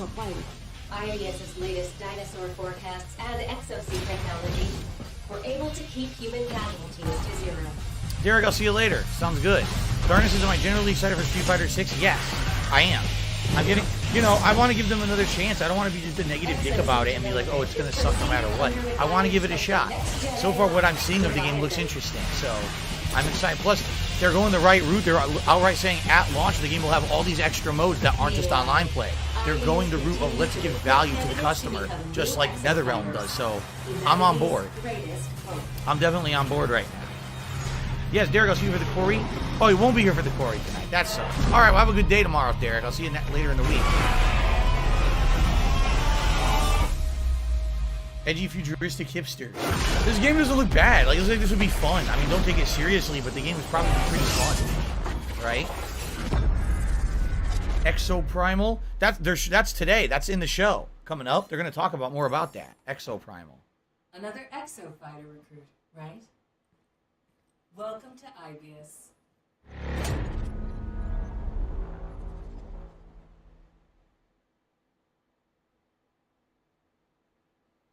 No, it's not Dino Crisis, but I think that it's going to be. I think it's going to actually tie in with Dino Crisis. I'm serious. I think it's going to.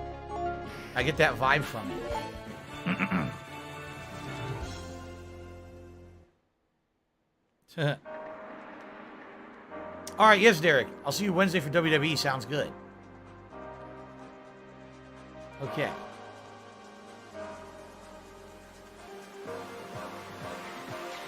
Whee! Take the jump to the arcade collection.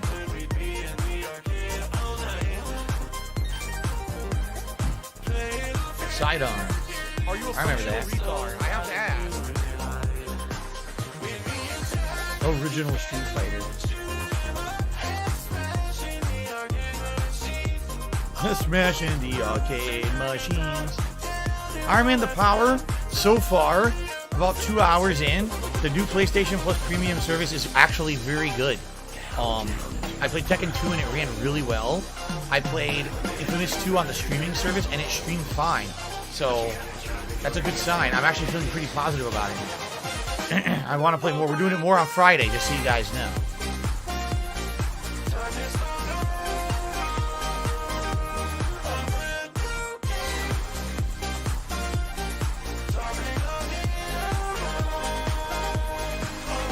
It's cool it has these games, it's just there's no online play.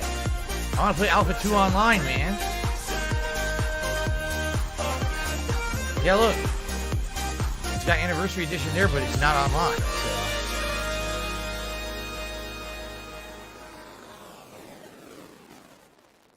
It's a great collection, though. There's a ton of games there. Ton of variety. Is Child of Light worth a buy? It's a hidden gem, Child of Light. It's like, it's really cool Castlevania, Metroidvania style exploration combined with turn-based combat like classic JRPGs, and it's got really nice visuals. I loved it. My audience did not. I loved it. Everyone was telling me they hated it, but I loved the game. So it depends on your game. We're going to see more about this Monster Hunter in this presentation. Sadly, I don't really care about Monster Hunter. So that'll be kind of like a meh for me. But everything else seems interesting. I love it. I love it.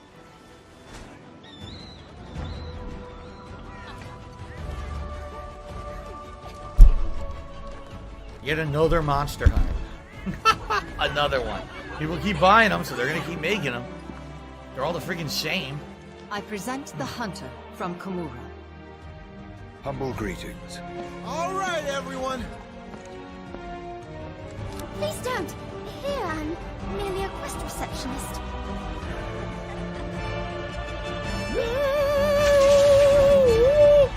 It's the same game. Again. Medieval this time. That's kind of cool, actually. It's a medieval twist. So it's a little different. Medieval castles and stuff.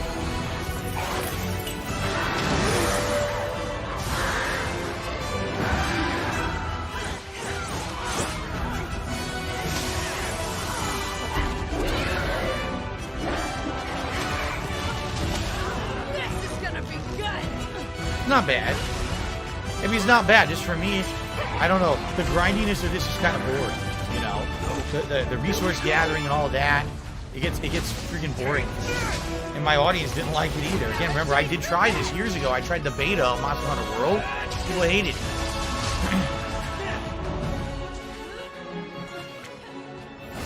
I like the medieval castle. I sense something odious. Oh, I'm sorry. I forgot to shower. I said odious, not odorous.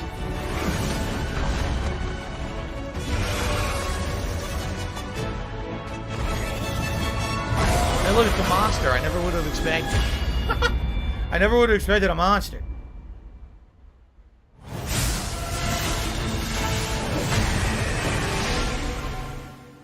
Yeah, it's the expansion for Monster Hunter Rise, right? We're probably gonna see more of that today. Special delivery. All right, couple more minutes, guys, and then it starts. Pre-order bonuses.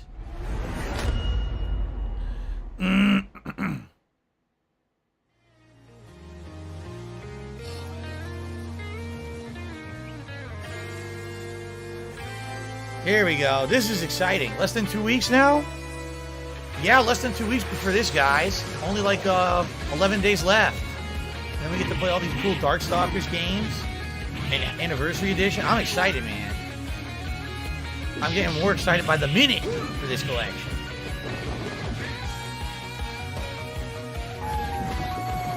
There's all these different versions of Vampire Savior, but I think everyone's just gonna play Vampire Savior 1. No, Hunter 2 never was played competitively, and neither was Vampire Savior 2. Like, everyone just plays Vampire Savior 1. If people play Vampire Savior 2, I guess I'll play it, but I don't know the differences. Cyberbots, no one ever played competitively, but it might be fun just to kick around with it. Red Earth, same thing. No one ever played this competitively either. But if you, again, fun to maybe just mess around with it. This is going to be super fun. This one, playing all the versions of the characters together. This is going to be excellent. There's Champion Edition Bison. Fucking ridiculous character. It's funny they were using it. Gem Fighter Mini Mix. This is like a silly game. It's not meant to be a serious fighting game, but it's fun to play. This I suck at. I suck at puzzle fighting. I was never good at it.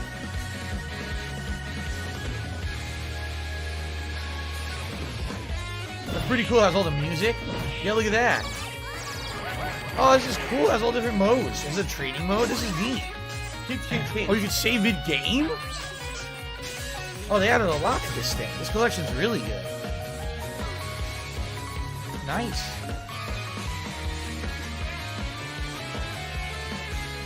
Yeah, I don't know who any of you are. Sorry.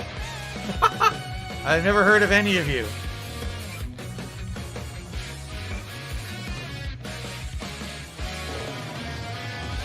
Hell yeah.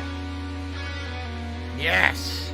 11 days until fighting game goodness returns. She takes them both out. Boom. Steals the backpack and runs away. Oh.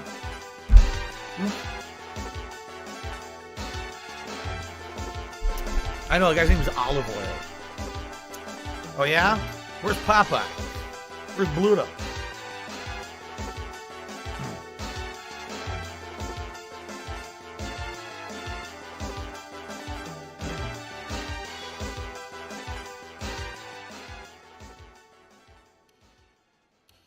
All right, starting, guys. Get ready. Here we go. All right, this is it, everyone. Time to react to the Capcom Showcase 2022. It's June 13th, 2022. It's only about a 35-minute show, and they're supposed to talk about all existing projects, but I'm cool hearing additional information about the games that are already in the pipeline. Maybe we'll get some release dates. All right, let's see what we got, my friends. What has Capcom got for us? I'm wearing a silly hat because we hit a tip skull. I don't care. I'm just going to wear it. I was going to take it off. I'll just all right. Didn't die. Capcom has staged a pretty good comeback in the last 5 years. For a while there, they were really, really suffering with the stuff they were putting out. And now I feel like they've done a turnaround with many different games like the Resident Evil franchise. So let's see what happens. Hello, everyone. Welcome to the Capcom Showcase, where we'll share exciting new updates on our upcoming games. We have some surprises in store, and hope you enjoy the show. Give me the surprises immediately. Don't make me wait. Let's begin. This is the one I don't care about, so I'm glad that they're getting it out of the way right away. Hello, everyone. I'm Ryozo Tsujimoto, producer of the Monster Hunter series. Thank you for tuning in to today's Capcom Showcase. We're excited to bring you the latest info on Monster Hunter Rise Sunbreak. I don't play Monster Hunter, which will finally be released at the end of this month. To kick things off, we've got a brand new trailer to show you. Let's take a look. We were watching the trailer right before the show started, and the trailer actually looked really nice. It has like a medieval theme to it this time around, which I thought was pretty interesting. But, you know, a lot of people love this, online co-op. I don't blame you if you like doing this with your friends, but I tried it once. I tried the beta. No one really liked it. Actually, Monster Hunter World, that is. I also played one of the mobile ones, not mobile ones, one of the ones on like 3DS. This didn't catch on with my audience. I think people don't like to see the grinding stuff, you know. But I can totally understand the appeal if people like this. The graphics are certainly getting way better now. Look at this.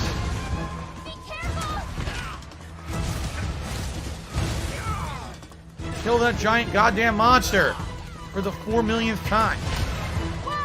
Oh, look, another giant goddamn monster.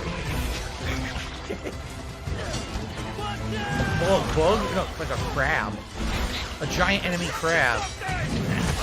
Let's go for a ride.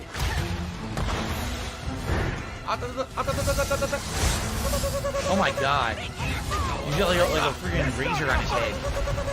Freaking buzzsaw. Here's like a bug, another bug.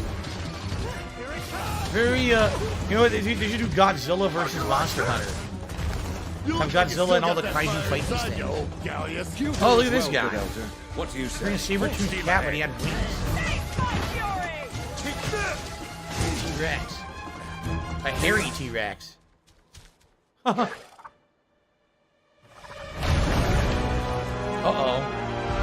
Oh, hello. How are you? Oh my god, every time you think there's a big bad, there's another big bad behind you. Look at this thing.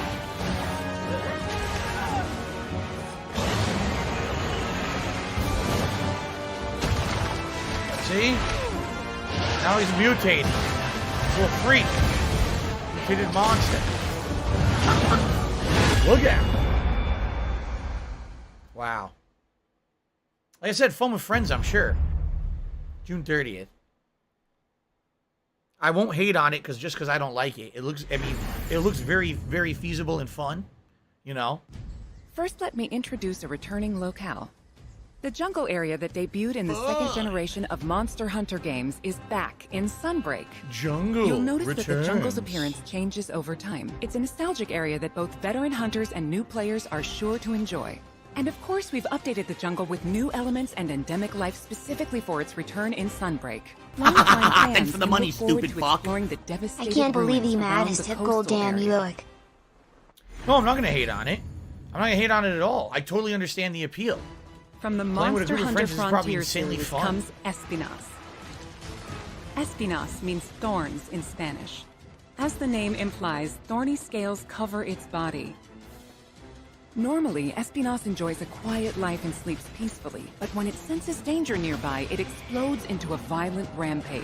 Even Wow. though it can seem docile, Espinas has a two-faced nature that can be extremely dangerous. Thank you for that tip. The flagship monster of Monster Hunter 4, Gore Magala, is back. Gore Magala? Gore Magala is a What was the name? sightless creature with Gore black scales Magala. and sensitive wing membranes used to sense the presence of prey. So which As vest Gore is Magala's Capcom best? sensibility We'll find out. increases, its two horns change form and it enters the frenzy state. Ooh, While the in a frenzy state. state, it gets so powerful that the ground beneath begins to break, and it uses its huge claws as an anchor during powerful attacks.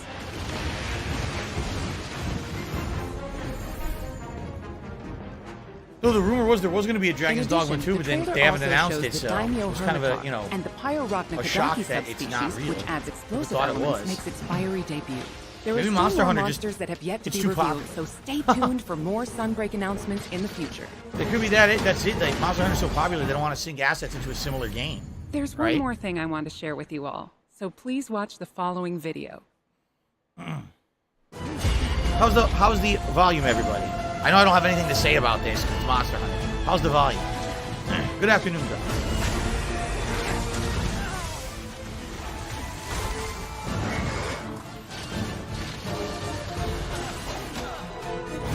Volume's good? Okay, awesome.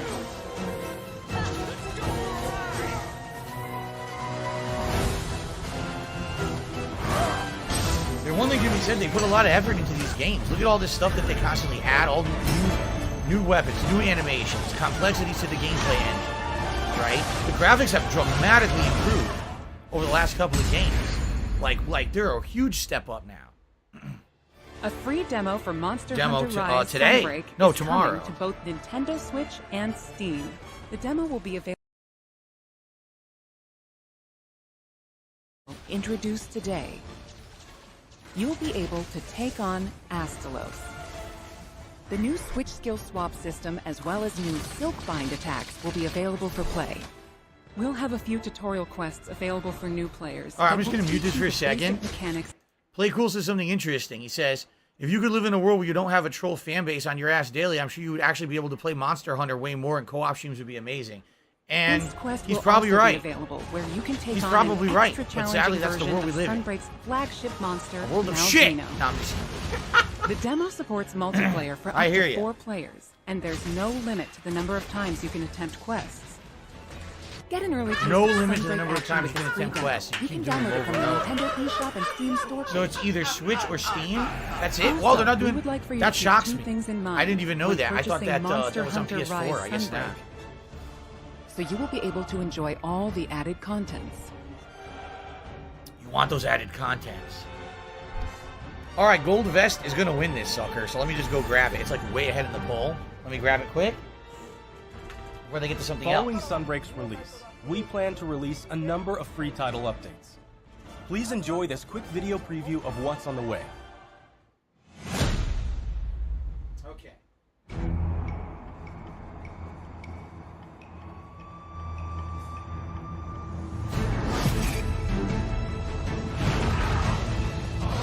It's Dark Dave's fault. I knew a big segment was going to be Monster Hunter. I'm very glad they got this out of the way early. Because I'm going to be interested in literally everything else but this.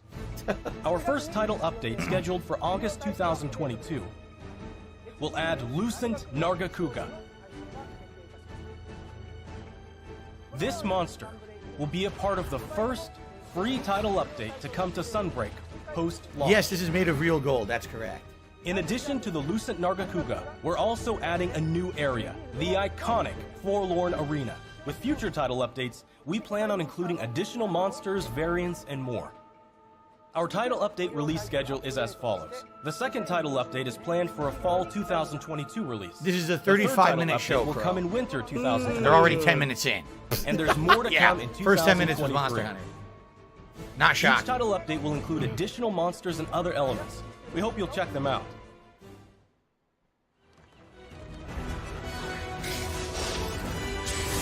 Alright, now we're going to move on to other games. Monster Hunter Rise Sunbreak will be released worldwide on June 30th, 2022. I like it. I'm not going to play it, obviously, but I like it. I Digital applaud this. pre-orders for Sunbreak Looks are good. now available on both Nintendo Switch and Steam. I wonder how much it Pre-orders costs. will I'm also curious. The receive expansion, a special right? bonus Palamute and Palico layered armor set. We're planning on keeping you updated with more information soon.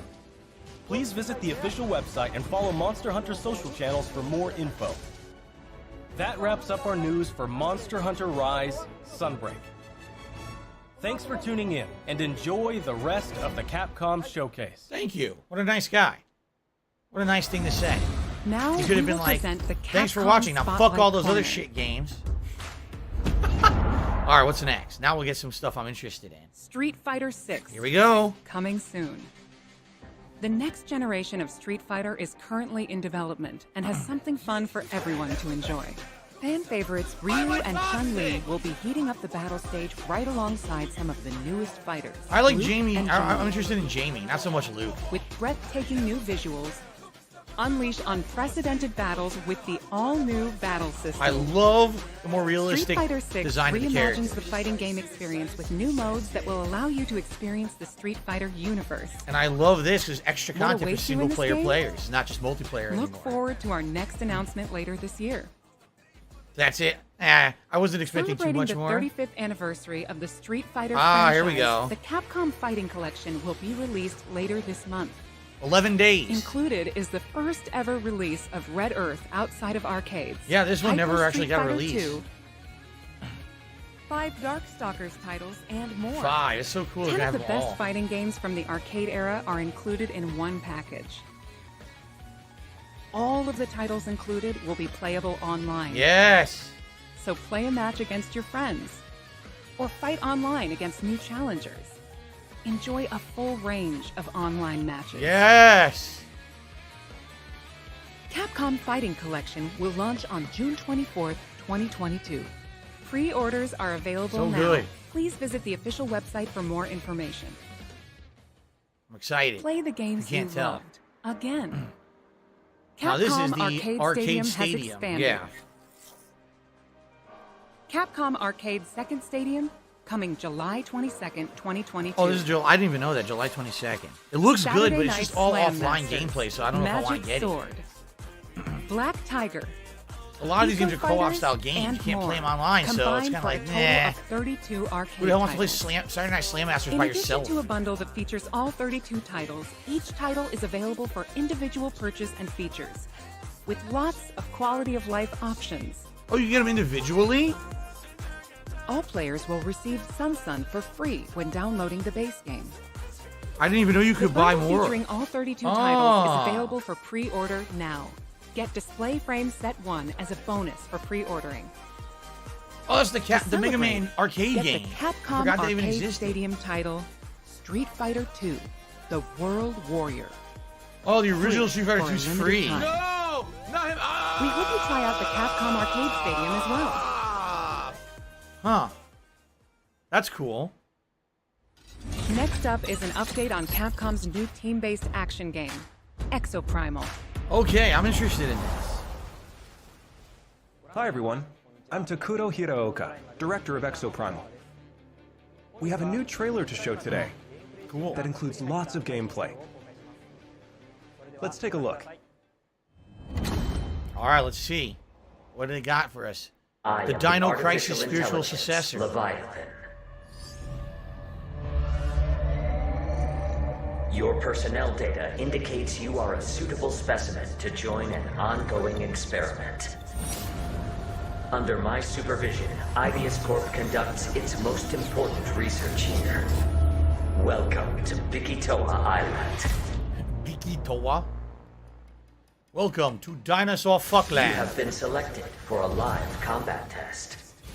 You have The been first selected to team be lunch. complete their assignment wins. My archives encompass exhaustive Damn, that's a lot of records human dinosaurs. history. These annals are riddled with errors and institutional bias. Your species Oh my God, was it's susceptible crazy. to mass delusion.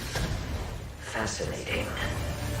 It's kind, you know what this is Humans like? dread the Earth other. Defense Force, but with dinosaurs. Yet you do That's not exactly want what to this reminds change. me of. You tear down curtains, yet fear revelations. Even when what is revealed is of your own creation. Yo, I'm sorry, Combat this looks data good is to me. required This to looks develop fun to the me. I know some people will hate on this. At Ibius, I think this is we're going to be always fun. reaching for better. Always. Humanity resists quantification. An interesting variable. Within your behavior lies the answer. What is variable shall become fixed. Human. Looks interesting. I guess the Fight question is it a full and single-player die campaign, for or is it only online co-op style game, right? Like, is it like The Division, or is it you module play through a online. whole story together? Oh god, the frame rate is choppy. I don't know if you noticed it is in this presentation. I guess that's not representative of the final game, but it looks choppy here. Dude, look how many dinosaurs! Dude, that's like hundreds of hundreds in one little area. Thank you, Alvaro, for the super chat. A more grueling combat experiment is called for. You will now Thank you, Andre the DJ, for the re-upping of your membership. Of the war game. You need to keep fighting until we can figure out how to destroy the Leviathan.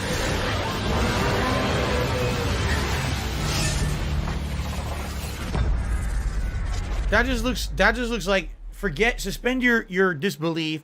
Who cares about the plot? Just fucking play with some friends and cut through a bunch of fucking dinosaurs. It's silly fun. You know what I We mean? hope Like, you that looks enjoyed the good to me trailer. as a silly fun style Now, game. I will get into more detail about the game. Thank you, Alvaro, Developed for that by super Ibius chat, man. Corporation, You're welcome. Leviathan is a next-gen AI that guides players throughout Exoprimal via voice navigation and augmented reality displays. Leviathan appears before players as a massive human-like figure, or as a surveillance drone called a Watcher.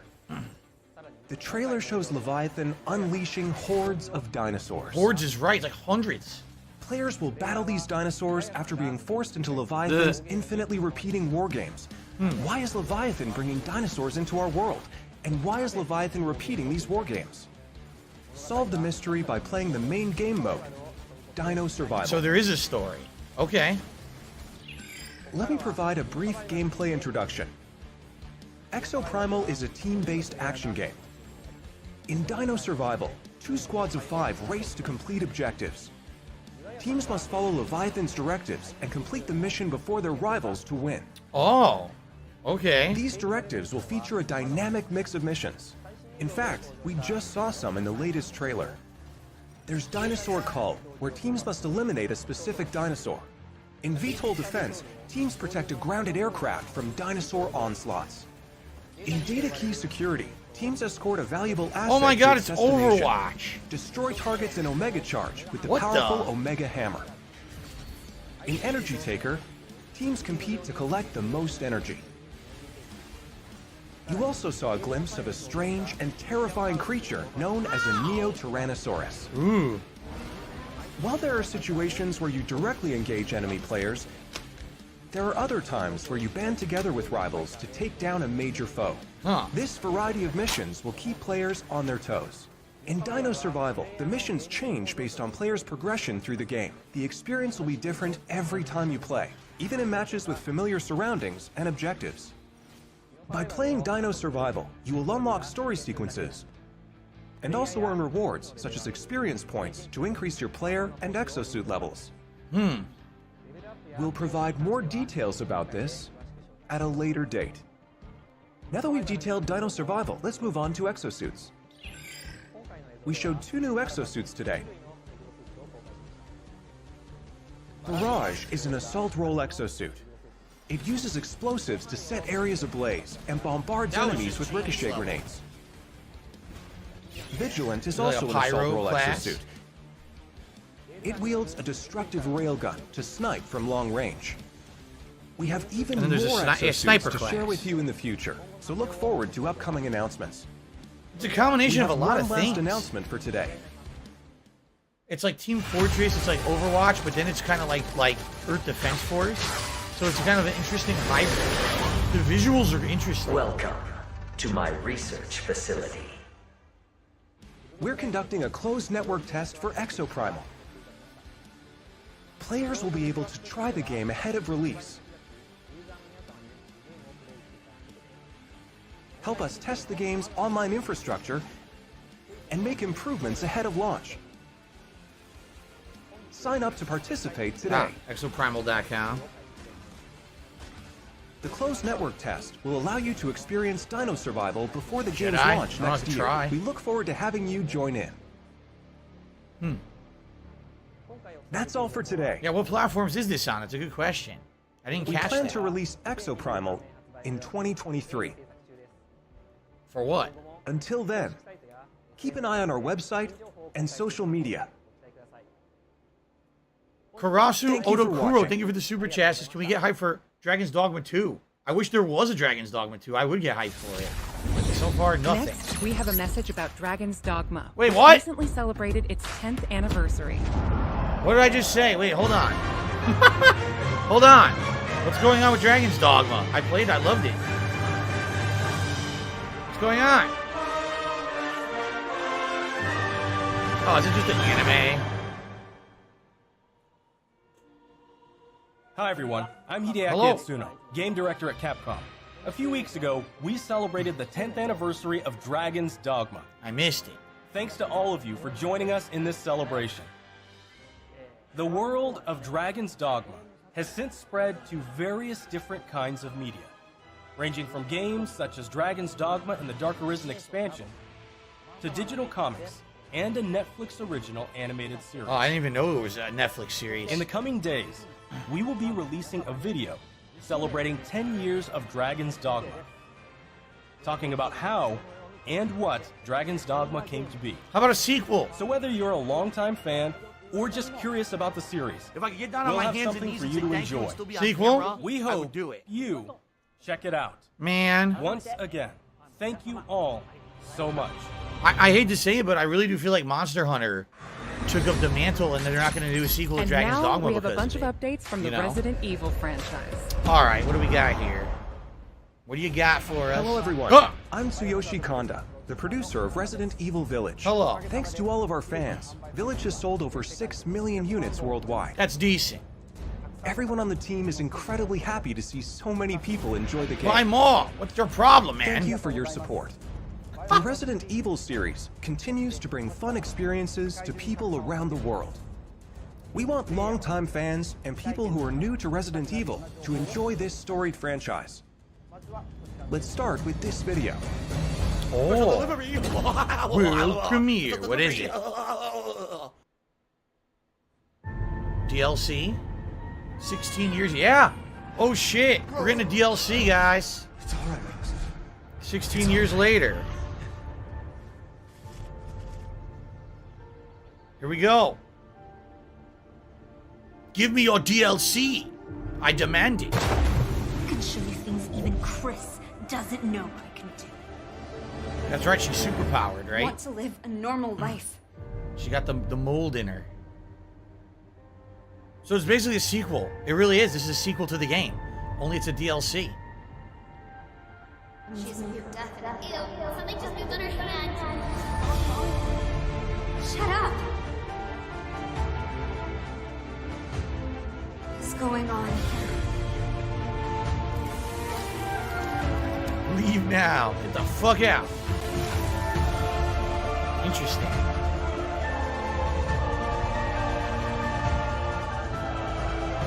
You look just like... What the hell? There's a clone? A twin sister. Oh, now we have a new little rabbit to pursue. What the hell? Wait a minute. No way the vendor is the villain?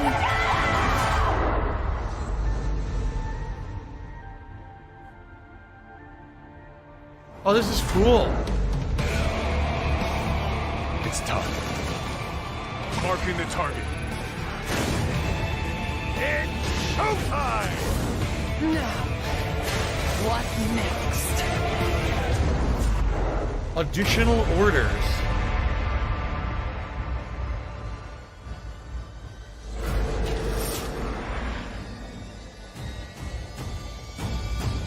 What's this? Oh, there's a third-person mode now. Oh, wow. Oh, wow, that's cool. It looks so different in third person. Nice. So it's gold edition. Oh, that's a winter expansion. Is Reverse ever coming out? Oh, there we go. Right. Sorry to keep you waiting. We're happy October to 28th, right before DLC Halloween. for Resident Cool. Evil Village we Cool, promised man. last June. Nice. Right before We Halloween. think That's this perfect. new experience will be worth the wait. This DLC includes 3 major features. This is excellent First, news. the third-person mode. Many people asked for this, and we were able to add it into the game. Now, you'll be able to see Ethan. This as is he cool. It's desperately actually fights for creepy as hell in survival. third person. I Players like have that. already It makes it look like Resident Evil experienced 4 and 5. Enjoy the new perspective and animations too. The Mercenaries returns with additional. So orders Mercenaries in finally an added. arcade-style action game where focus has been put on the exhilarating feeling of defeating relentless hordes of enemies. New stages are included, as well as additional playable characters such as Chris Redfield and Heisenberg. That's cool. Of course, Lady Dimitrescu will be there too. We've really fueled this mode up. Enjoy looking down on your foes from over 9 feet above as Lady Dimitrescu slashes her enemies aside. Oh, that's right. She's a giant. The third edition is one you've surely been waiting for. Yeah, this An is additional excellent. story, Shadows of Rose. Today, let me introduce just a bit of this story. Cool. Rose, the beloved daughter of the main protagonist Ethan, is now a grown-up main character in this new story mode. In this sequel to the main story of Village, you can experience Rose's struggles with the terrifying powers she was born with. To break free of the curse of her powers, she enters the consciousness of the Megamycete.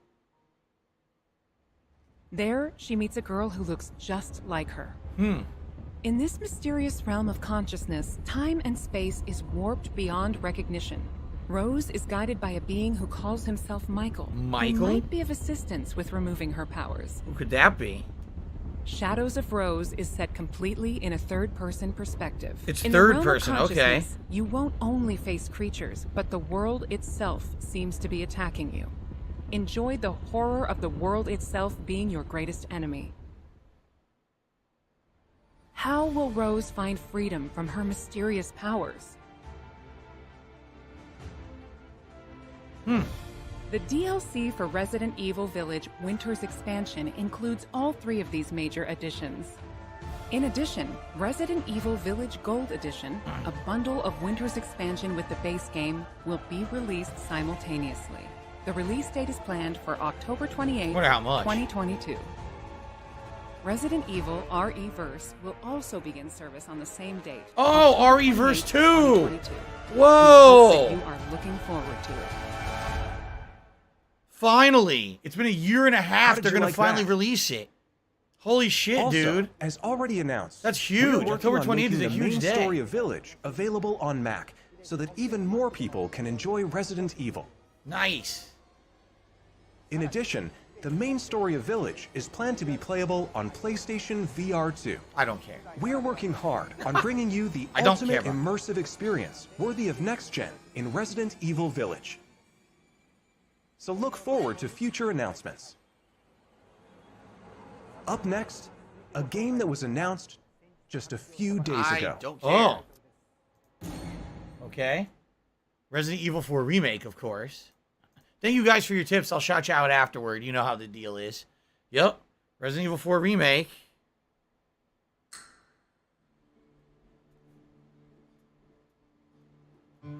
Capcom's doing a great job with Resident Evil.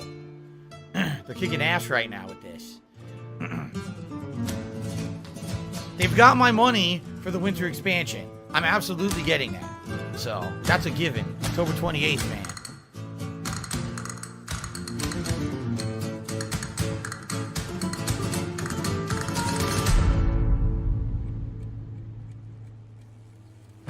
Gondor Wonder Roost. I've located Baby Eagle.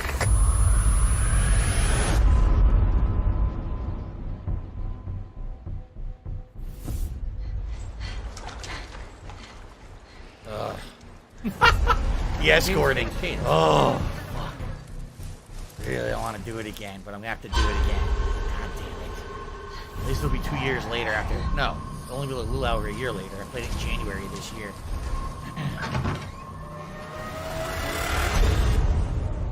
How different is it really going to look? It's going to be the same stages, right? Picked the wrong spot to vacation, eh? They're just going to make it look hyper-realistic, but it's going to be the same game.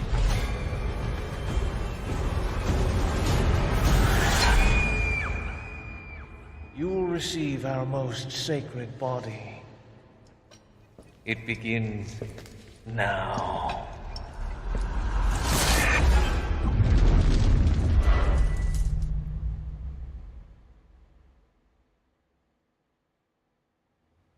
We get more deets. Give me I some could just deets. forget what happened that night. The pain. Even for a second. This time, it can be different. It has to. Give us deets. Seen enough of this. Hi everyone, I'm Yasuhiro Anpo, director of Resident Evil 4. And I'm Yoshiaki And I stuck a bunch of my Hirabayashi, fucking money into it, so you producer better of buy it, Resident Evil goddammit. 4. Gotta make that shit This back. title is a reimagining of Resident Evil 4, based on the original 2005 release. Similar to other titles in the series, we are carefully preserving what makes the original title special, while updating it with modern flourishes for everyone to enjoy when it launches in 2023. Today, we'll reintroduce a bit of the game's story. Okay. Resident Evil 4 is set 6 years after the events in Raccoon City, depicted in Resident Evil 2 and Resident Evil 3. The main character of the game, Leon S. Kennedy, survived the Raccoon City incident and was assigned as an agent directly under the President of the United States. That's a pretty Leon big is jump in dispatched to a stature. quiet village in Europe as part of a mission to rescue the kidnapped daughter of the President. You might notice Leon is much more mature and fearless due to his past experiences. The Ganado, the main enemies of this game, wait for him. The experience of being attacked by hordes of crazed Ganado is truly an iconic moment from Resident Evil. In order to truly bring out the concept of terror of people controlled by madness, the Ganado have been completely redesigned. Let's take a closer look at the game itself. Completely redesigned, eh? The over-the-shoulder camera returns, of They're course. more smelly. Leon arrives at a dense and dangerous forest. We want to nail the feeling of loneliness and fear of not knowing what lies ahead, even more so than the original. Of course, there will also be thrilling battles. What? No. People that played the recent Resident Evil 2 and Resident Evil 3 should find this familiar. Look forward to future announcements, where we'll have more information on the game. That's it? Didn't you say nothing? Resident Evil 4 is being developed for PlayStation didn't say 5, nothing. Xbox Series X, Series S, and PC. The release date will be March 24th, 2023. God damn it. They didn't say nothing. We There are was nothing aiming to new. create a Some shit Resident we don't Evil wanna hear you 4 talk that ever everyone again. can Shut your enjoy. face. So In please fact, look you forward would to actually it. zip your lips Thank permanently. you. You put a zipper Thank on your you so lips much. shut, and never talk So again. basically, it's going to be Better more off modernized content. control Actually scheme, better off. probably easier to Shut the dodge, fuck up. easier to move around. Remember, there's no formal dodge in Resident Evil 4. You actually just kind of maneuver around stuff. What did you think about the latest information on Resident Evil Village Oh shit! and How Resident could you? Evil 4? I'm very insulted that you wasted my time. Both games are currently in development. For those that can't wait for the release, check out the following games. Oh yeah, more? Oh, okay. What else? What else is he gonna advertise? Ah, we already played these. So a 7, 2, and 3 montage here. How's this a world premiere? It's already out.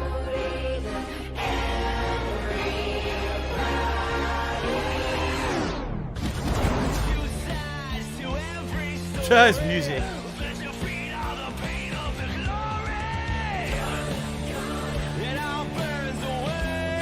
Mr. X. Resident Evil 2 remake was so effing good. They did such a great job. And then Resident Evil 3 was not very good, in my opinion. The remake. They cut too much content out and the game was way too short because of it.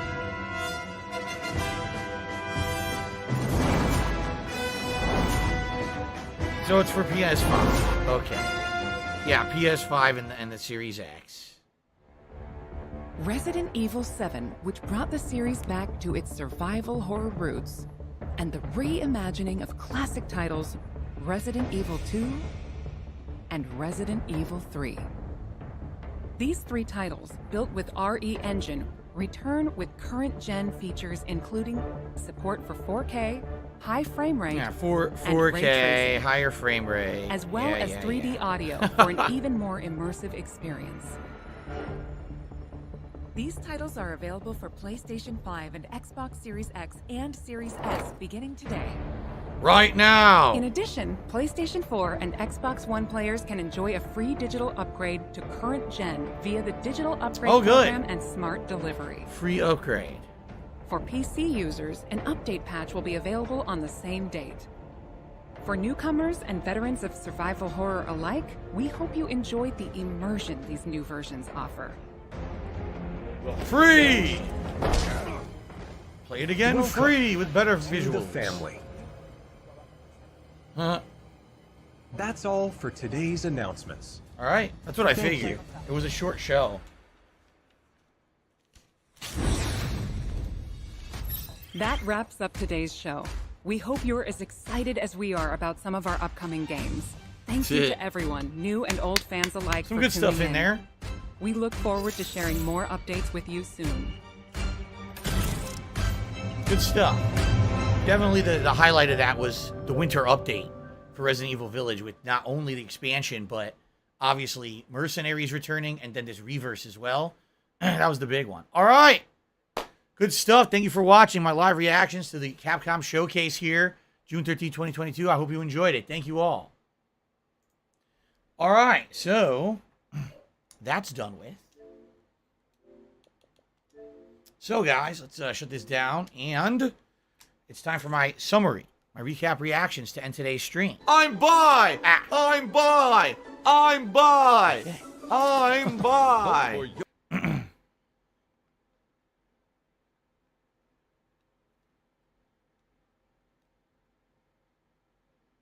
Turn this off. I'm playing a woodwind instrument. I'm Japanese. Yeah, swap over. Get ready here, my friends. Thank you for being patient. I'll do some shout outs for the people who tipped now. had to be patient here to not interrupt the reactions. What if I missed something?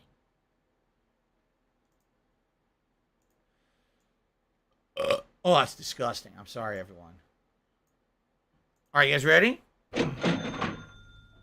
So, shout out to Play Cool, who tipped $1.50 and said there's a Dragon's Dogma 2 in the works. Rumors that there's a leak of future playable games on NVIDIA Shield many months ago confirmed Dragon Dogma 2, and the time many other games like God of War 2018 on Steam. So basically saying there's some evidence pointing they are making it. Okay. Anso Kamaru to $1.50 said, I was going to say I can no longer play one of my favorite series, Resident Evil, after 6. I just can't stand a first-person shooter perspective.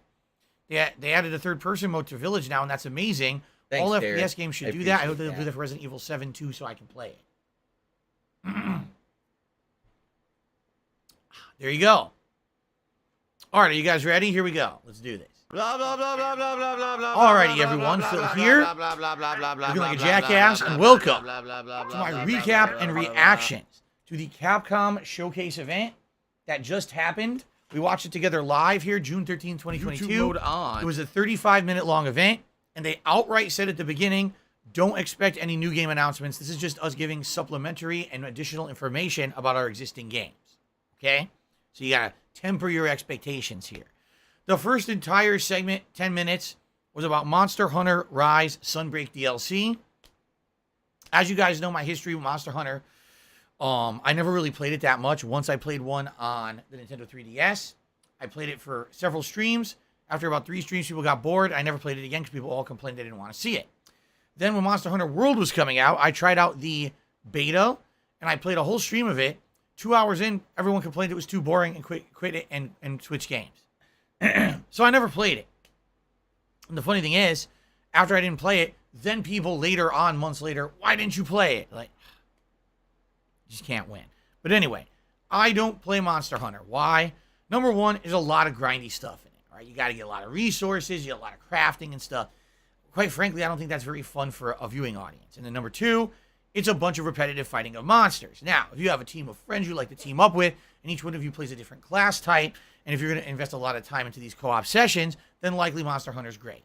I'm not going to hate on anyone who likes Monster Hunter. Personally, I get it. I think I understand why the franchise is popular. But for me, it just doesn't fit my content style. Okay? But the Monster Hunter Rise Sunbreak DLC is coming out. So Monster Hunter Rise, so you know, is on Steam and the Switch. It's coming out June 30th. They mentioned several different returning things, like the jungle climate will return. I guess it wasn't in their most recent games. As well as there's a new boss called the Espinas boss that's a spine-covered dragon. They announced that there will be a full demo of the game tomorrow, June 14th, available for everyone. And also, they're going to release a series of what are called free title updates that I guess are going to add tweaks to the game, new content, new features completely for free, even if you don't buy the DLC. So, there you go. For me, doesn't really affect me. Don't have much to say about it. But if you like Monster Hunter, you might think this is a good announcement. Okay?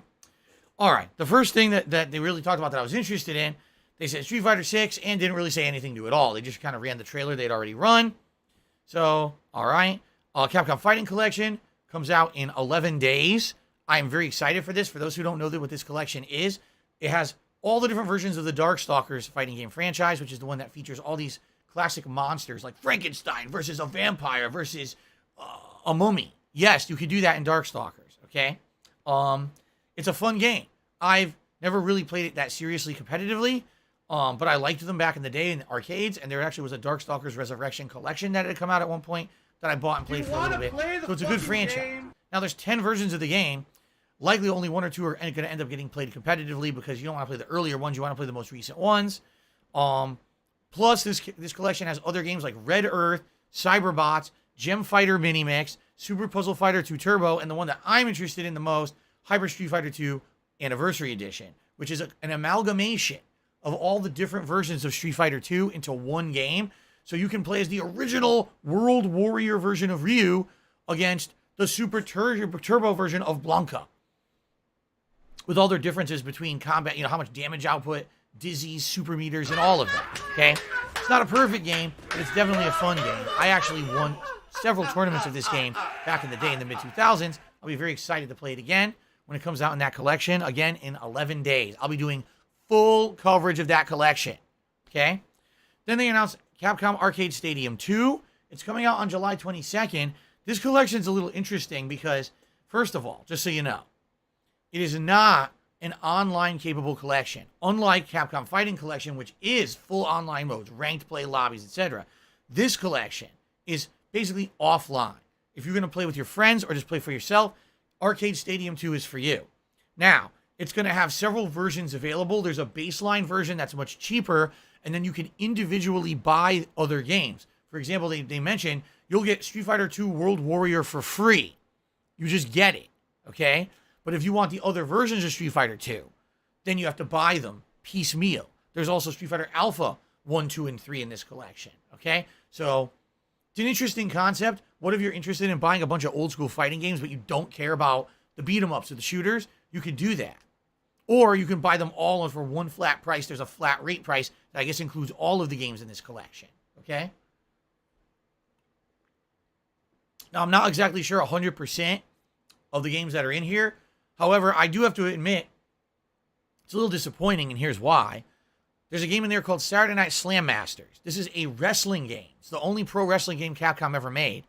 It features Mike Hagar from the Final Fight series and later on Marvel vs. Capcom series, plus other cool characters and wrestlers. It's a great game to play against people, but it's a single-player game here because there's no online.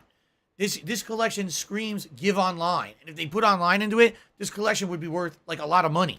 Seriously. To be able to play all those games online would be sweet as hell. But sadly, it's just not available online. So I guess if you have friends, right, who want to play offline these games with you, great. But outside of that, I kind of feel like, like this is something I'm probably skipping. I don't see the point in me getting it because I don't really want to just play against the computer all day, you know? Okay. Continuing on, there was a big segment about Exoprimal. So this is the co-op dinosaur combat game. When it first was announced a little while ago, people were like, is this Dino Crisis? No, not really. But it seems like it may be something interesting. When they showed this, it blew my mind. So first of all, this isn't like you're fighting one or two dinosaurs. There's segments where there's like hundreds of swarming dinosaurs coming towards you. And you're opening fire with chain guns and lasers and missiles to kill them all, hold them back. And I'm like, that really reminds me of a game that I played a very long time ago called Earth Defense Force, where you team up with others in a cooperative military-style shooter game to kill all these insects that are coming at you. Giant mutated invading alien insects, right? So I kind of got that vibe from it. But then they continued on. They said, no, there's other modes. There's one called Dino Survival Mode. Now, this is team versus team, 2 teams of 5 players, and you complete objectives. For example, kill a certain dinosaur, kill it in a certain amount of time. Move an objective through a stage defending it from dinosaurs and other enemies. I'm like, wait a minute. This is Overwatch. Like, it's literally 2 teams completing objectives. Yes, the objectives could be very different from Overwatch, but it's definitely still the premise of a game like Overwatch. So not only will this game have almost like EDF vibes, but also Overwatch vibes, all right? So they explained that basically this Dino Survival is the mode that has a story, and as you play through it, you'll level your characters up in an RPG-style fashion where you'll get more experience points, more abilities to level up and get different things you can do in the combat. Then they talk about some of the exosuits, which is basically just classes. First is called Barrage, and this looks like a pyro class where you can do like flames and grenades and explosions. Then they say there's another class that's, the sniper. He's a sniper rifle, and he's like kind of invisible, and he runs around sniping things. Like, yeah, it's kind of like Team Fortress. It's kind of like Overwatch. You know, you kind of played that style of game before. They said there will be a closed network test, but they didn't say when. If you want to register for that, go to exoprimal.com to get a chance to be in it. And they said the game will fully be coming out in 2023. Now, I'm interested in this game. However, I'm curious, right? How fun would this be if you don't have a dedicated group of friends to play with, right? If you're playing through this Dino Survival mode and you have to be in a team of 5 people, would it be fun to team up with randoms and just try to do it and see the story unfold? Or is this something where you really want a dedicated group to be working together in tandem and communicating? And is it drop in, drop out fun? Or is it really just you have to have a really great team? I don't know. Can't really get that vibe yet. I'll be honest with you. I thought it looked fun. I thought it looked like silly fun. Is it meant to be taken seriously? No. But it seems like the kind of game that you could maybe have some good fun with. One day just jump in for a couple hours blasting dinos, right? Seems interesting to me. But I don't know. how about longevity. What I mean by that is maybe this is a game you play through once, you're done. You'll never play it again. All right, you play it 1 week, and all right, kind of saw everything, and then you drop it. Does it have longevity? How long will the story be? How many modes actually are in it, or is there only like 5 modes? And you know what I mean? So I think we need more info, but face value, not bad. Looks interesting to me. I'm not sold. At the same time, it looks interesting. It looks fun. Okay. Then there was a 10th anniversary of Dragon's Dogma kind of celebration. They said, the official anniversary was last week, and they said there will be a special video releasing to celebrate the anniversary soon. And I was like, I wonder why they would do that. And then someone basically told me that there was a leak a couple months ago that it sounds like they actually will be releasing a Dragon's Dogma 2 at some point. Now, I'm kind of surprised because Monster Hunter has done so well. And Monster Hunter is kind of the same premise where you're running around, you're jumping on giant monsters and fighting them. Dragon's Dogma is a little different. You have an AI-controlled party who you level up, and they all serve a role in combat. Shocks me. And also, you fight a lot of little minions and enemies as well. It's not just about the big boss fights. Wow, Monster Hunter is focused on the big boss fights, right? So if there really is a Dragon's Dogma 2 coming out, I'd be stoked. I'd be very excited. I'd want to check it out. But this didn't say anything about it. All they announced was the 10th anniversary video coming soon, and that was it. Then on to what would be the giant meat of the show, the last like 15, 20 minutes, all about Resident Evil. The first announcement is that Resident Evil Village is getting, get this, a story expansion that's essentially a sequel. Okay? So, the story expansion takes place 16 years later from the end of the events of Resident Evil 8. You play as Rose, the daughter of Ethan. She's grown up, and she has decided that she wants to try to find a way to stop these powers she has. Apparently, in life growing up, she's an outcast because she has these powers and she feels weird, and she wants to find a way to get rid of them. So she goes inside of the Metasite, I think they call it, which is the creature, the weird creature that has all these superpowers in Resident Evil 8. And basically, there's a virtual world in there that she goes in, and she meets a clone of herself. And she's like, is it a clone? Is it a twin? It's not clear yet.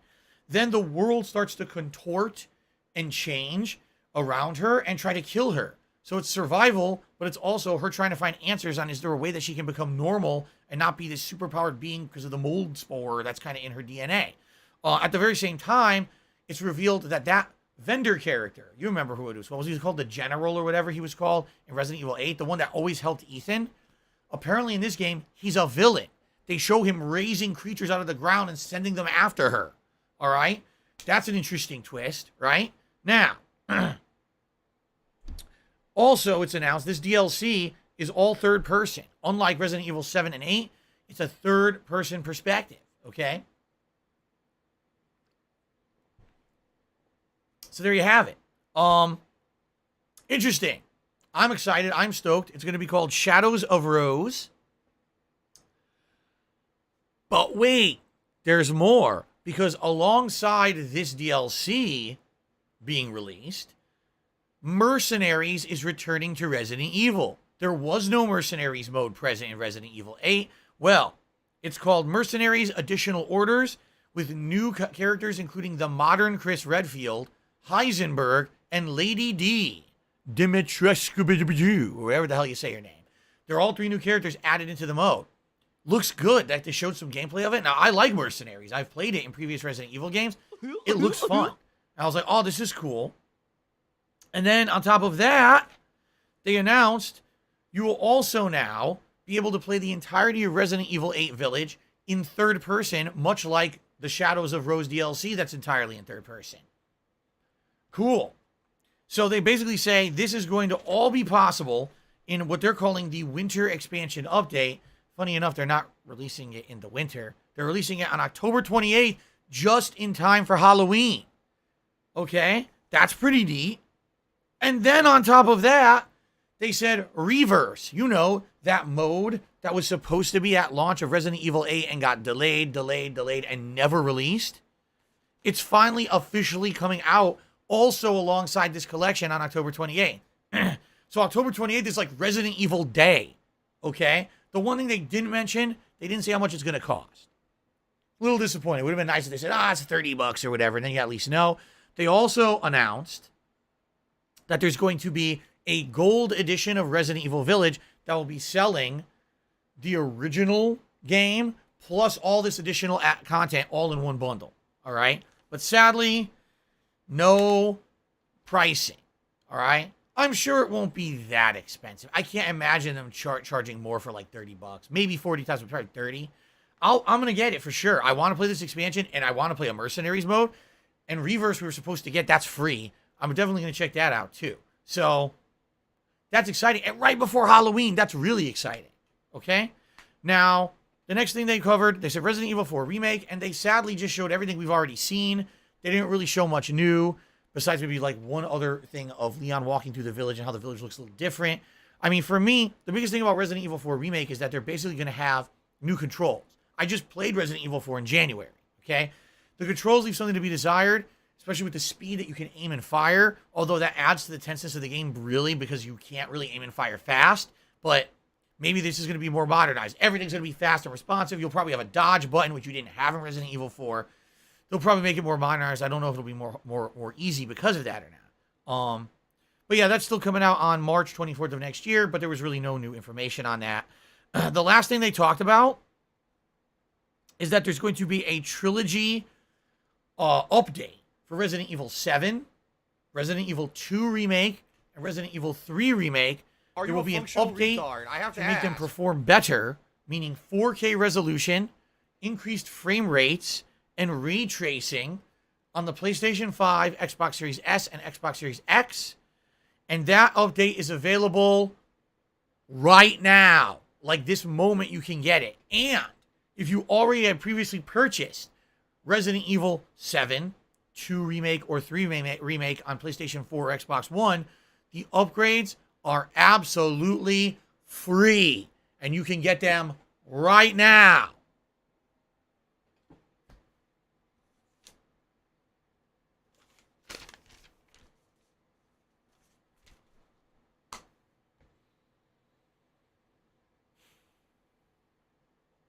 Okay, so that was the showcase.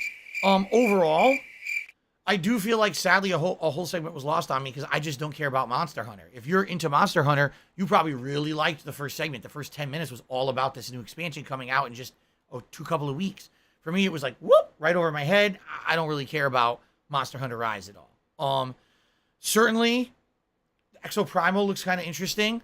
I want more info on it before I make a decision if I want to get it. But it looks interesting. And absolutely the bombshell announcement of this new expansion, plus Mercenaries, plus Reavers, all coming out on October 28th.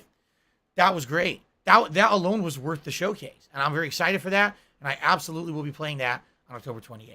Okay? So overall, the showcase wasn't bad. 35 minutes. Most of it was informative and interesting. I liked it.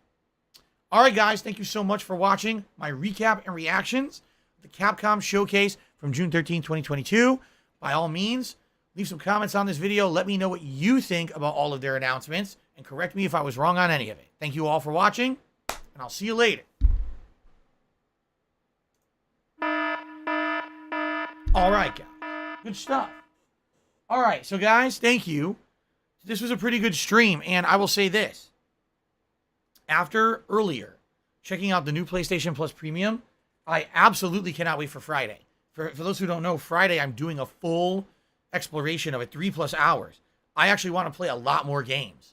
I want to see what other games are available, how they run. I want to do more of the PS3 streaming, because the PS3 streaming had a lot of games listed there that looked good to me, and Infamous 2 ran really well.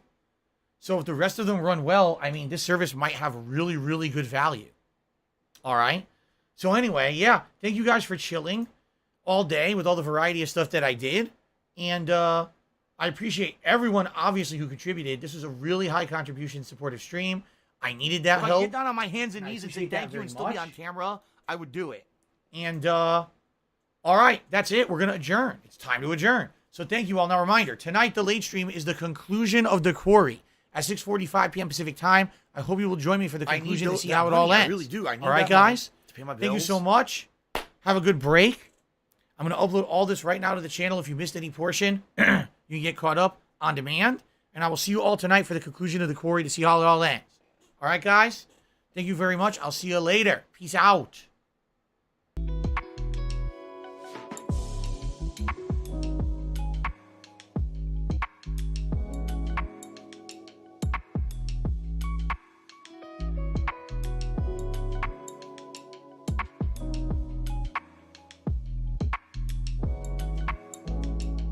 Oh, here we go. Now he's talking about WWE champions. So he's a piece of shit. You piece of donkey shit. How about this? How about this? WWE champions. All right? WWE champions lives rent-free in your motherfucking head. I don't think about WWE champions. You do. You probably know way more about the fucking game than I ever will because you're an idiot. You're an obsessed loser.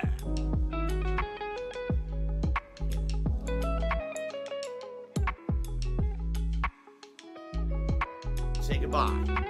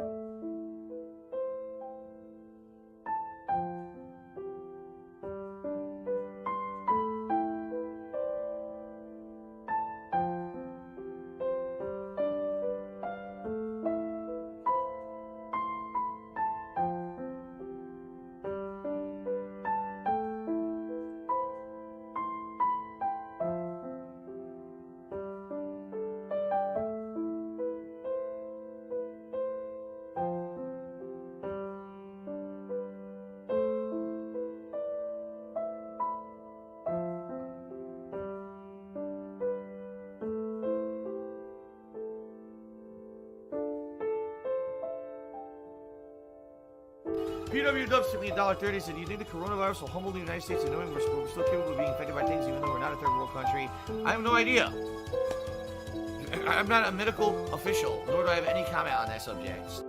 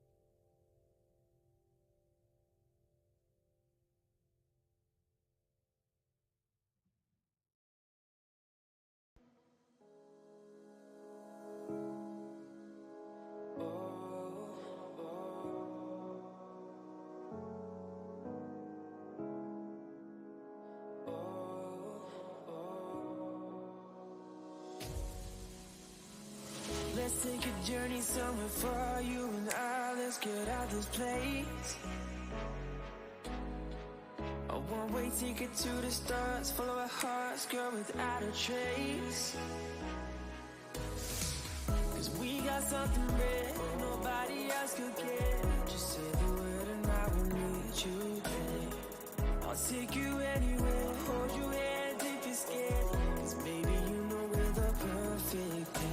And I won't give up, cause I need you here. I just want your love, I wanna keep you near. So take my hand and I'll guide the way. Just trust your heart, let it take you away. Take you away.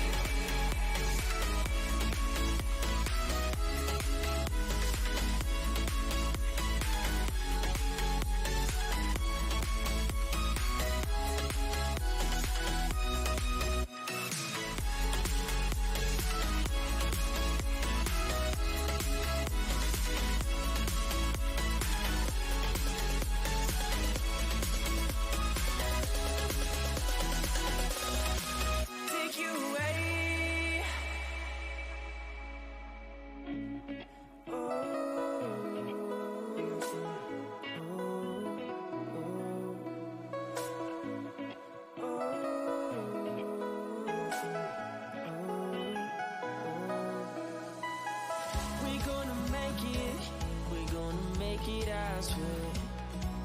Oh, I'll never break it, I'll never break this love we share. No, and I won't give up, cause I need you here. I just want your love, I wanna keep you near. So take my hand and I'll guide the way. Just trust your heart, let it take you away, take you away.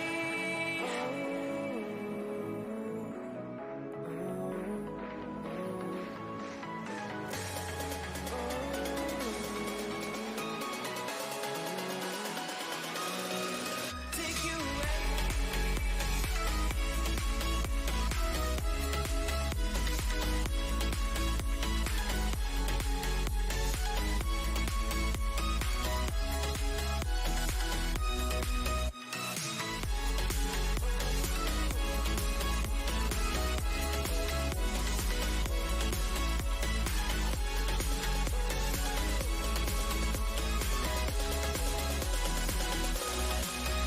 And I won't give up, cause I need you here. I just want your love, I wanna keep you near.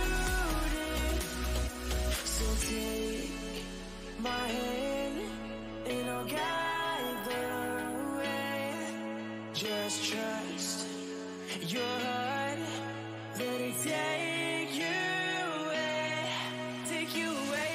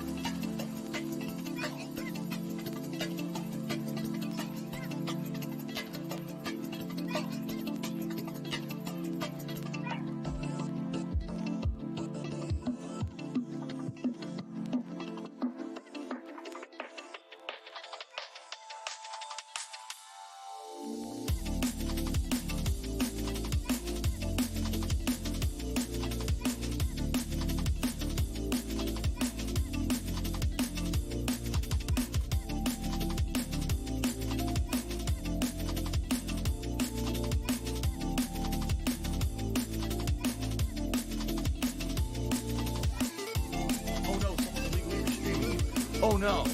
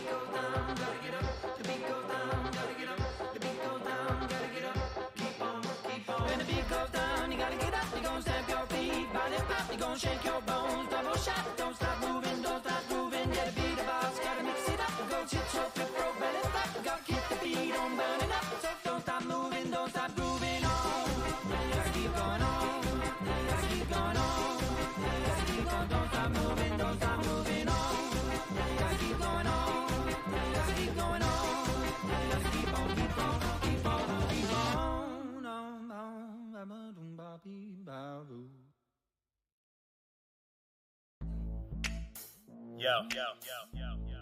You ever have one of the nights when you're feeling like a superhero and you decide you're gonna try and drink like you were in college again, knowing dang well that your body can't handle more than 2 drinks?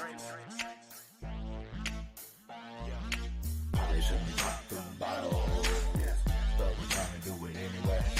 Probably be home by midnight. That's what I always say till I get home. After 2 drinks, I'm thrown. Somebody call an Uber. I lost my keys, wallet, phone. Yo, it was a Friday night. But when you're 30 plus, you know that Friday might be dope. Most likely ends with 10 p.m. passed out your couch plus Netflix. But not this time, and I will bet my paycheck regret will be my target baseline. 1 to the 2 to the 3 to the 4. That's how many drinks till my body hits the flow. First thing, beer chug. In another club is loud, grab my earplugs. 2 drinks, I think I'm alright. Tomorrow paying for decisions that I'm making tonight. 10:32, trying to catch my second win. Pretending in my mind that I'm 22 again. But even though I shouldn't, gonna do it anyway. Undisputed heavyweight who can party at any age. Probably shouldn't pop them bottles, but we gonna do it anyway. Probably be home by midnight. That's what I always say till I get home. After 2 drinks, I'm thrown.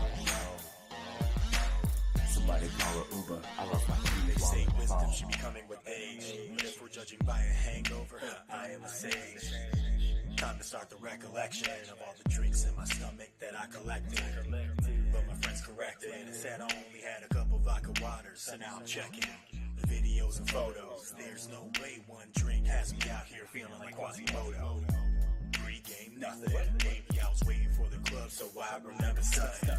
From the line to the wine, to dance to that twin song that goes 3, 6, 9. Your boy's feeling fine. Then I saw a video, 3 shots that I tried. I must be out of my mind when you're 30 years old, 1 shot till you die. Probably shouldn't pop them bottles, but we gonna do it anyway.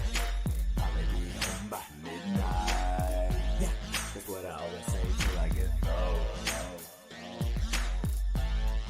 After 2 drinks, I'm thrown.